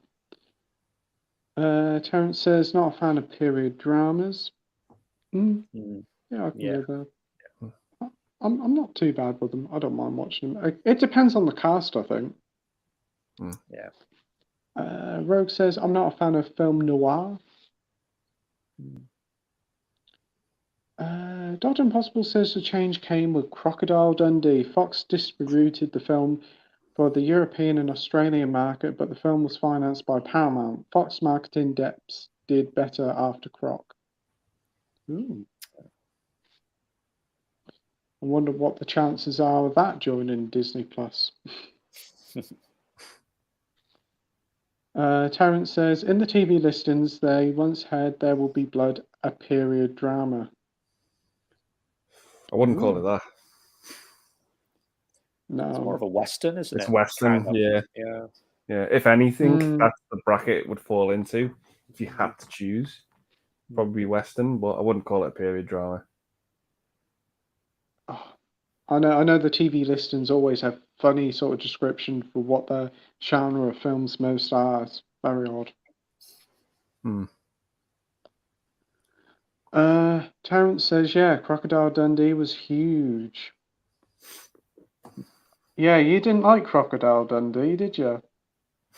She said it can fuck off. She's not a fan of it. It's just a fish out of story. It's very generic. Yeah. I don't really like the drug use in it, if I'm honest. I know obviously it's like that was like massive in the 80s, but it plays it for humor, and I don't really like that. Yeah. About that in that movie, but other than that, I just think it's all right. Yeah, it's been years since I've seen it. There's a second one, Yeah. She said, "Don't even go there." I kind of like the villains in that movie, though. Oh, yeah, it's been years since I've seen them. I think I've been on Film 4 before. I know my dad likes them. Yeah. Yeah, I know he likes anything, but yeah. You'll have to come on the stream sometime. I have to get you on it, and you can talk about some films. No, she won't. Dr. Impossible says, Christ, Terrence, you don't like period dramas? Can I tempt you with Pride and Prejudice? Or Emma, did you see Jude with Christopher Eccleston? I love Pride and Prejudice and Emma. I really enjoyed them films. I haven't seen Jude with Christopher Eccleston, but I'll have to give that one a watch. Have you guys seen them films? Yeah. Don't mind them. They're pretty good. I think some of my favourite period ones are probably Dangerous Liaisons and The Age of Innocence. Ooh, still got that to watch. Yeah. There was one with Keira Knightley and James McAvoy I liked. Was it called Atonement? Atonement, yeah. I didn't mind that one. I thought it was pretty decent. Anything with Keira Knightley and period drama, I'm sold. Yeah. Mike, you got any period dramas you like? Do you know what? To be honest, that's probably the other genre that I'm not really the biggest fan of. Yeah, it's not really like my go-to movie. I think I know Andy, you really like The Age of Innocence. Yeah, I wasn't a fan of it at Not a all. fan of it, yeah. I think just because it's kind of like a period drama, but yeah, I can't really think of any that. Yeah, I can't really think of any, to be honest, that I like. There probably are some, but yeah. I must admit, I do like the cast more than the movie. Yeah, it's good cast. Like, the cast is great, but it's just really weird seeing a period drama directed by Martin Scorsese. It's just yeah. But I do still like the film, but the cast is the main selling point. Yeah.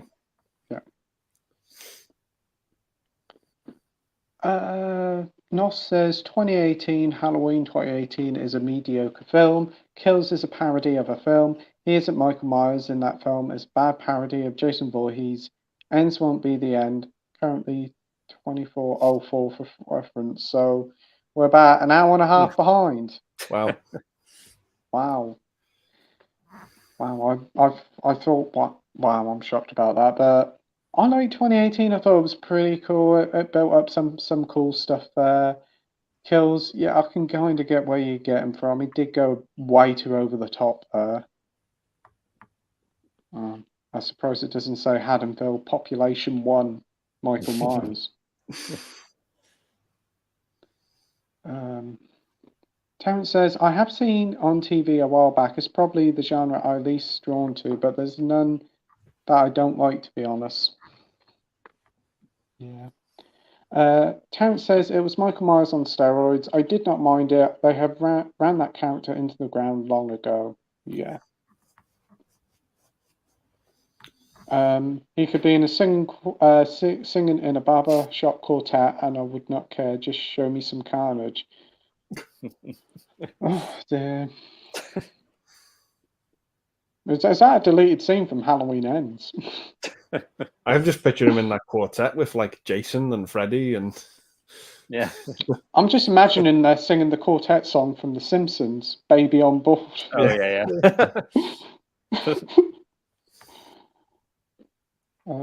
Dodo Impossible says, I came out of a showing of London of Jude. I felt so depressed after watching the film. Brilliant acted by Eccleston and Winslow, and Michael Winterbottom captured the book well by Thomas Hardy. Oh, well, that's good. I'll have to keep an eye out for that one.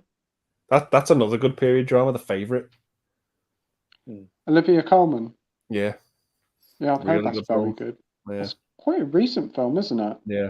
It was 2018. Oh. I'll have a little look for that on Disney Plus. Terence says, Our Friends in the North was my favourite thing with Eccleston. He's done some great stuff over the time. Yes. What else did I like him in? Shallow Grave. He was in that. The Danny Bull film. Great film. There's a TV movie about the last hanging in the UK called Let Him Have It. He was great in that. I can't remember what else he's been in.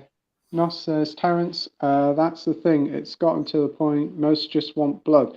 I was hoping they would at least try to return to the haunting presence of the shape. Oh dear. I mean, to be honest, it kind of felt like he was going all Rambo in that blooming film. Next thing he'll be getting out the machine guns. It's ridiculous how many people he killed in that film. Dr. Impossible says, Our Friends in the North was a great BBC series. Good cast, including Mike's favourite guy, Daniel Craig. Yeah. I think Daniel Craig is better in other films than what he is in Bond. I really enjoyed him in Knives Out. I thought his accent was quite unique. Defiance was a good film. Layer Cake was pretty good. What? You didn't like Layer Cake, no? Yeah, I know you didn't. Yeah. Logan Lucky's like my favourite one of his. Yeah. That's the one with Adam Driver, isn't it? Yeah. And Road to Perdition as well. Yeah. I haven't seen that one. He was in Munich as well, wasn't he? Munich, yeah. I think that's the first film I can remember seeing him in before Bond. I think that was right before Casino Royale. He's in he was in the first Tomb Raider, I think, as well. Oh yeah. Yeah, he's in one of the Tomb Raiders. I can remember that one. Terrence says yes, Mark's strong as well. Awesome. Tim Young Production says, have you guys seen Cyberpunk Edge Runner's latest Trigger anime on Netflix? If so, what's your thoughts? You guys seen Cyberpunk? Heard of it, but not seen it. I've seen the first couple of episodes. It's really good. I need to watch the rest of them. It looks amazing. The story's really good.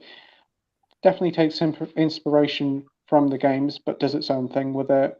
And it does make me want to replay the game. I will have to get around to it soon. But yeah, I've heard nothing but positive things about it. A lot of guys in the community, like Movie Worm and Paul Tams, they love it. So definitely give it a watch. I'm hoping to complete it soon. Dr. Impossible says, okay, Pete, Wes, Mike, and Andy, have any of you seen something called The Yellow Submarine? I've seen the Beatles' Yellow Submarine. If that's the one he's talking about, then yeah. Yeah, that's the only one I can think of. I think me and Mike watched it at school.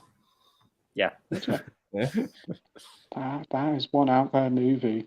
Yeah. Oh yeah. Because I think they thought it was going to be like a Disney movie, and then they saw the animation and they were just like, "Oh, really?" Yeah. They were a bit sort of let down because they thought it was going to be like proper Disney animation, but it turns out it wasn't. No. It's one trippy movie. Yeah. It is. It is. I remember watching it on BBC. I was like, what the heck am I watching it? Yeah.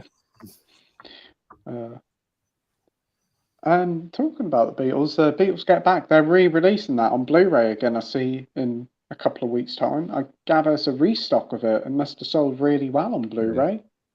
I still haven't watched it yet because I just like haven't got a spare 8 hours. Yeah.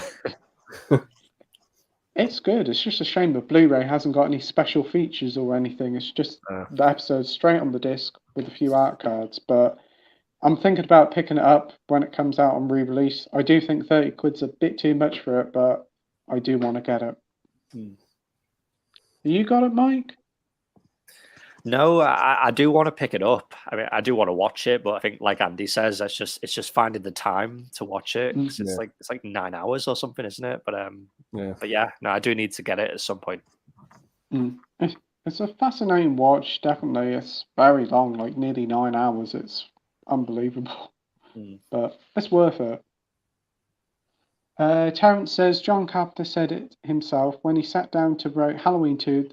There's no story here. It was just a singular tale. Yeah. There's it in the In Search of Darkness documentary. He just says, I felt that story would have been done. There's just nothing he could add or bring to it.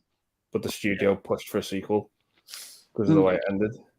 I watched a thingy on YouTube about Halloween 2, and there's obviously a twist at the end or whatever. And John Carpenter said he hates that.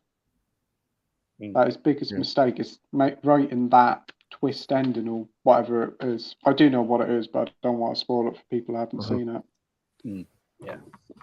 We've got Basic Autumn Ween Queen here saying hello, Wes and panel. Hey, hope you're doing well. Pro Fiscal Media Nos says the money brought him back. Lol. Yeah. Probably. Wasn't there John Carpenter was fighting to win the rights back to Halloween back in the 80s or 90s? I can't remember.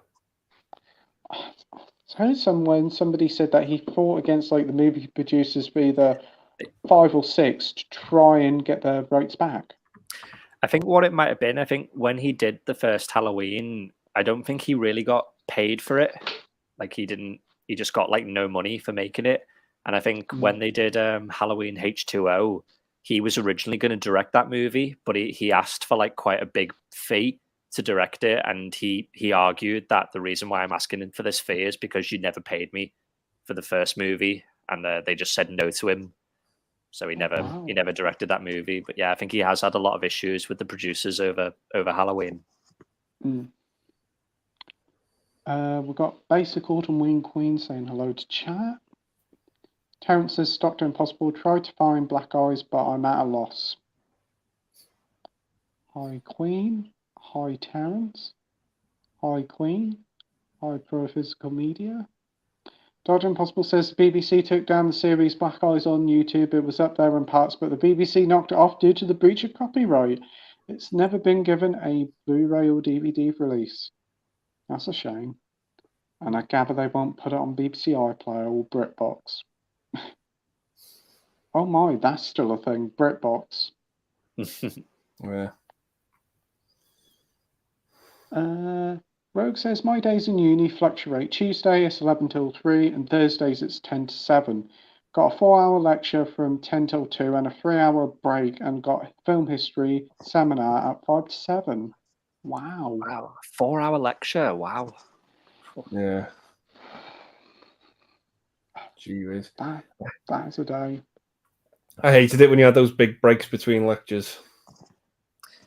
Yeah.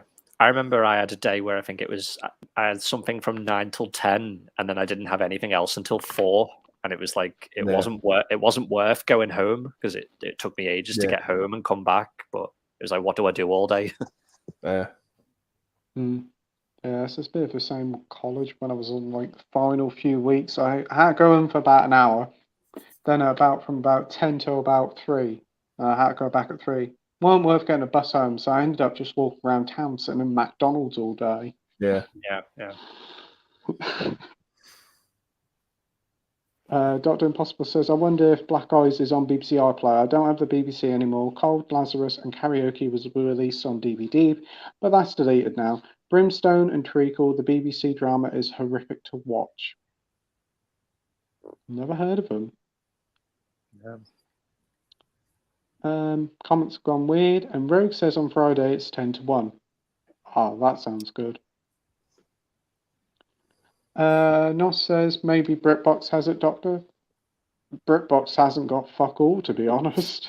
But you never know. Edward says, are you guys going to see Lyle Crocodile? Never heard of it. Neither have I. It's about a singing crocodile. Okay. Shawn Mendes, a singer, I think his name is, he voices the crocodile, and Javier Bardem is like a ringmaster that looks after him, and the family adopts a crocodile. I've seen the trailer. I only really know about it because I saw the advertisement outside my local BP where they rip off the Beatles' Abbey Road. It's like a bloke and a woman and a kid. There's this animated CGI crocodile, and what's his name? Javier Bardem dressed up as like Stromboli from Pinocchio walking by. I don't know what to say to that, Pete.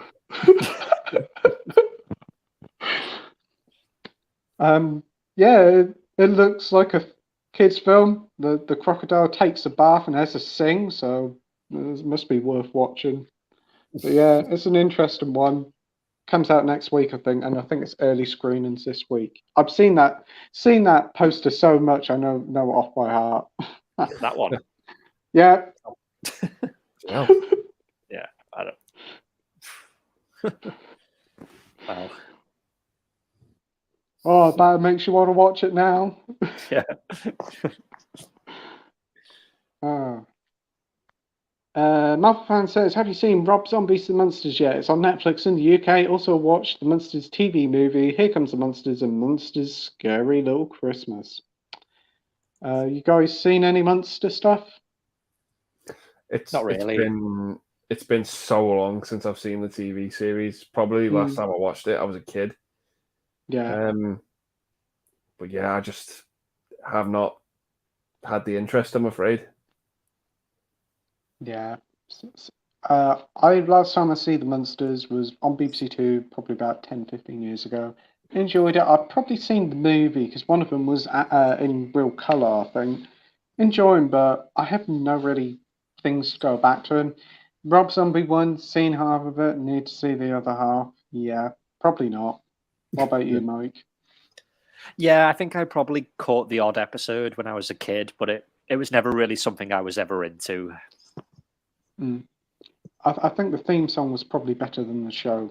Mm. Yeah. Dr. Impossible says Dial-Up Pro, the BBC only selects popular titles from the BBC and ITV libraries. A lot of the back catalogue stuff gets left behind due to negotiating rights. Wow, Doctor, some of the shit they put on BritBox is like, why do I watch that for? So you never know. I mean, they brought out the new Spitting Image, which is more like shitting image. It's crap.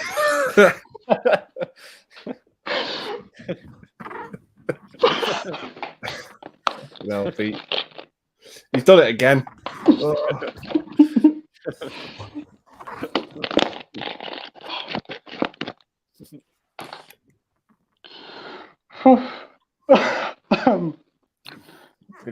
Doc says that's a shame, Doctor.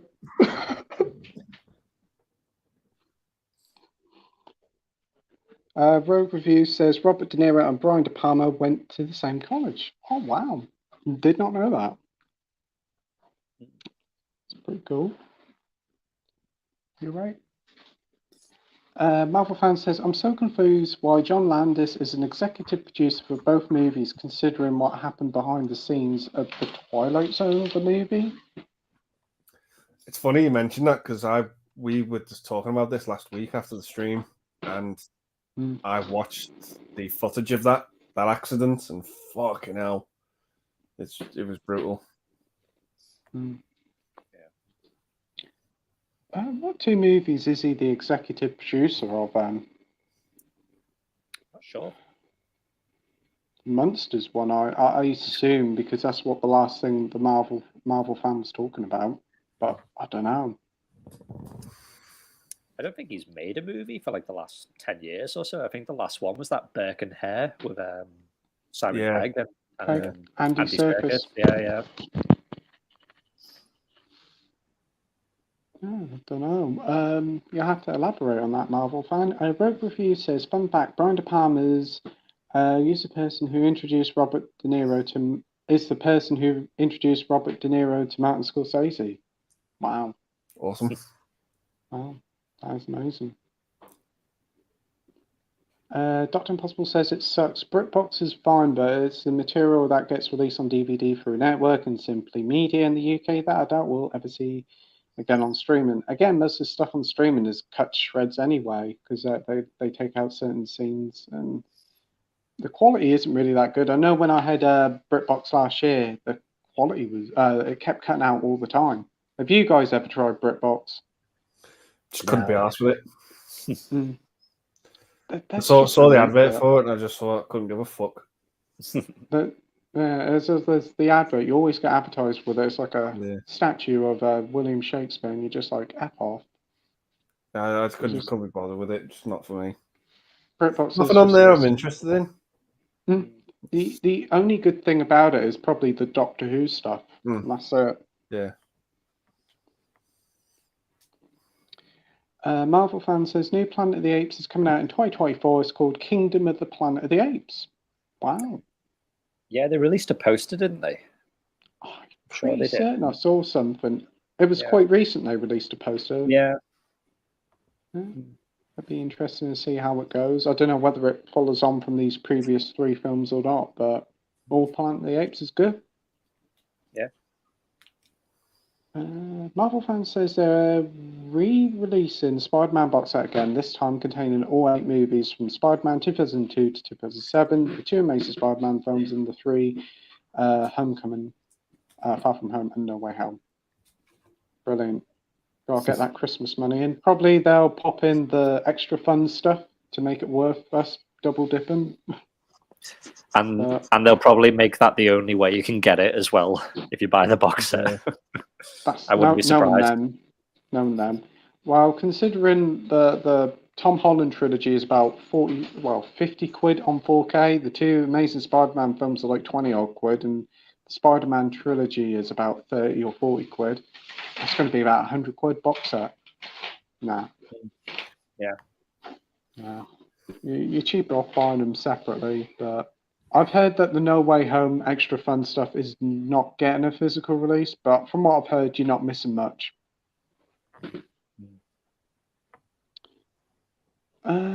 Edward says, what's your thoughts on James Bond producers saying the next 007 won't be a young actor as he's a veteran?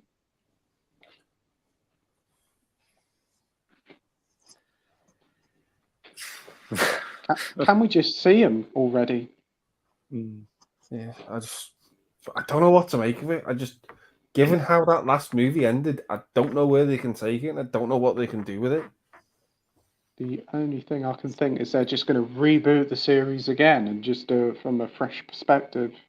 Whether they'll go in the past or act like that ending never happened and it's a new Bond, a new era, but it kind of feels like the end for me. How can you go from there? Yeah, I just don't know. I don't know what to make of it. I'm not quite sure they know what they're doing, to be honest, in certain aspects of it. I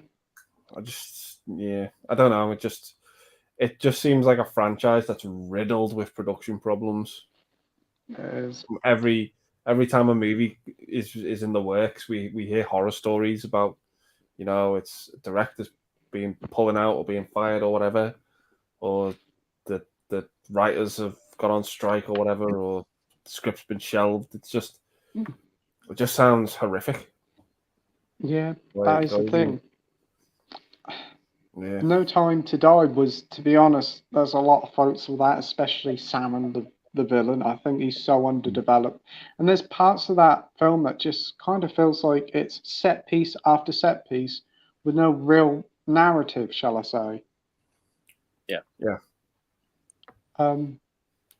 As for all this going on with the next Bond, I would have thought they would have had plans set in place for the next Bond film, at least partial of a script and somebody in mind whilst No Time to Die was being delayed. I mean, it was delayed for like 2 years and they weren't adding nothing to it. So, like, I thought I'd be getting plans and motions and we would hear by a new Bond by now.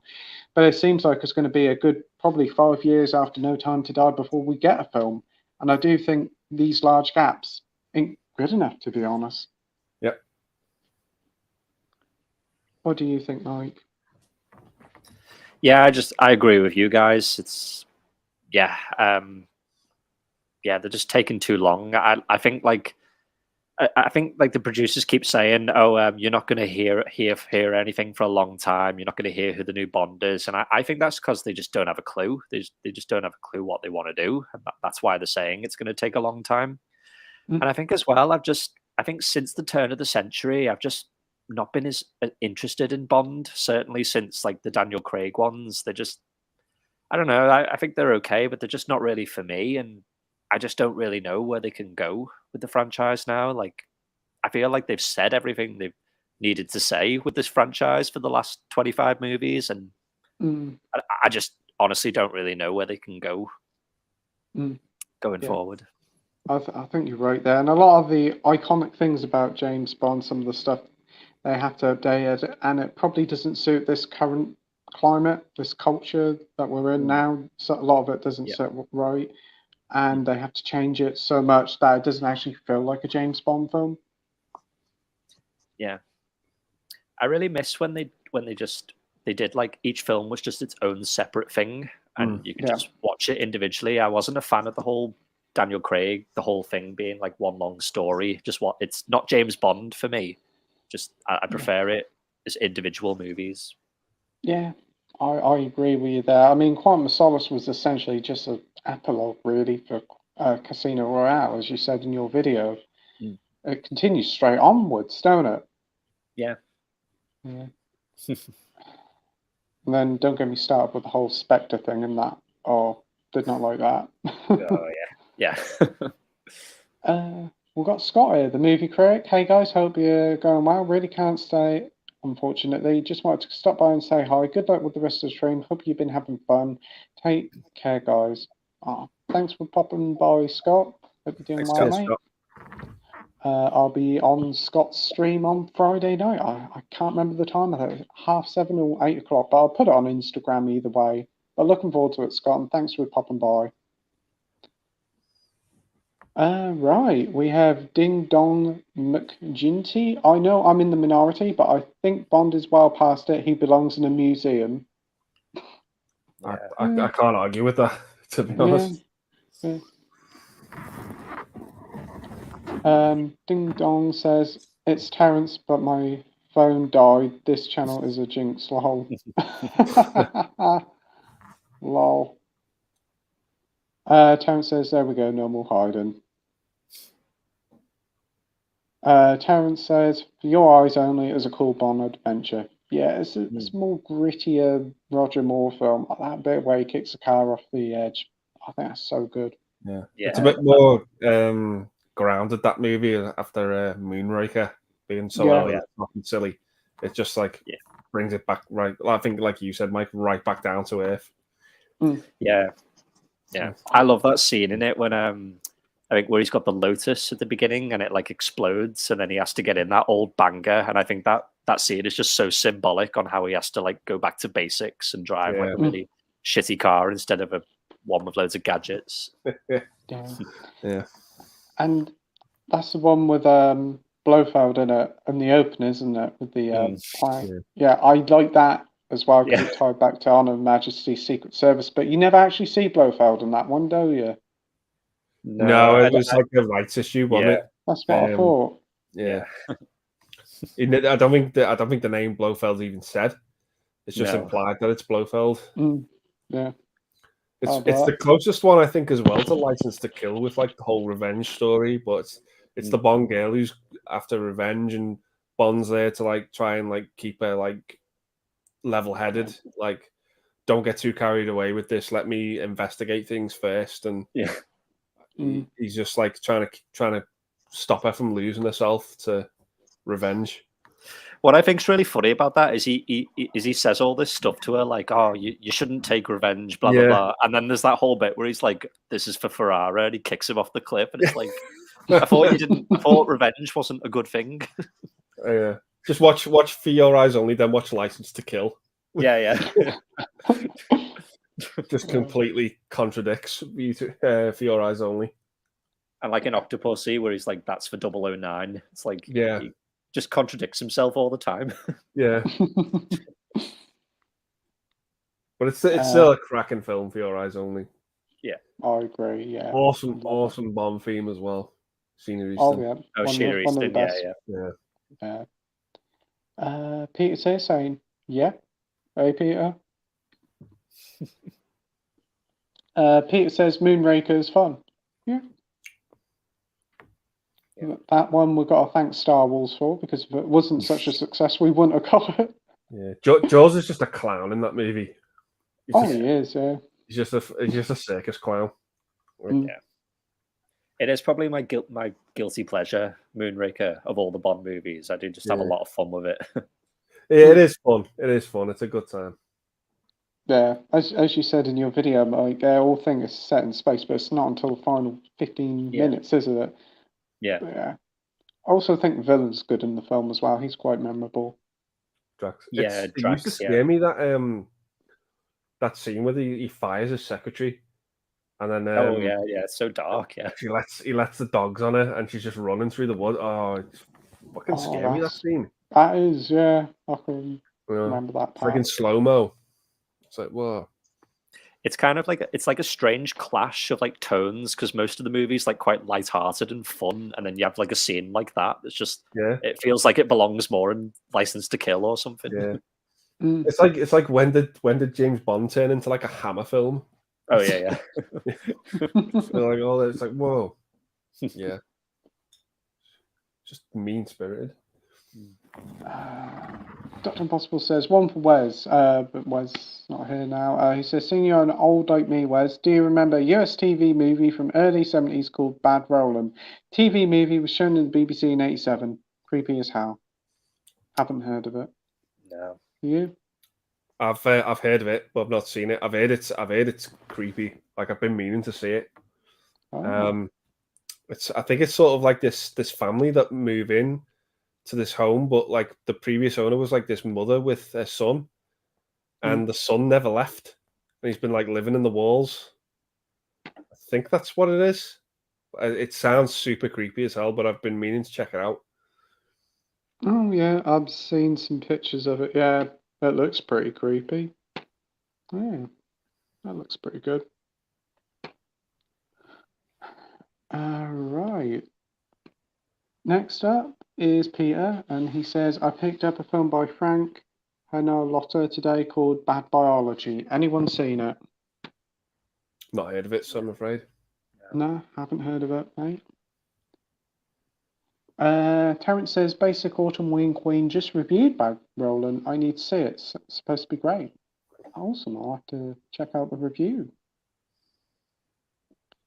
Andy Like Stuff says, for the Doctor Who fans, who are your top 5 Doctors and favourite episode of story, classical, new? Do you want to go first, Andy? Top 5 Doctors, probably. This is in probably no particular order, but I really like John Pertwee, really like Tom Baker, really like Peter Davison. Probably maybe Patrick Troughton and David Tennant. For me, but my favorite story is just pretty much the whole David Tennant arc. Yeah. Like his era is, I think, amongst fans, we would probably all universally agree that his tenure was probably the best, definitely of the new era. But so. The two-parter in season 3, The Family of Blood, I mean, that's awesome. Well written story, and it also foreshadows another story at the end of the season as well with the Bob Watch. Yeah. It's as well as being its own thing. Blink as well is a fantastic story, even though he's hardly in that episode. It's still a scary as fuck story. Oh, it definitely is. Yeah, and probably just like his whole bow out scene with Bernard Cribbins. Yeah, it was just heartbreaking. When he finally dies and has to regenerate, it's just heartbreaking. Yeah, the whole nation was with him saying, "No, we don't want you to go." No regeneration since has had that impact as that one. No, I've not really cared when he regenerated, because when Christopher Eccleston's Doctor died and he had to regenerate to Tennant, I was like, okay, well, I'm invested. It's great. And when David Tennant regenerated, it was like, well, I really feel this one. This one's heavy. Like this one's like it like nearly destroys the TARDIS. It's because he just doesn't want to change that much. But it was like, how do you top that regeneration? How do you top that Doctor's death? And they just have never ever done it. No, I don't think there's been, for as good as the other Doctors have been, there hasn't been the emotional investment and the love that there has been for him. That was it was a national event when Doctor Who was on, especially a Christmas special. Everybody watched it, especially that final episode. And unfortunately, Doctor Who has never been the same since. I like Nat Smith, I like Peter Capaldi, but they can never be as iconic as what he was. He's essentially like what Tom Baker was back in the day in the original classic run. Yeah, it just felt like that regeneration took a lot out of the Doctor, because you can tell like even the TARDIS is like get taken a battering when his body's changing. For me, my top 5 favourite Doctors it's going to be hard. I'm going to say Christopher Eccleston, Matt Smith, Tom Baker, John Pertwee, and David Tennant. Sorry, no Jodie Whittaker. She's somewhere on the list, near the bottom. A lot of the David Tennant episodes are good. Blink, The Family, Blood, Human Nature is just such a great down-to-earth episode exploring the humanity of the Doctor and his relationship with other people and what it is for him to be human in that. I think Freema Agyeman, who played Martha, was hugely underrated as a companion. A lot of people love Rose. Rose is still great, but I do think she was great. what is it now? Some of the stuff from Series 2 were great. Series 3 had some fun episodes, and obviously the final episode. I do think Vincent and the Doctor is a fantastic episode, very emotionally invested. Yeah. Always liked Amy's choice, but apart from that, there wasn't many other iconic Doctor episodes afterwards, I don't think. A lot of the old ones, like I think it's Genesis of the Daleks from Tom Baker's era. There's another one, I can't remember what it's called, from Tom Baker's era, and Inferno is very good. But as you said with David Tennant's Regeneration, that one hit loads of people. It hit me. I think I was in tears. I probably definitely was in tears, and the whole nation was. I think it's probably considered the best and worst moment of the new era of Doctor Who. It's such a good send-off, and its decline. It's such a good send-off to a great character, but afterwards, it's never that good. After again, so it's a double-edged sword with it. Yeah, really. it's the peak for the series, but as well as the decline. But I don't think Matt Smith was too bad. I think I'm not saying Matt Smith's awful or anything like that. I'm just saying, for me, the show has never been as good. Yeah, it definitely was on the decline, shall we say? Yeah. But I'll be there sometime this month when the centenary episode's on with the popcorn and the party poppers when she regenerates.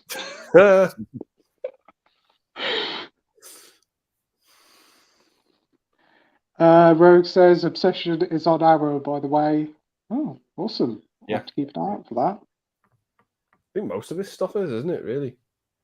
Rogue says, I've got the UK Criterion, but it lacks the bath bag. Oh, what, Pink Flamingos? Oh, that's a shame. That's a shame.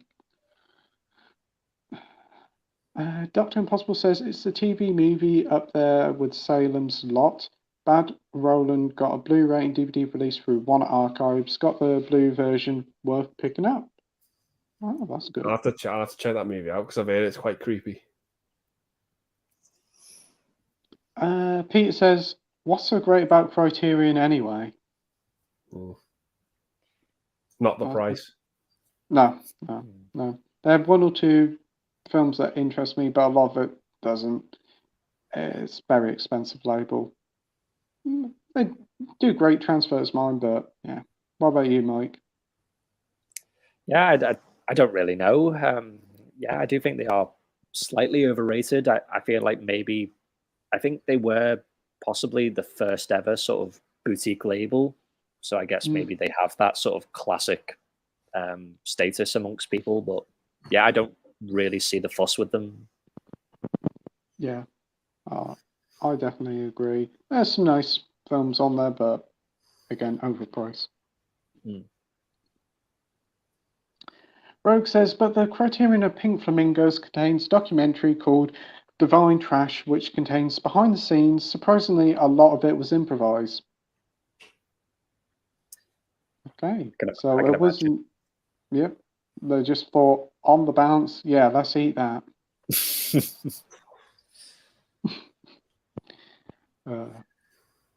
We have Nos here saying number 1 would be Colin Baker, 2 would be William Hartnell, 3 would be Patrick McGann, Patrick Troughton, John Pertwee, Tom Baker. Man, good picks. Yeah, a lot of people weren't so keen on Colin Baker. I know back in the day there was a lot of hate for him. They thought he was a bit too stern, and there wasn't even a regeneration scene for him, was there? Well, there was. He just didn't film it.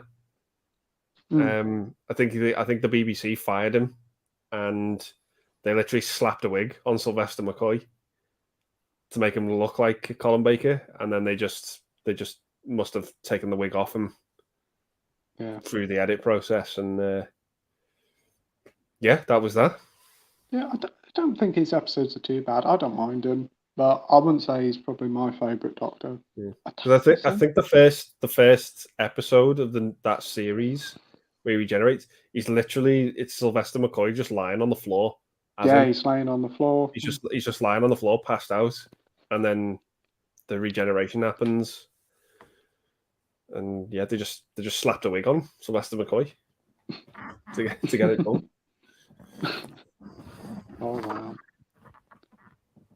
wow. Terrence says, what about Sybil with Sally Field? That is just brilliant. I've heard it's good. I don't think not I've seen it seen yet. that one. No. You seen it, Mike? No, not seen that one. Rogue says, Criterion's market scheme is making them expensive and unaffordable, so when they become affordable on sale, people buy them. Yeah. Best thing to do. Mind you, I do it with Arrows anyway. The only if it's a new release that I really want to get, I just wait until sale. Dr. Impossible says to Bing Bong, I agree, Bond needs to be put to bed. I think it's had its time, but try telling that to Barbara Broccoli.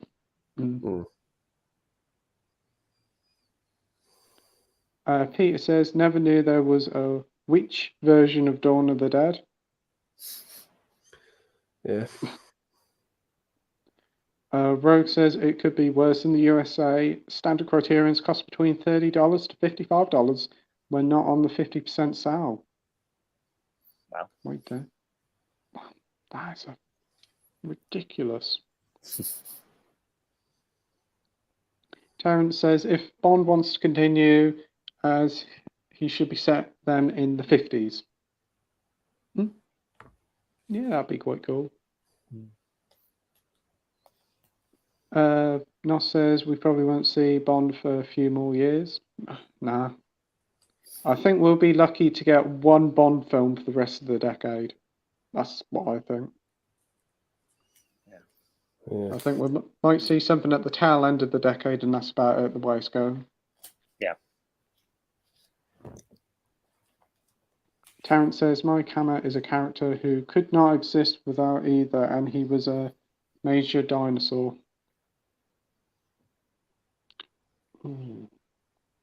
Marvel fan says, I got Punch Drunk Love on the Criterion Collection, but I will have to rent out the movie on digital first if it's safe for me to watch. It's pretty tame, isn't it? There's just some swearing in it. I watched it the other day, and there's no real nudity in it or violence. There's just some swearing. Yeah. That's a pretty safe film to watch. You get to see Adam Sandler smash up a lot of stuff, which is pretty fun. Yeah, he's very angry in that film, isn't he? Yeah. If you do watch the Criterion, mate, be sure to watch the advertisement for the mattress shop with Philip Seymour Hoffman. That is hilarious. Yeah. I seem to remember there's a scene in that movie, Punch Drunk Love, when I think Adam Sandler's like on the phone to, I think it's his sister or something. He's like on a payphone and he just says some horrible stuff to her. Does? Like, yeah, I think he like threatens to like kill her or something. And it's just like, fucking hell. Oh, he is a nasty bastard in that. I was watching that and I remember that. So I was like, fucking hell, mate. Calm down. He's just so aggressive in the movie. Yeah. I find watching the film, it was quite claustrophobic in a way. It was always, I don't know, something about the film. I found it quite claustrophobic, sort of anxiety-inducing in a way. Yeah, I think the soundtrack and the sound design is very anxiety-inducing. It's very erratic and very, I don't know, it feels very unstructured and very strange. Yeah.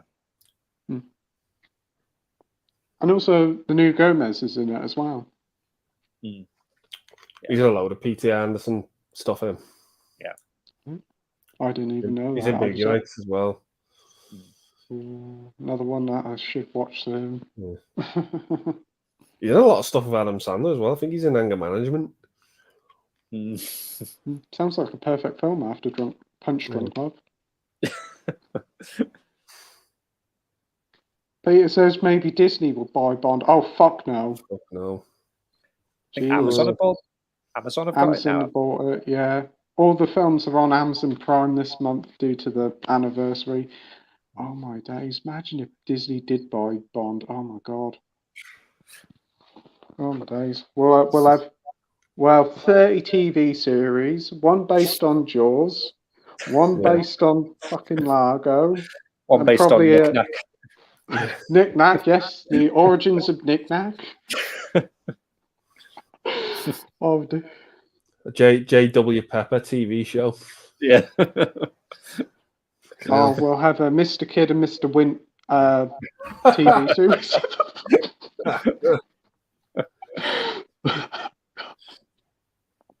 Oh dear. Oh. Dodo Possible says interesting thought. 50s Bond. Yeah, I thought that'd be quite cool.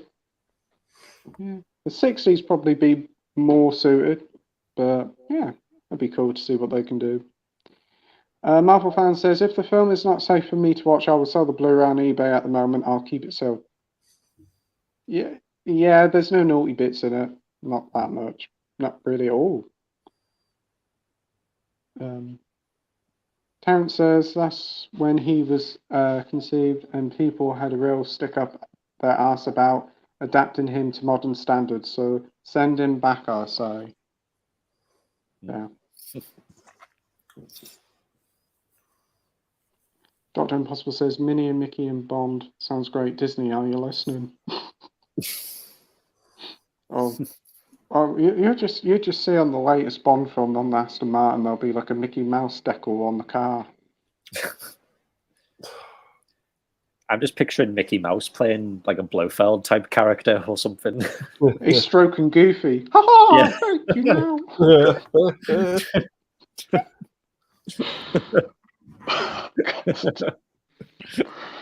Oh dear. Terrence says there's no other fictional character that seems to have this issue. No. I don't know. So the problem is, it's like adapting Bond to the modern day. They try to make it very much like the Bourne film, super serious, and it's lost some of its charm and its fun.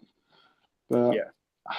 I don't know. We'll have to see what they'll do. Hopefully they'll get something done right. You thought they'd have a plan and process, but they don't seem to be. Yep. By the time they get our next Bond, the Bond they've chose probably be picking their pension up soon. Peter says, Dr. Impossible, you know it could very well happen. Disney buys Amazon. Oh dear. Marvel fan, I'm also still pissed that while my order of Fast Times at Richmond High, the Criterion Collection has been delayed at the moment as the Blu-ray is out of stock. Yeah, if you order it from Amazon, I noticed that it was in and out of stock really quickly, so you should get it within the next week, because I noticed it was out of stock 3 or 4 times, and it came in very quick. Yeah, that's probably a film I've heard that you probably should watch before anything, because I've heard that's quite naughty. It's such a good movie. It's such a good movie. Fast Times. Yeah. Yeah. Phoebe Cates. I was going to pick that up, but I kind of just won't buy it. But I probably will do in the next sale. Sounds fun. Sean Penn's in it as well, isn't he? Loads of people in it. Every man and his dog's in that film. Oh, that's good. But I've just got a standard release of it. It's not Criterion. You can just get like a normal Blu-ray of it. I think I've seen the normal one about on eBay quite cheap, so I might just pick that up. Yeah, it's so good, that movie. Marvel fan says, but I have to wait within a week up to 3 weeks for my order to be dispatched. I should think probably in a couple of days you'll get a notification saying it's in stock and you'll be able to get it. So don't worry about it, mate. Peter says, yeah. Peter says, indicate sales starts on Friday. Anyone ordering? Ooh, that's tempting. I think I probably will, yeah. Yeah, I was looking at a few Criterion. Criterion's indicators today, like Christine and John Carpenter's Vampires. So yeah, I probably will be. Hopefully some good deals. Hopefully I don't pick up another Irreversible and be traumatized. Fucking hell. Yeah. My dad picked it up the other week. He said, oh, what Irreversible? Let's watch that. I said, fucking no, put that fucker down. That's exactly how you feel after watching it. Just Irreversible. You can't. Yeah. You can't unsee what you see in that film. Yeah. It's definitely not a film I want to rewatch. All right. Dr. Impossible says, only problem, Peter, with Bond and Disney Amazon owns Bond through MGM. Maybe Disney will buy Amazon after the billions spent in the Rings TV dumpster fire. You never know what Disney will buy. I'm still half expecting Disney to buy this house.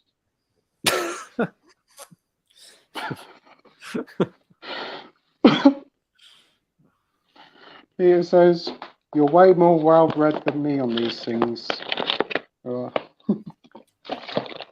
Yeah, they bought MGM. Was it last year or the year before? I think they own quite a bit. I know they own RoboCop, so expect a RoboCop miniseries sometimes. Peter says, "Why is everyone here except me suddenly into Malcolm X and rap music?"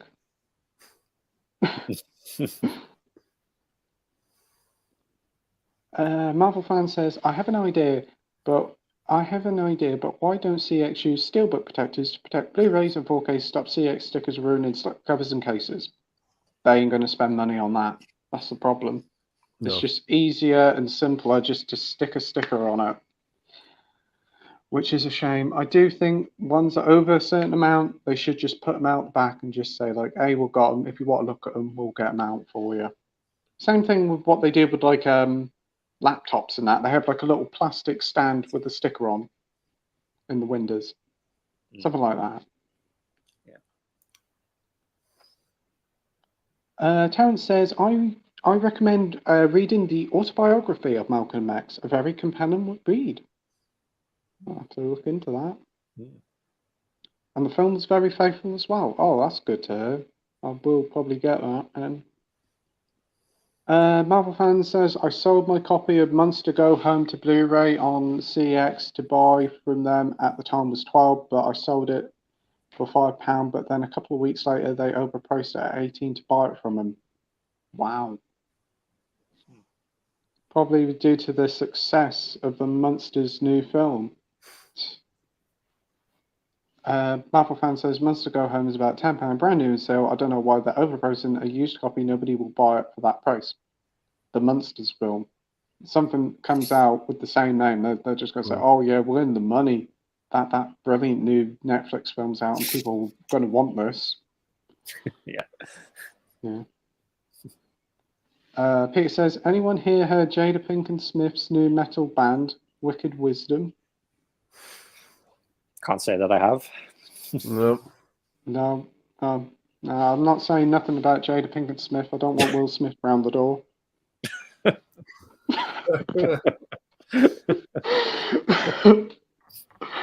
Pro Fiscal Media Nos says, "I think I'm good, thanks."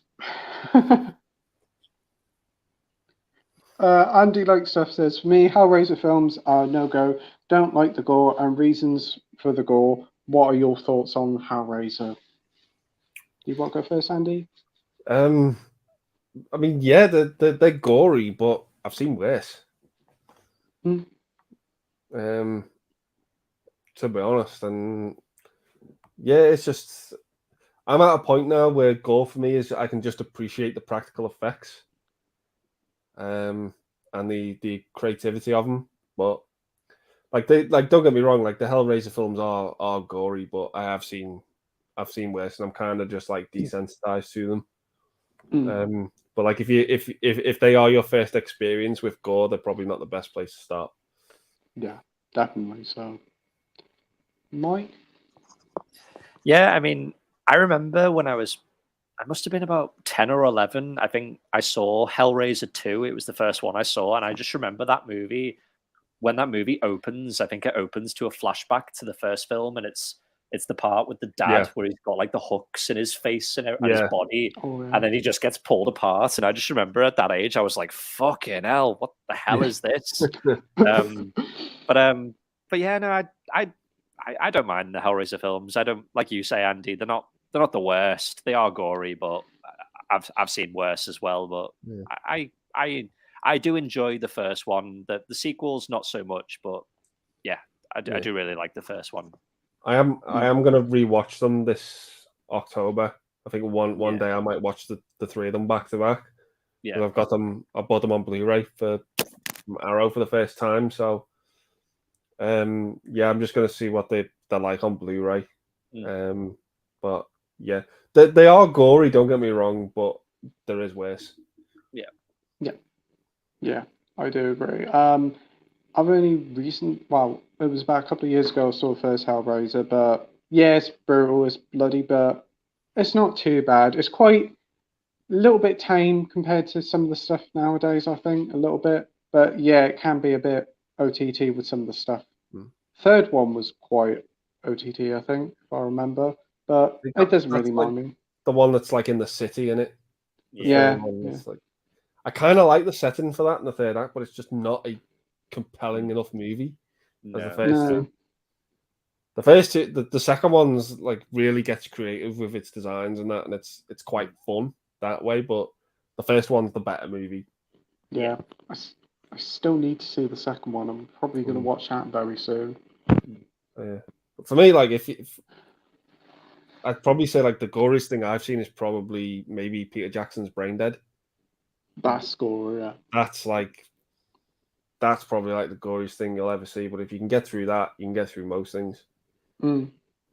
Yeah, the films are definitely a cruel film, shall I say? Hellraiser are with like the way they do the gore and that, but it's not too bad. It's not too bad. Naren says Hellraiser is one of my favorites, and at the core, it's about love and obsession. Add that to Clive Barker, a body horror and a storytelling genius. Count me in. Yeah, you got it on one, mate. Marvel fan says, watch Clerks 2 the other day. I laughed at the scene where Randall compares 3 Lord of the Rings movies, just about hours of people walking, then he does a really good impression of hobbits. Yeah. He's having an argument with some guy. But man, that bloody ending of that film, that's fucking brutal. The donkey scene, I think it's a donkey. Yeah. Oh, dear. Dr. Impossible, Andy and Mike, have you ever seen the golden classic western called Shane? Alan Ladd Sr. Nope. Is it a TV show, Shane? I've heard of it, but I don't think I've seen it. Yeah, I haven't.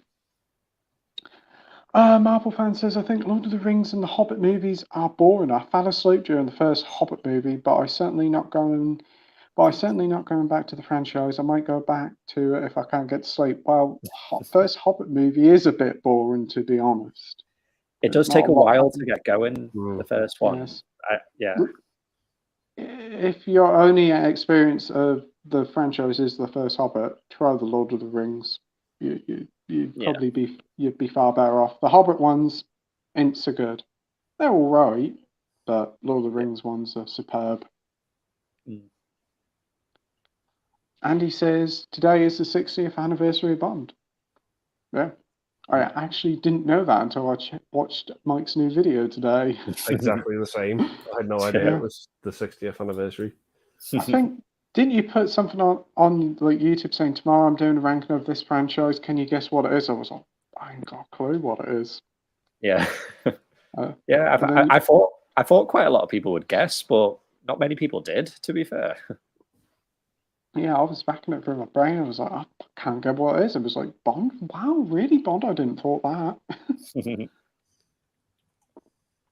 Pete says I'm really not into neither fantasy films or Malcolm X. Very specific. I didn't know Malcolm X was a genre, Peter.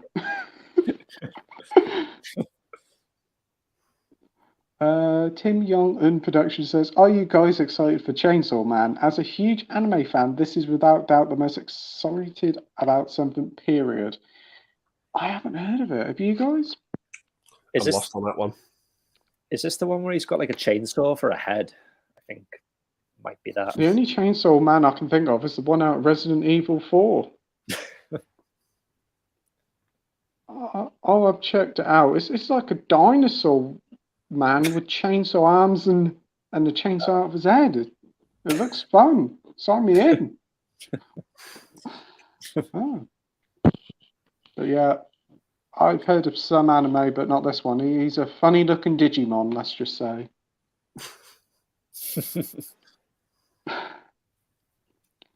Dr. Impossible says, Pete, get Birdie on the next Indicator sale with the extras.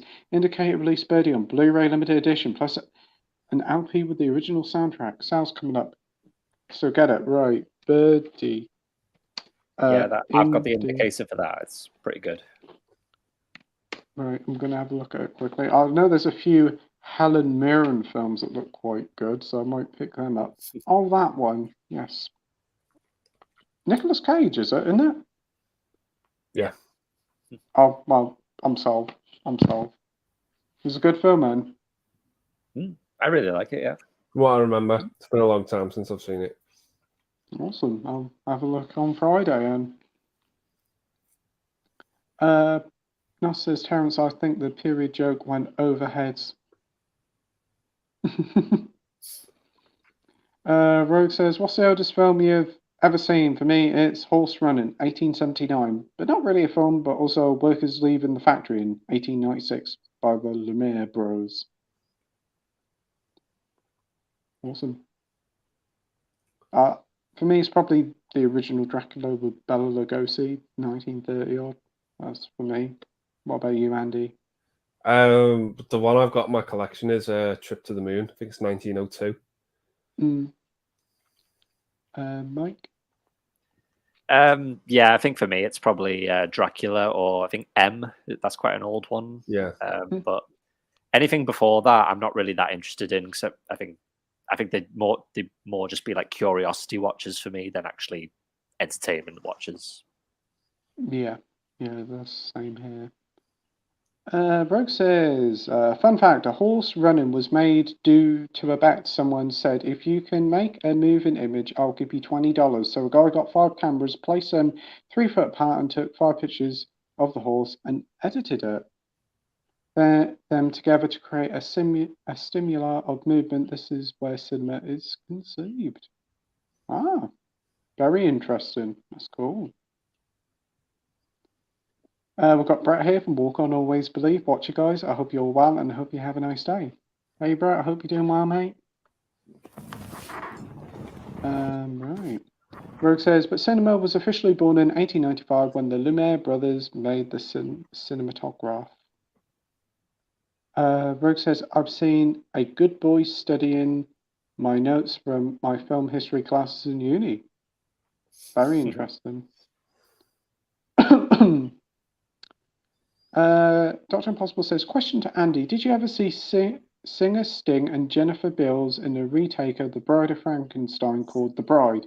Clancy Brown played the monster and Sting its creator. 85 movie. Sounds awesome. I've not seen it. Sting from the Police and Clancy Brown. Why haven't I heard this one before? It sounds like a masterpiece. I think that's the movie that got Clancy Brown the job in Highlander, because I think Sting recommended him to the producers of Highlander. I think. Oh, wow! Oh, so thank you to The Bride and thank you Sting for making Highlander even a brilliant film with him in. Oh. Rogue says narrative cinema was invented by Georges Miller's, terrible pronunciation, who made classics like Astromater's Dream from 1899, A Trip to the Moon, or Le Voyage dans la Lune in 1902, and The Haunted Castle in 1805. Awesome. Walk On Always Believe says, I agree with Andy on the genre thing. If a film's good, then it's good. I must say I don't watch military themed, although I loved We Were Soldiers, Brothers, Heartbreak Ridge, and Basic. I mostly watch horrors. I'm a huge horror nerd. Yeah. Great selection there. Rogue Review says, film history lesson over because my notes have ended. To be continued next week after my 4-hour film history lecture tomorrow. Awesome. I hope your lecture goes well. And I'm looking forward to learning more about film history next week. Lecturer Rogue Reviews. Is class dismissed now, Rogue Reviews? Peter says Sting was on that hilarious TV series Life is Short with Warwick Davis. Yes, I think he was. Yeah, I It quite looks enjoyed quite funny, that that one. show. I think it gave Warwick Davis a bit of a boost in his career, didn't he? Because I don't think we saw much of him, and then he was in that, and he's pretty much everywhere now. Dr. Impossible says, has Cora buggered off? It's rather quiet without Flying Dutchman. Apologies to Richard Wagner. DVD from Filmbloke says, I'm back from Dawn of the Planet of the Apes. It's very good, but I still prefer Rise. That's still a great film, Rise is. Glad you enjoyed it, mate. That's about a 2.5 hour film, isn't it? Wow, we've been going on for a while. Yeah. Terence says, I heard The Bride from 85 was lackluster, so never seen it. Dr. Impossible says, yeah, The Bride is a so-so film. It's more about the relationship between a dwarf and the monster. Oddity. Okay. Sting looks cool in it, says Terence, and Jennifer Beals was always beautiful. Right. Brett says, are there any shocking films or shows you saw in school? In Year 9, in English, we saw Peep Shows, Series 2, Episode 1, 2 because of POV camera shots, and 28 days later, in the opening scenes in Year 8 and out, we saw Frida. Wow. I think the most shocking film we saw was Bugsy Malone in school.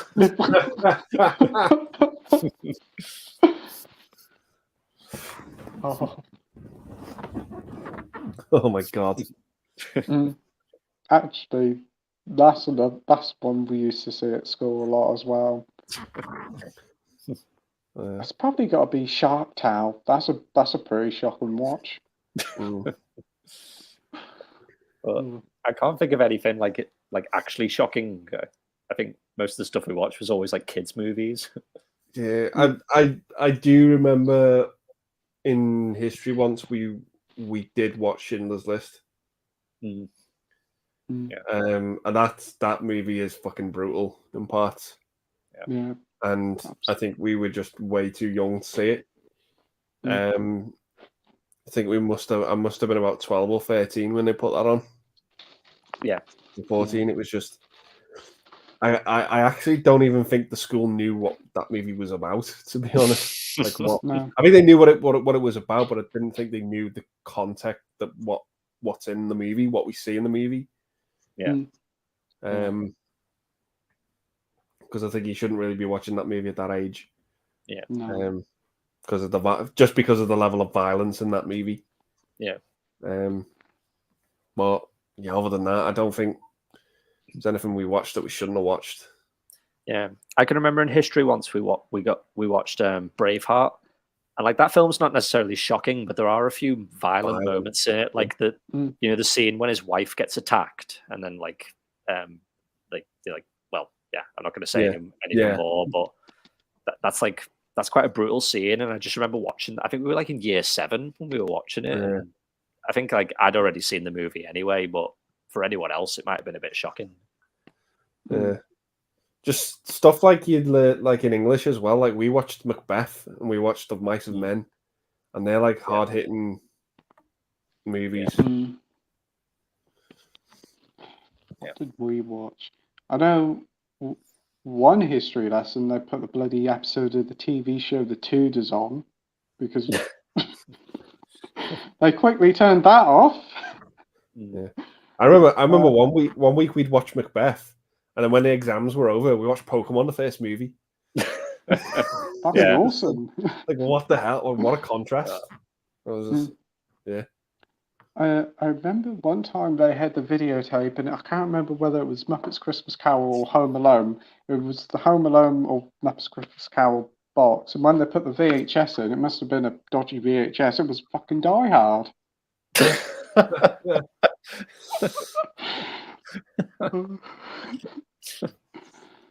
Oh dear. Dr. Impossible says Jennifer Beals, man, she looks great in Flashdance, plus the soundtrack. You should check out the L word. Fuck me.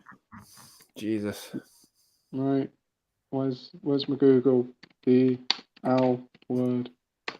Is it a TV series? Yeah.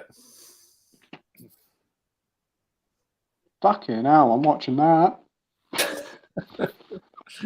I'm proud to say I have the DVD box set of that. So I can see why. it's a good show. It's a good show. And other things. Yeah. Yeah, sounds like a very educational experience. I'll definitely be having a. I don't watch much TV, but I have time for the L word. I can see why. I would push Game of Thrones aside for that episode. Oh, I fucking leave Game of Thrones in the dust. Martha Fan says, I heard they might be bringing back Nightmare on Elm Street with talks with Robert Englund coming back as Freddy. It is open. I think he's a bit too old now. I just think it's done. If they made another movie, I can't see it being any good. Those movies belong in the 80s. Yeah. I don't think they could recapture the magic, to be honest. That is the thing. I mean, so many of these classic franchises have been remade to various degrees of success, and this is the only one that hasn't, I don't think, one of the big ones. So it'd be nice if they give it a chance and give Robert Englund another go, but yeah, you're right. How is it going to work? Will it work with this modern day sort of stuff? Yeah. Could do, but it could be a bit risky, but we'll have to wait and see. But this has always been on the cards. They're always talking about this, and nothing comes up. So we'll have to wait and see. There's a show on Channel 4, not Channel 4, I think it's like E4. I can't remember what the show is called. It's like some American sitcom, and Robert Englund, like, he like cameoed in an episode, and he was playing Freddy, but it was only like a few years ago, and he just, you could just tell behind the makeup he was struggling. Like, he just didn't look right anymore as Freddy. Yeah, how old is he now? In his 70s now, isn't he? Yeah, I think so. Yeah.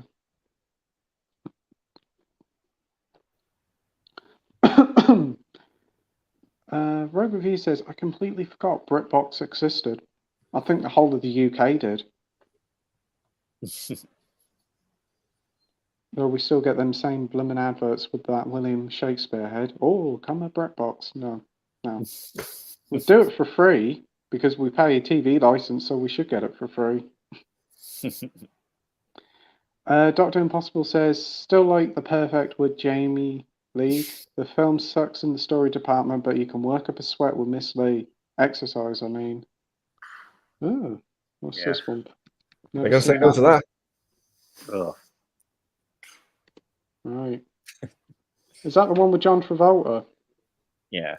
Lucky bastard. Yeah. Huh?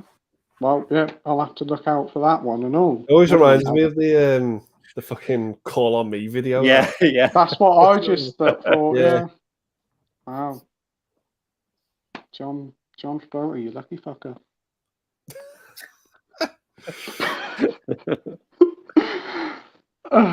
DVD Fulbright says, I think most people have. Yeah. And Terrence says, yeah, she was well fit. No wonder Michael Myers waited until she was a granny.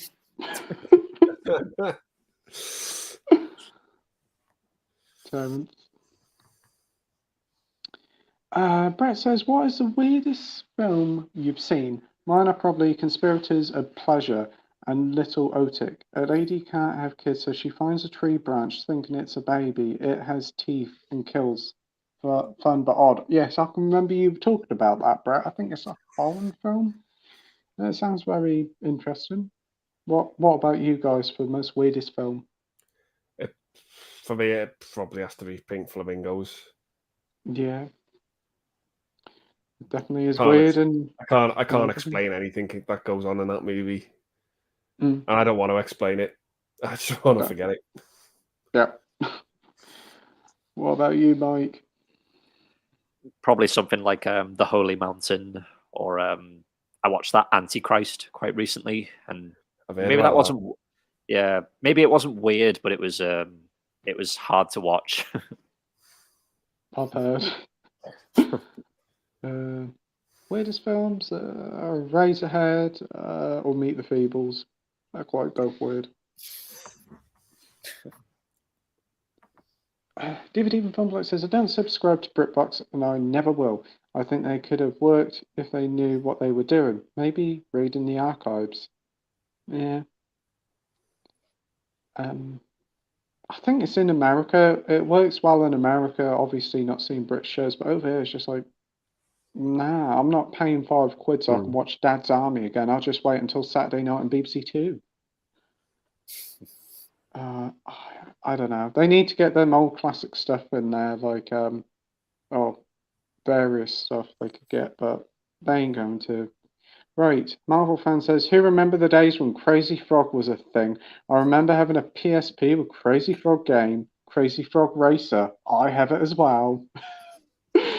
It's a Mario Kart game, but one thing that annoys me, I kept muting the sound because the loop of the Axel F song. Wow, on the Game Boy Advance, you didn't have it. You had a pixelated chiptune sound of it, and that was even more annoying. And the game was fucking shite. I fucking hated that frog. Just couldn't stand it.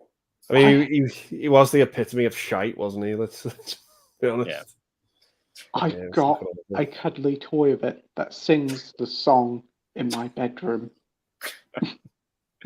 It's in the depths of a massive, great big pile of toys that I need to sort out. And that little bastard keeps rearing its ugly head. I'm like, fuck off.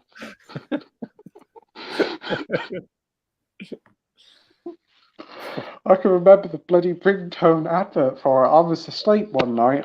It must have been Saturday night, and parents were watching TV, and I kept hearing this ding, ding, ding. I was like, what the fuck is that? I woke up and see that monstrosity. I was like, what the fuck is that? And every time I saw the advert, I was petrified of it, and then I grown to love it, regrettably. And then he made a fucking comeback in 2020 to make that year even worse. But we ain't heard no more of him, thank fuck. Yeah. Peter says, I remember commercials for the Crazy Frog ringtones on TV. Yeah, they were everywhere. There was other ones. There was like a bee, a gummy bear, all sorts. Fucking awful, those adverts. Yeah. Text so-and-so to get a ringtone. Fucking hell. Yeah. They were just everywhere. You couldn't escape them. Text Jamster to this, that, and the other. Yeah. Oh, fuck's sake, no. Oh, that's bringing all the memories back now. Marvel fan says, yep, I was on about John Landis being executive producer for Here Comes the Monsters and Monsters' Scary Little Christmas. Oh, wow, I didn't know he was executive producer for that.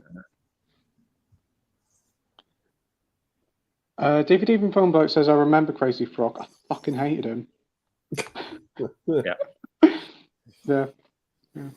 He's hopefully in room 101 and he'll never fucking return. Dr. Impossible says, mind you, when I was young and saw Trading Places, I too was knocked out by Jamie Lee Curtis in Trading Places. Still quality, that film. I've heard she's very good in that. Oh, yeah. Yeah, you see quite a fair bit of her in that film. I say that I got that film at the tail end of Christmas last year, so I'm looking forward to watching that this year. That and Fish Called Wanda and True Lies as well. Oh, fucking Fish Called Wanda, Yeah. Looking forward to Trading Places. It's definitely for Jamie Lee Curtis. Playtendoguy the movie. Fuck's sake. Thanks, Peter. Terrence says she is a top actress, always gives a good performance, even in rubbish movies. Yeah. Terrence says, I remember there was a talk of an Expendables with a female action star. That would have been nice. Expendables. Oh. Yeah, see what they did there. Yeah. That'd be pretty fucking good. I mean, like how she takes on Michael Myers. Yeah, definitely. Seen Road Games, Terrence? Have you guys heard of Road Games? What's it like? Yeah.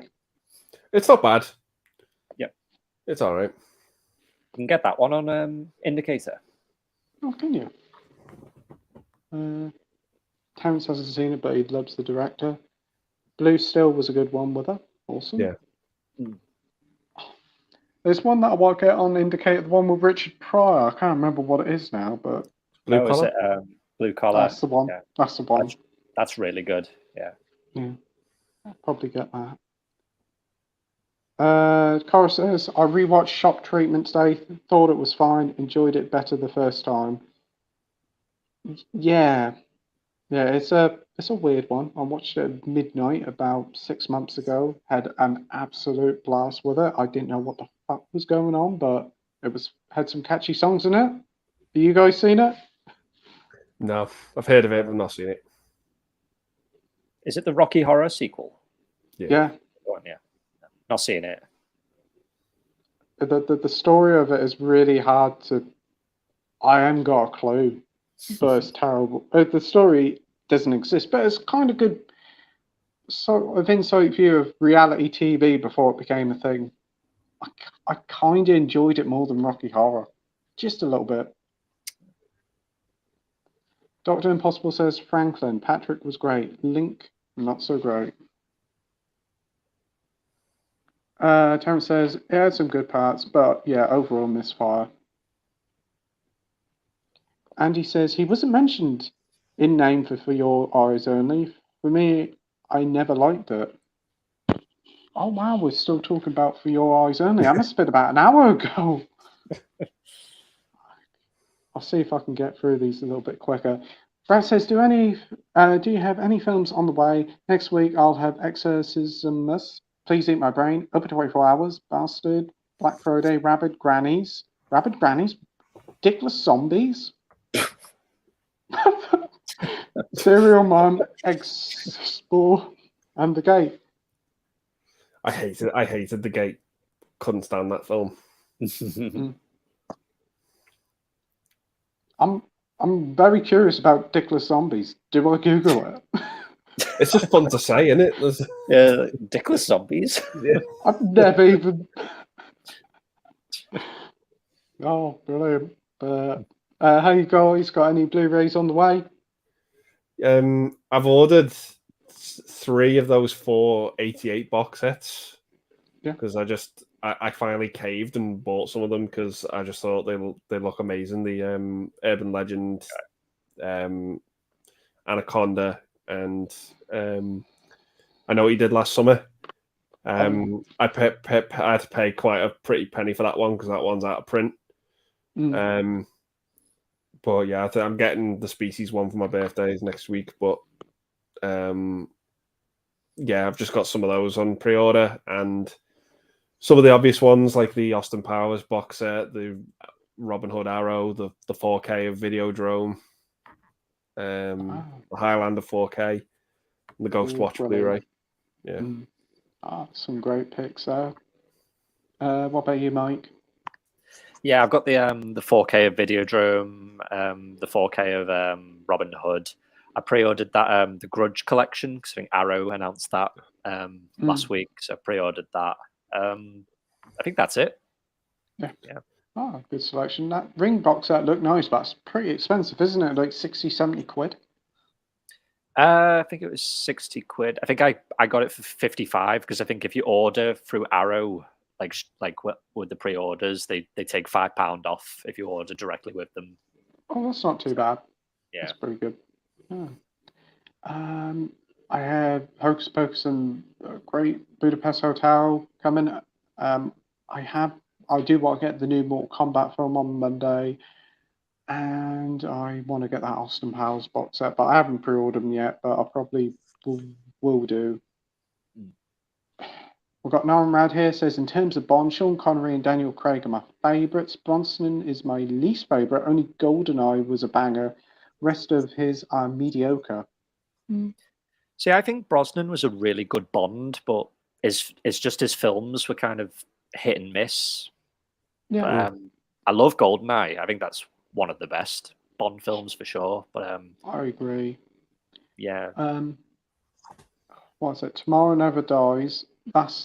Which one's that one? Yeah, Tomorrow's Never Dies is the one with Sven-Göran Eriksson as the villain. Yeah. I always thought that as a kid. Yeah. The one with Robert Carlyle, I thought Robert Carlyle was quite underutilized in that film. Yeah. And and Die then Another Day. yeah, and then you got Christmas, the scientist of the Just watch Wild Things instead. no. Pete says, Carl, I never knew there was a porn called Shock Treatment. There might be. Edward says, do you really think Cabin in the Woods is really a horror comedy? I haven't seen it, but I've heard it's very good. I've got to say, it's a movie I just can't get into. Same. I didn't really like it. I think one of my next videos, I think, is going to be 10 movies that I can't get into, and I think that could very well be one of them that shows up on that list. I just can't get into it. Oh, really? I just got to get my charger, so... Just didn't enjoy it. Didn't it get a new 4K release earlier this week on Steelbook? Cabin in the Woods, I think it did, yeah. Yeah, it's a nice looking Steelbook, I must admit. Right, now I've got my charger. Right. Get us plug in. Right, plugged in now. Andy Lake Stuff says, Roger Moore Bond films sometimes were close to Carry On films. I don't like Carry On films. What's your thoughts on Carry On?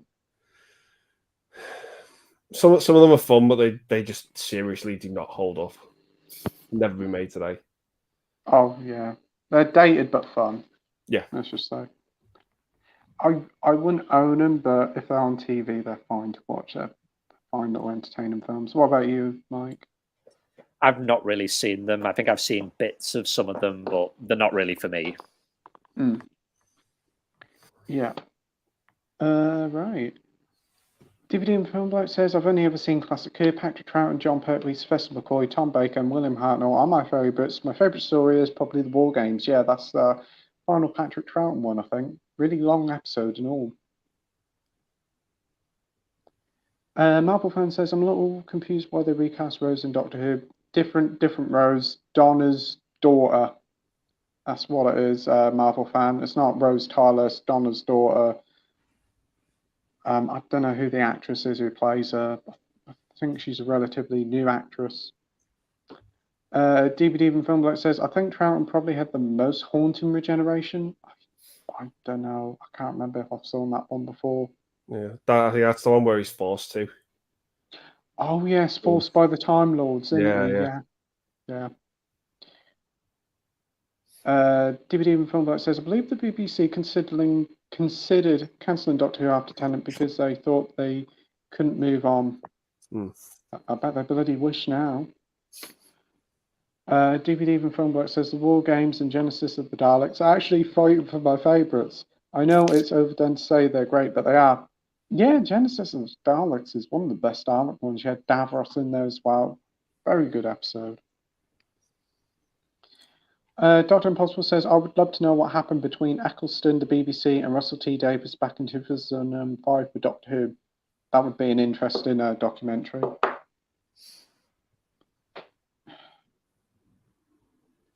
Terence loves most of the Carry On films. There's some fun ones in there.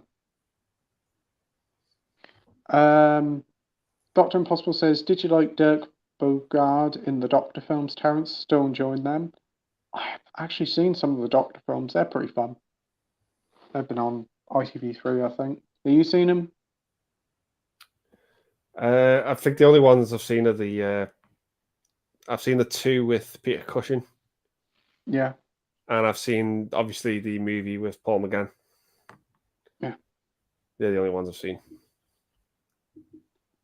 Edward says, what's your thoughts on the new American Pie movie in the works? Only if it's got the original cast. I think they are all returning. I think they're all returning. Yeah. If it does, I'm interested. If it doesn't, not interested. Mike? Yeah, if it's got the original cast, I'll be interested, yeah. Yeah, I think they're all coming back. Hopefully it'll be good. It'll be interesting to see if that humour still goes on today in like the current climate, but I'm intrigued to see what they do. Yeah, I still think the reunion's great. Yeah. I just think it fits in with the other three so well. Mm-hmm. Oh. Terence says, not seen him in a long time. DVD Roblox says, Peter, good question. Most Criterions are too expensive and I have no interest in the films themselves. Yeah. Terence says, I also like Norman Wisdom movies. Yeah, some of them are pretty fun. Dr. Impossible says, the one film that makes me laugh is Stanley Baxter and Father Come To. And no, it's not a flippin' porno, great British comedy. I think I have seen that one before, yeah. You guys heard of it? No. No.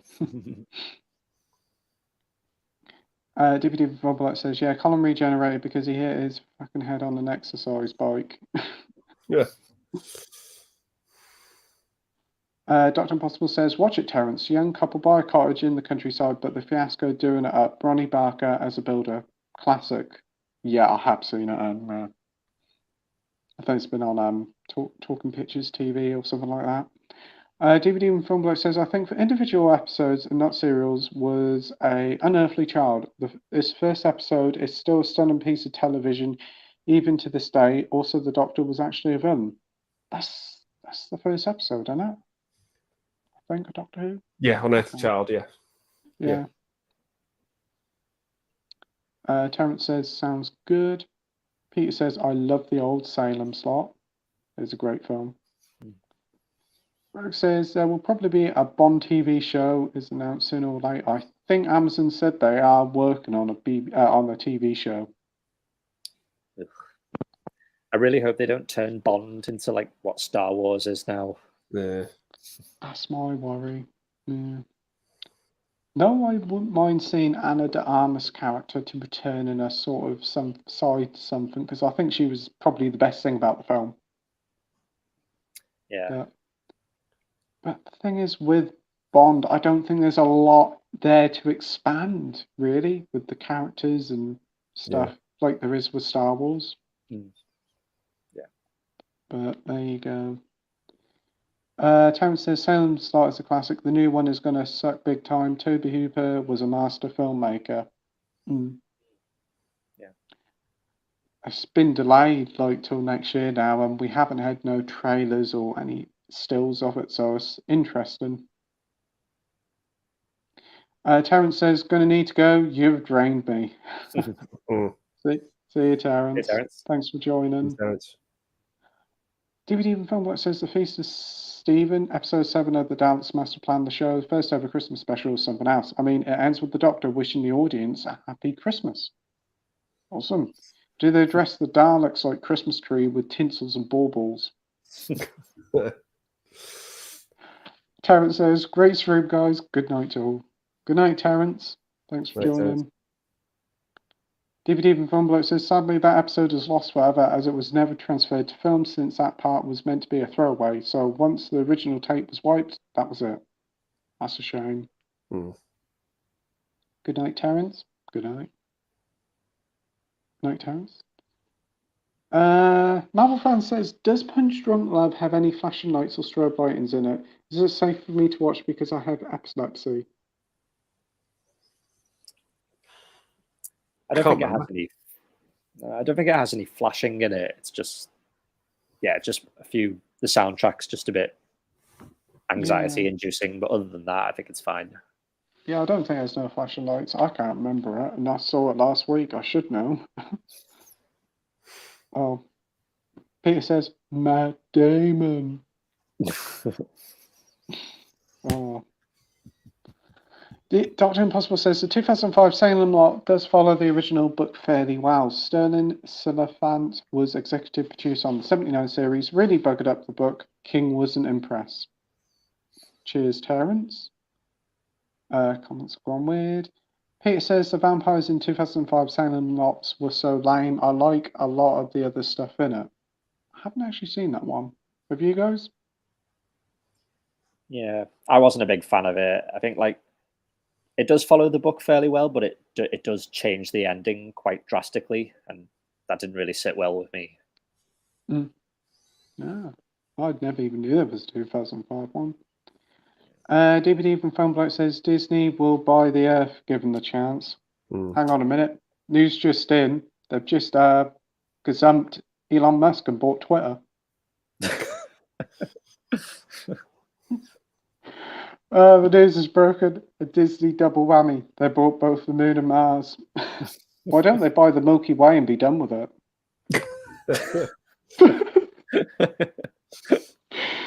Oh dear. Dr. Impossible says, but Hooper did provide some different creativity with the material that wasn't presented to him by Silly Fant. Silly Elephant. That's an easier way to pronounce it. Peter says, anyone seen Bad Biology by Frank Henelot? I picked up today. No, I haven't heard of it. You'll have to tell us next week, Peter, if you see it, if it's any good. Peter says, I like Hellraiser 2 a lot. Yeah, a lot of people say it's really good. I'm going to have to give it a go soon.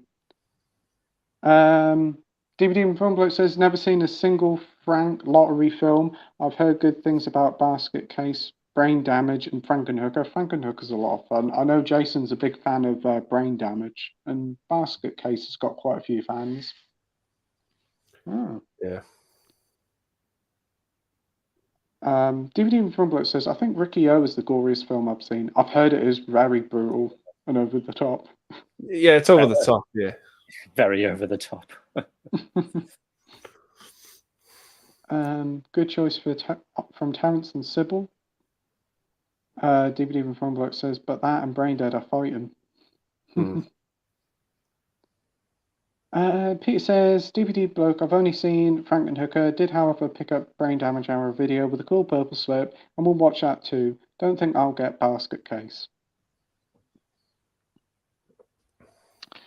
Marvel Fan says, I watched Top 10 Mr. Blobby Moments by Watch Mojo UK last week.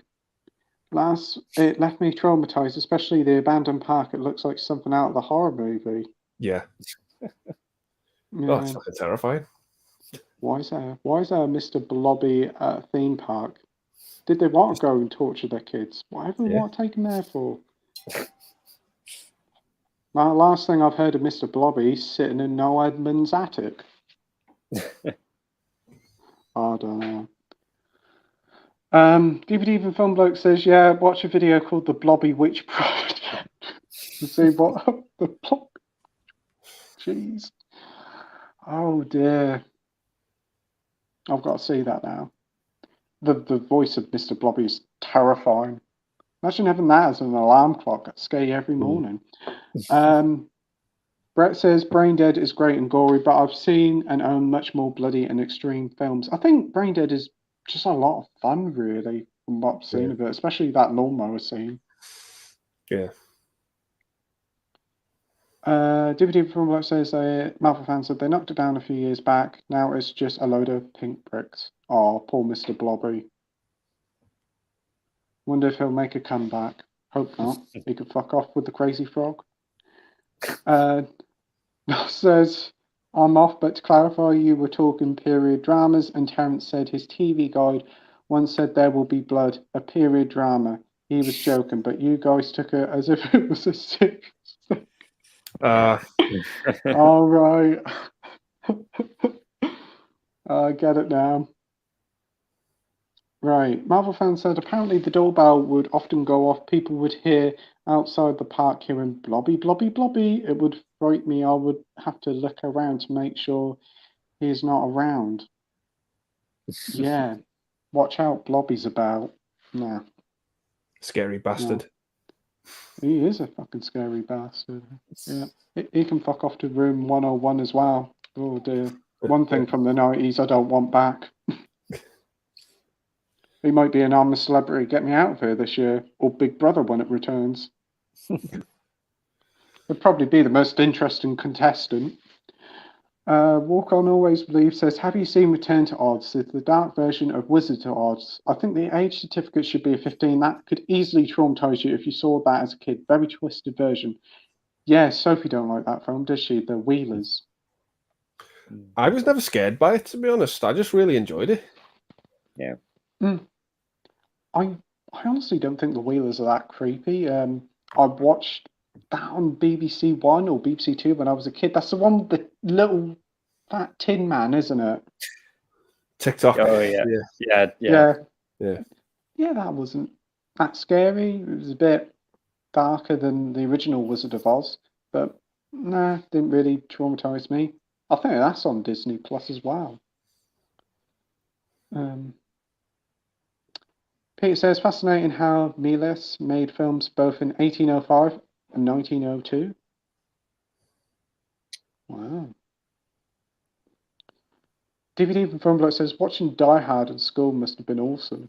Oh, it was awesome until they turned it off at the first sign of fuck this. There's, oh no, we can't show that.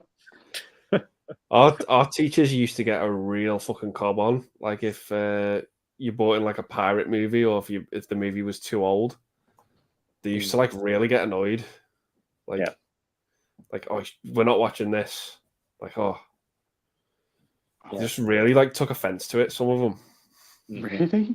Oh, our teachers couldn't care less, as long as it shut us up and kept them busy for a few hours. They were happy. No. Some teachers got pissed off, like if it was like a pirate or if it was too old, they were just like, you just really got a cob on over it. It's just like lighten up. Yeah. Oh wow. Yeah. I don't understand that. Yeah. Jeez, you could give our teachers, blooming Razorhead and tell them it's an old black and white classic, and they'd say, "Oh, fair enough," and leave us in there, watch it. Oh dear. But DVD from Filmblock says Die Hard studies need to be learnt at school. Yes, I do agree with that. How to walk around the Nakatomi Plaza barefooted. What a trooper. Marvel fan says, I remember watching an episode or two of The In-Betweeners in Science and watching Extraordinary Adventures of Adele Blanc Sec in French and Dumber and Dumber in RE.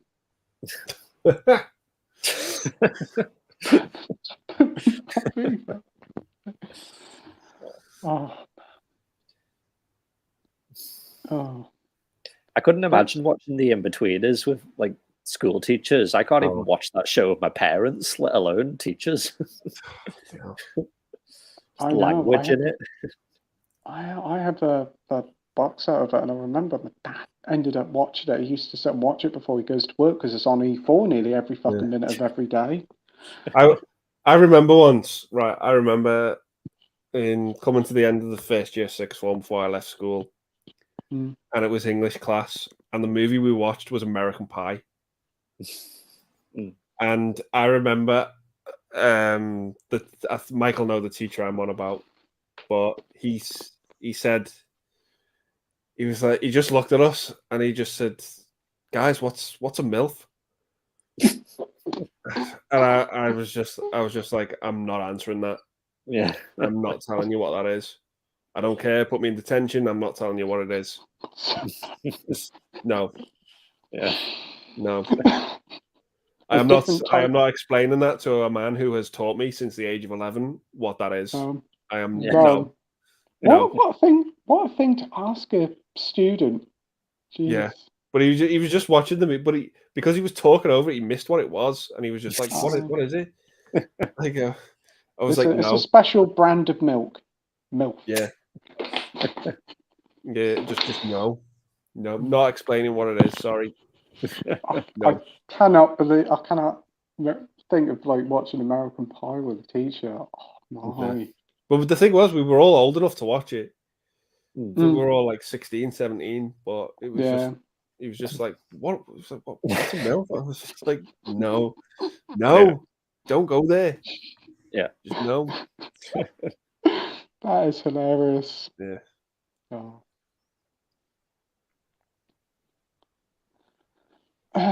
Brett says, have you seen an animated horror called Chuck Still Noted the Trampiers? It's so much fun. The guy looks a lot like Johnny Bravo. I've heard of it. It's a fairly recent film. It's like claymation, isn't it?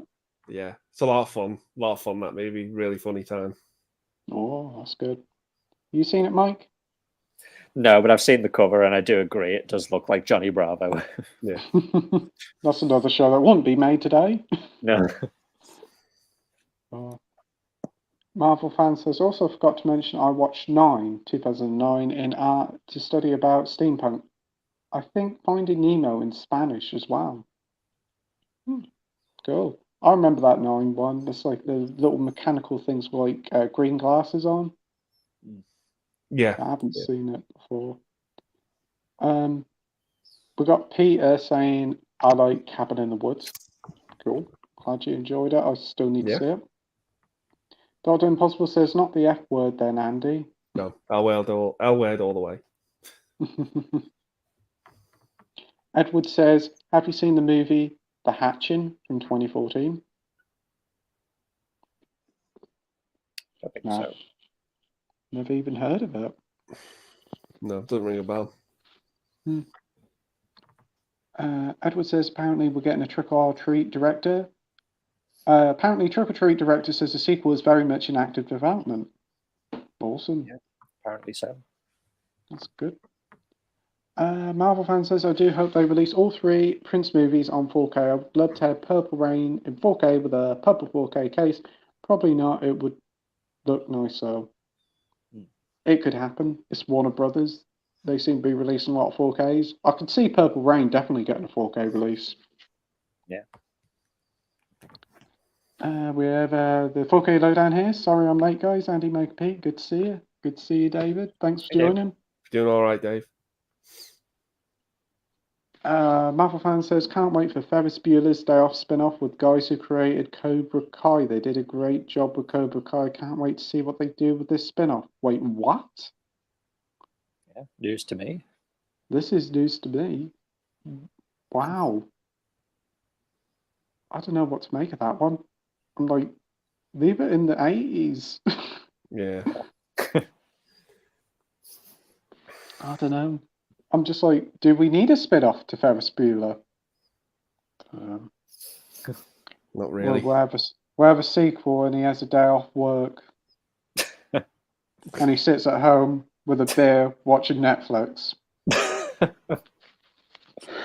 Marvel fan says, any of you get the 40 film collection of DreamWorks on Blu-ray for 140 quid? I've not seen this. Yeah. I have seen the box set of it. It's a huge box set. It's from everything they've done, from Shrek to like Puss in Boots and that.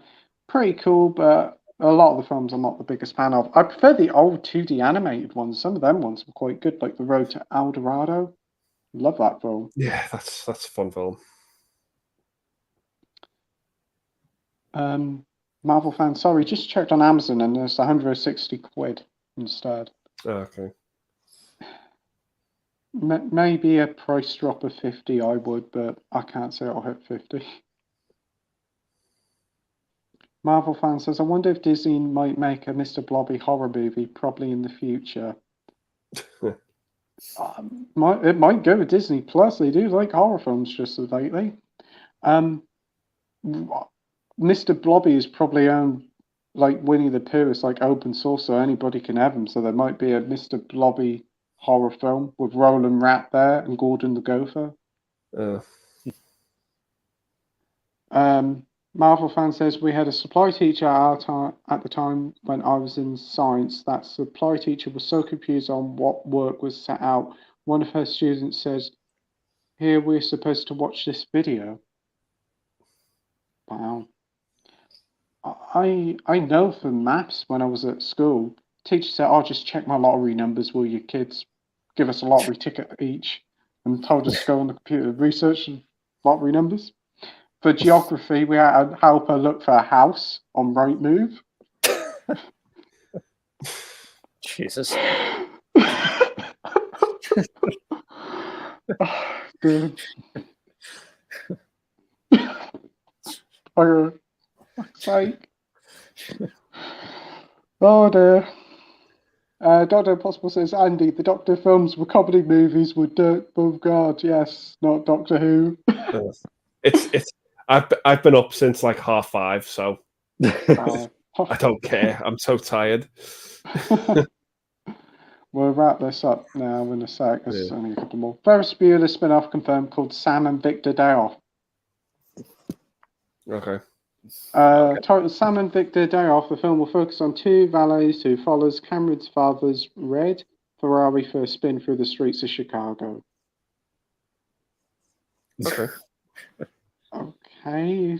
It's interesting, I suppose. But yeah, that is the final comment of the night. So yes, nearly 5 hours. It's certainly a long one. But yeah, we're finishing up tonight. I'd like to thank Wes and Icelord for joining, and as always, Andy and Mike for joining.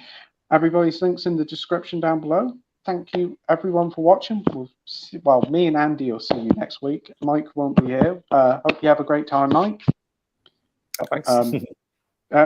Reach the end of the comments. Good night. Good night. Yeah, next week we'll be joined by Classic Reviews, Scott the Movie Critic, as well as Jamie. So see you all next week. Take care, everyone. Have a great weekend. Bye. Bye. Bye.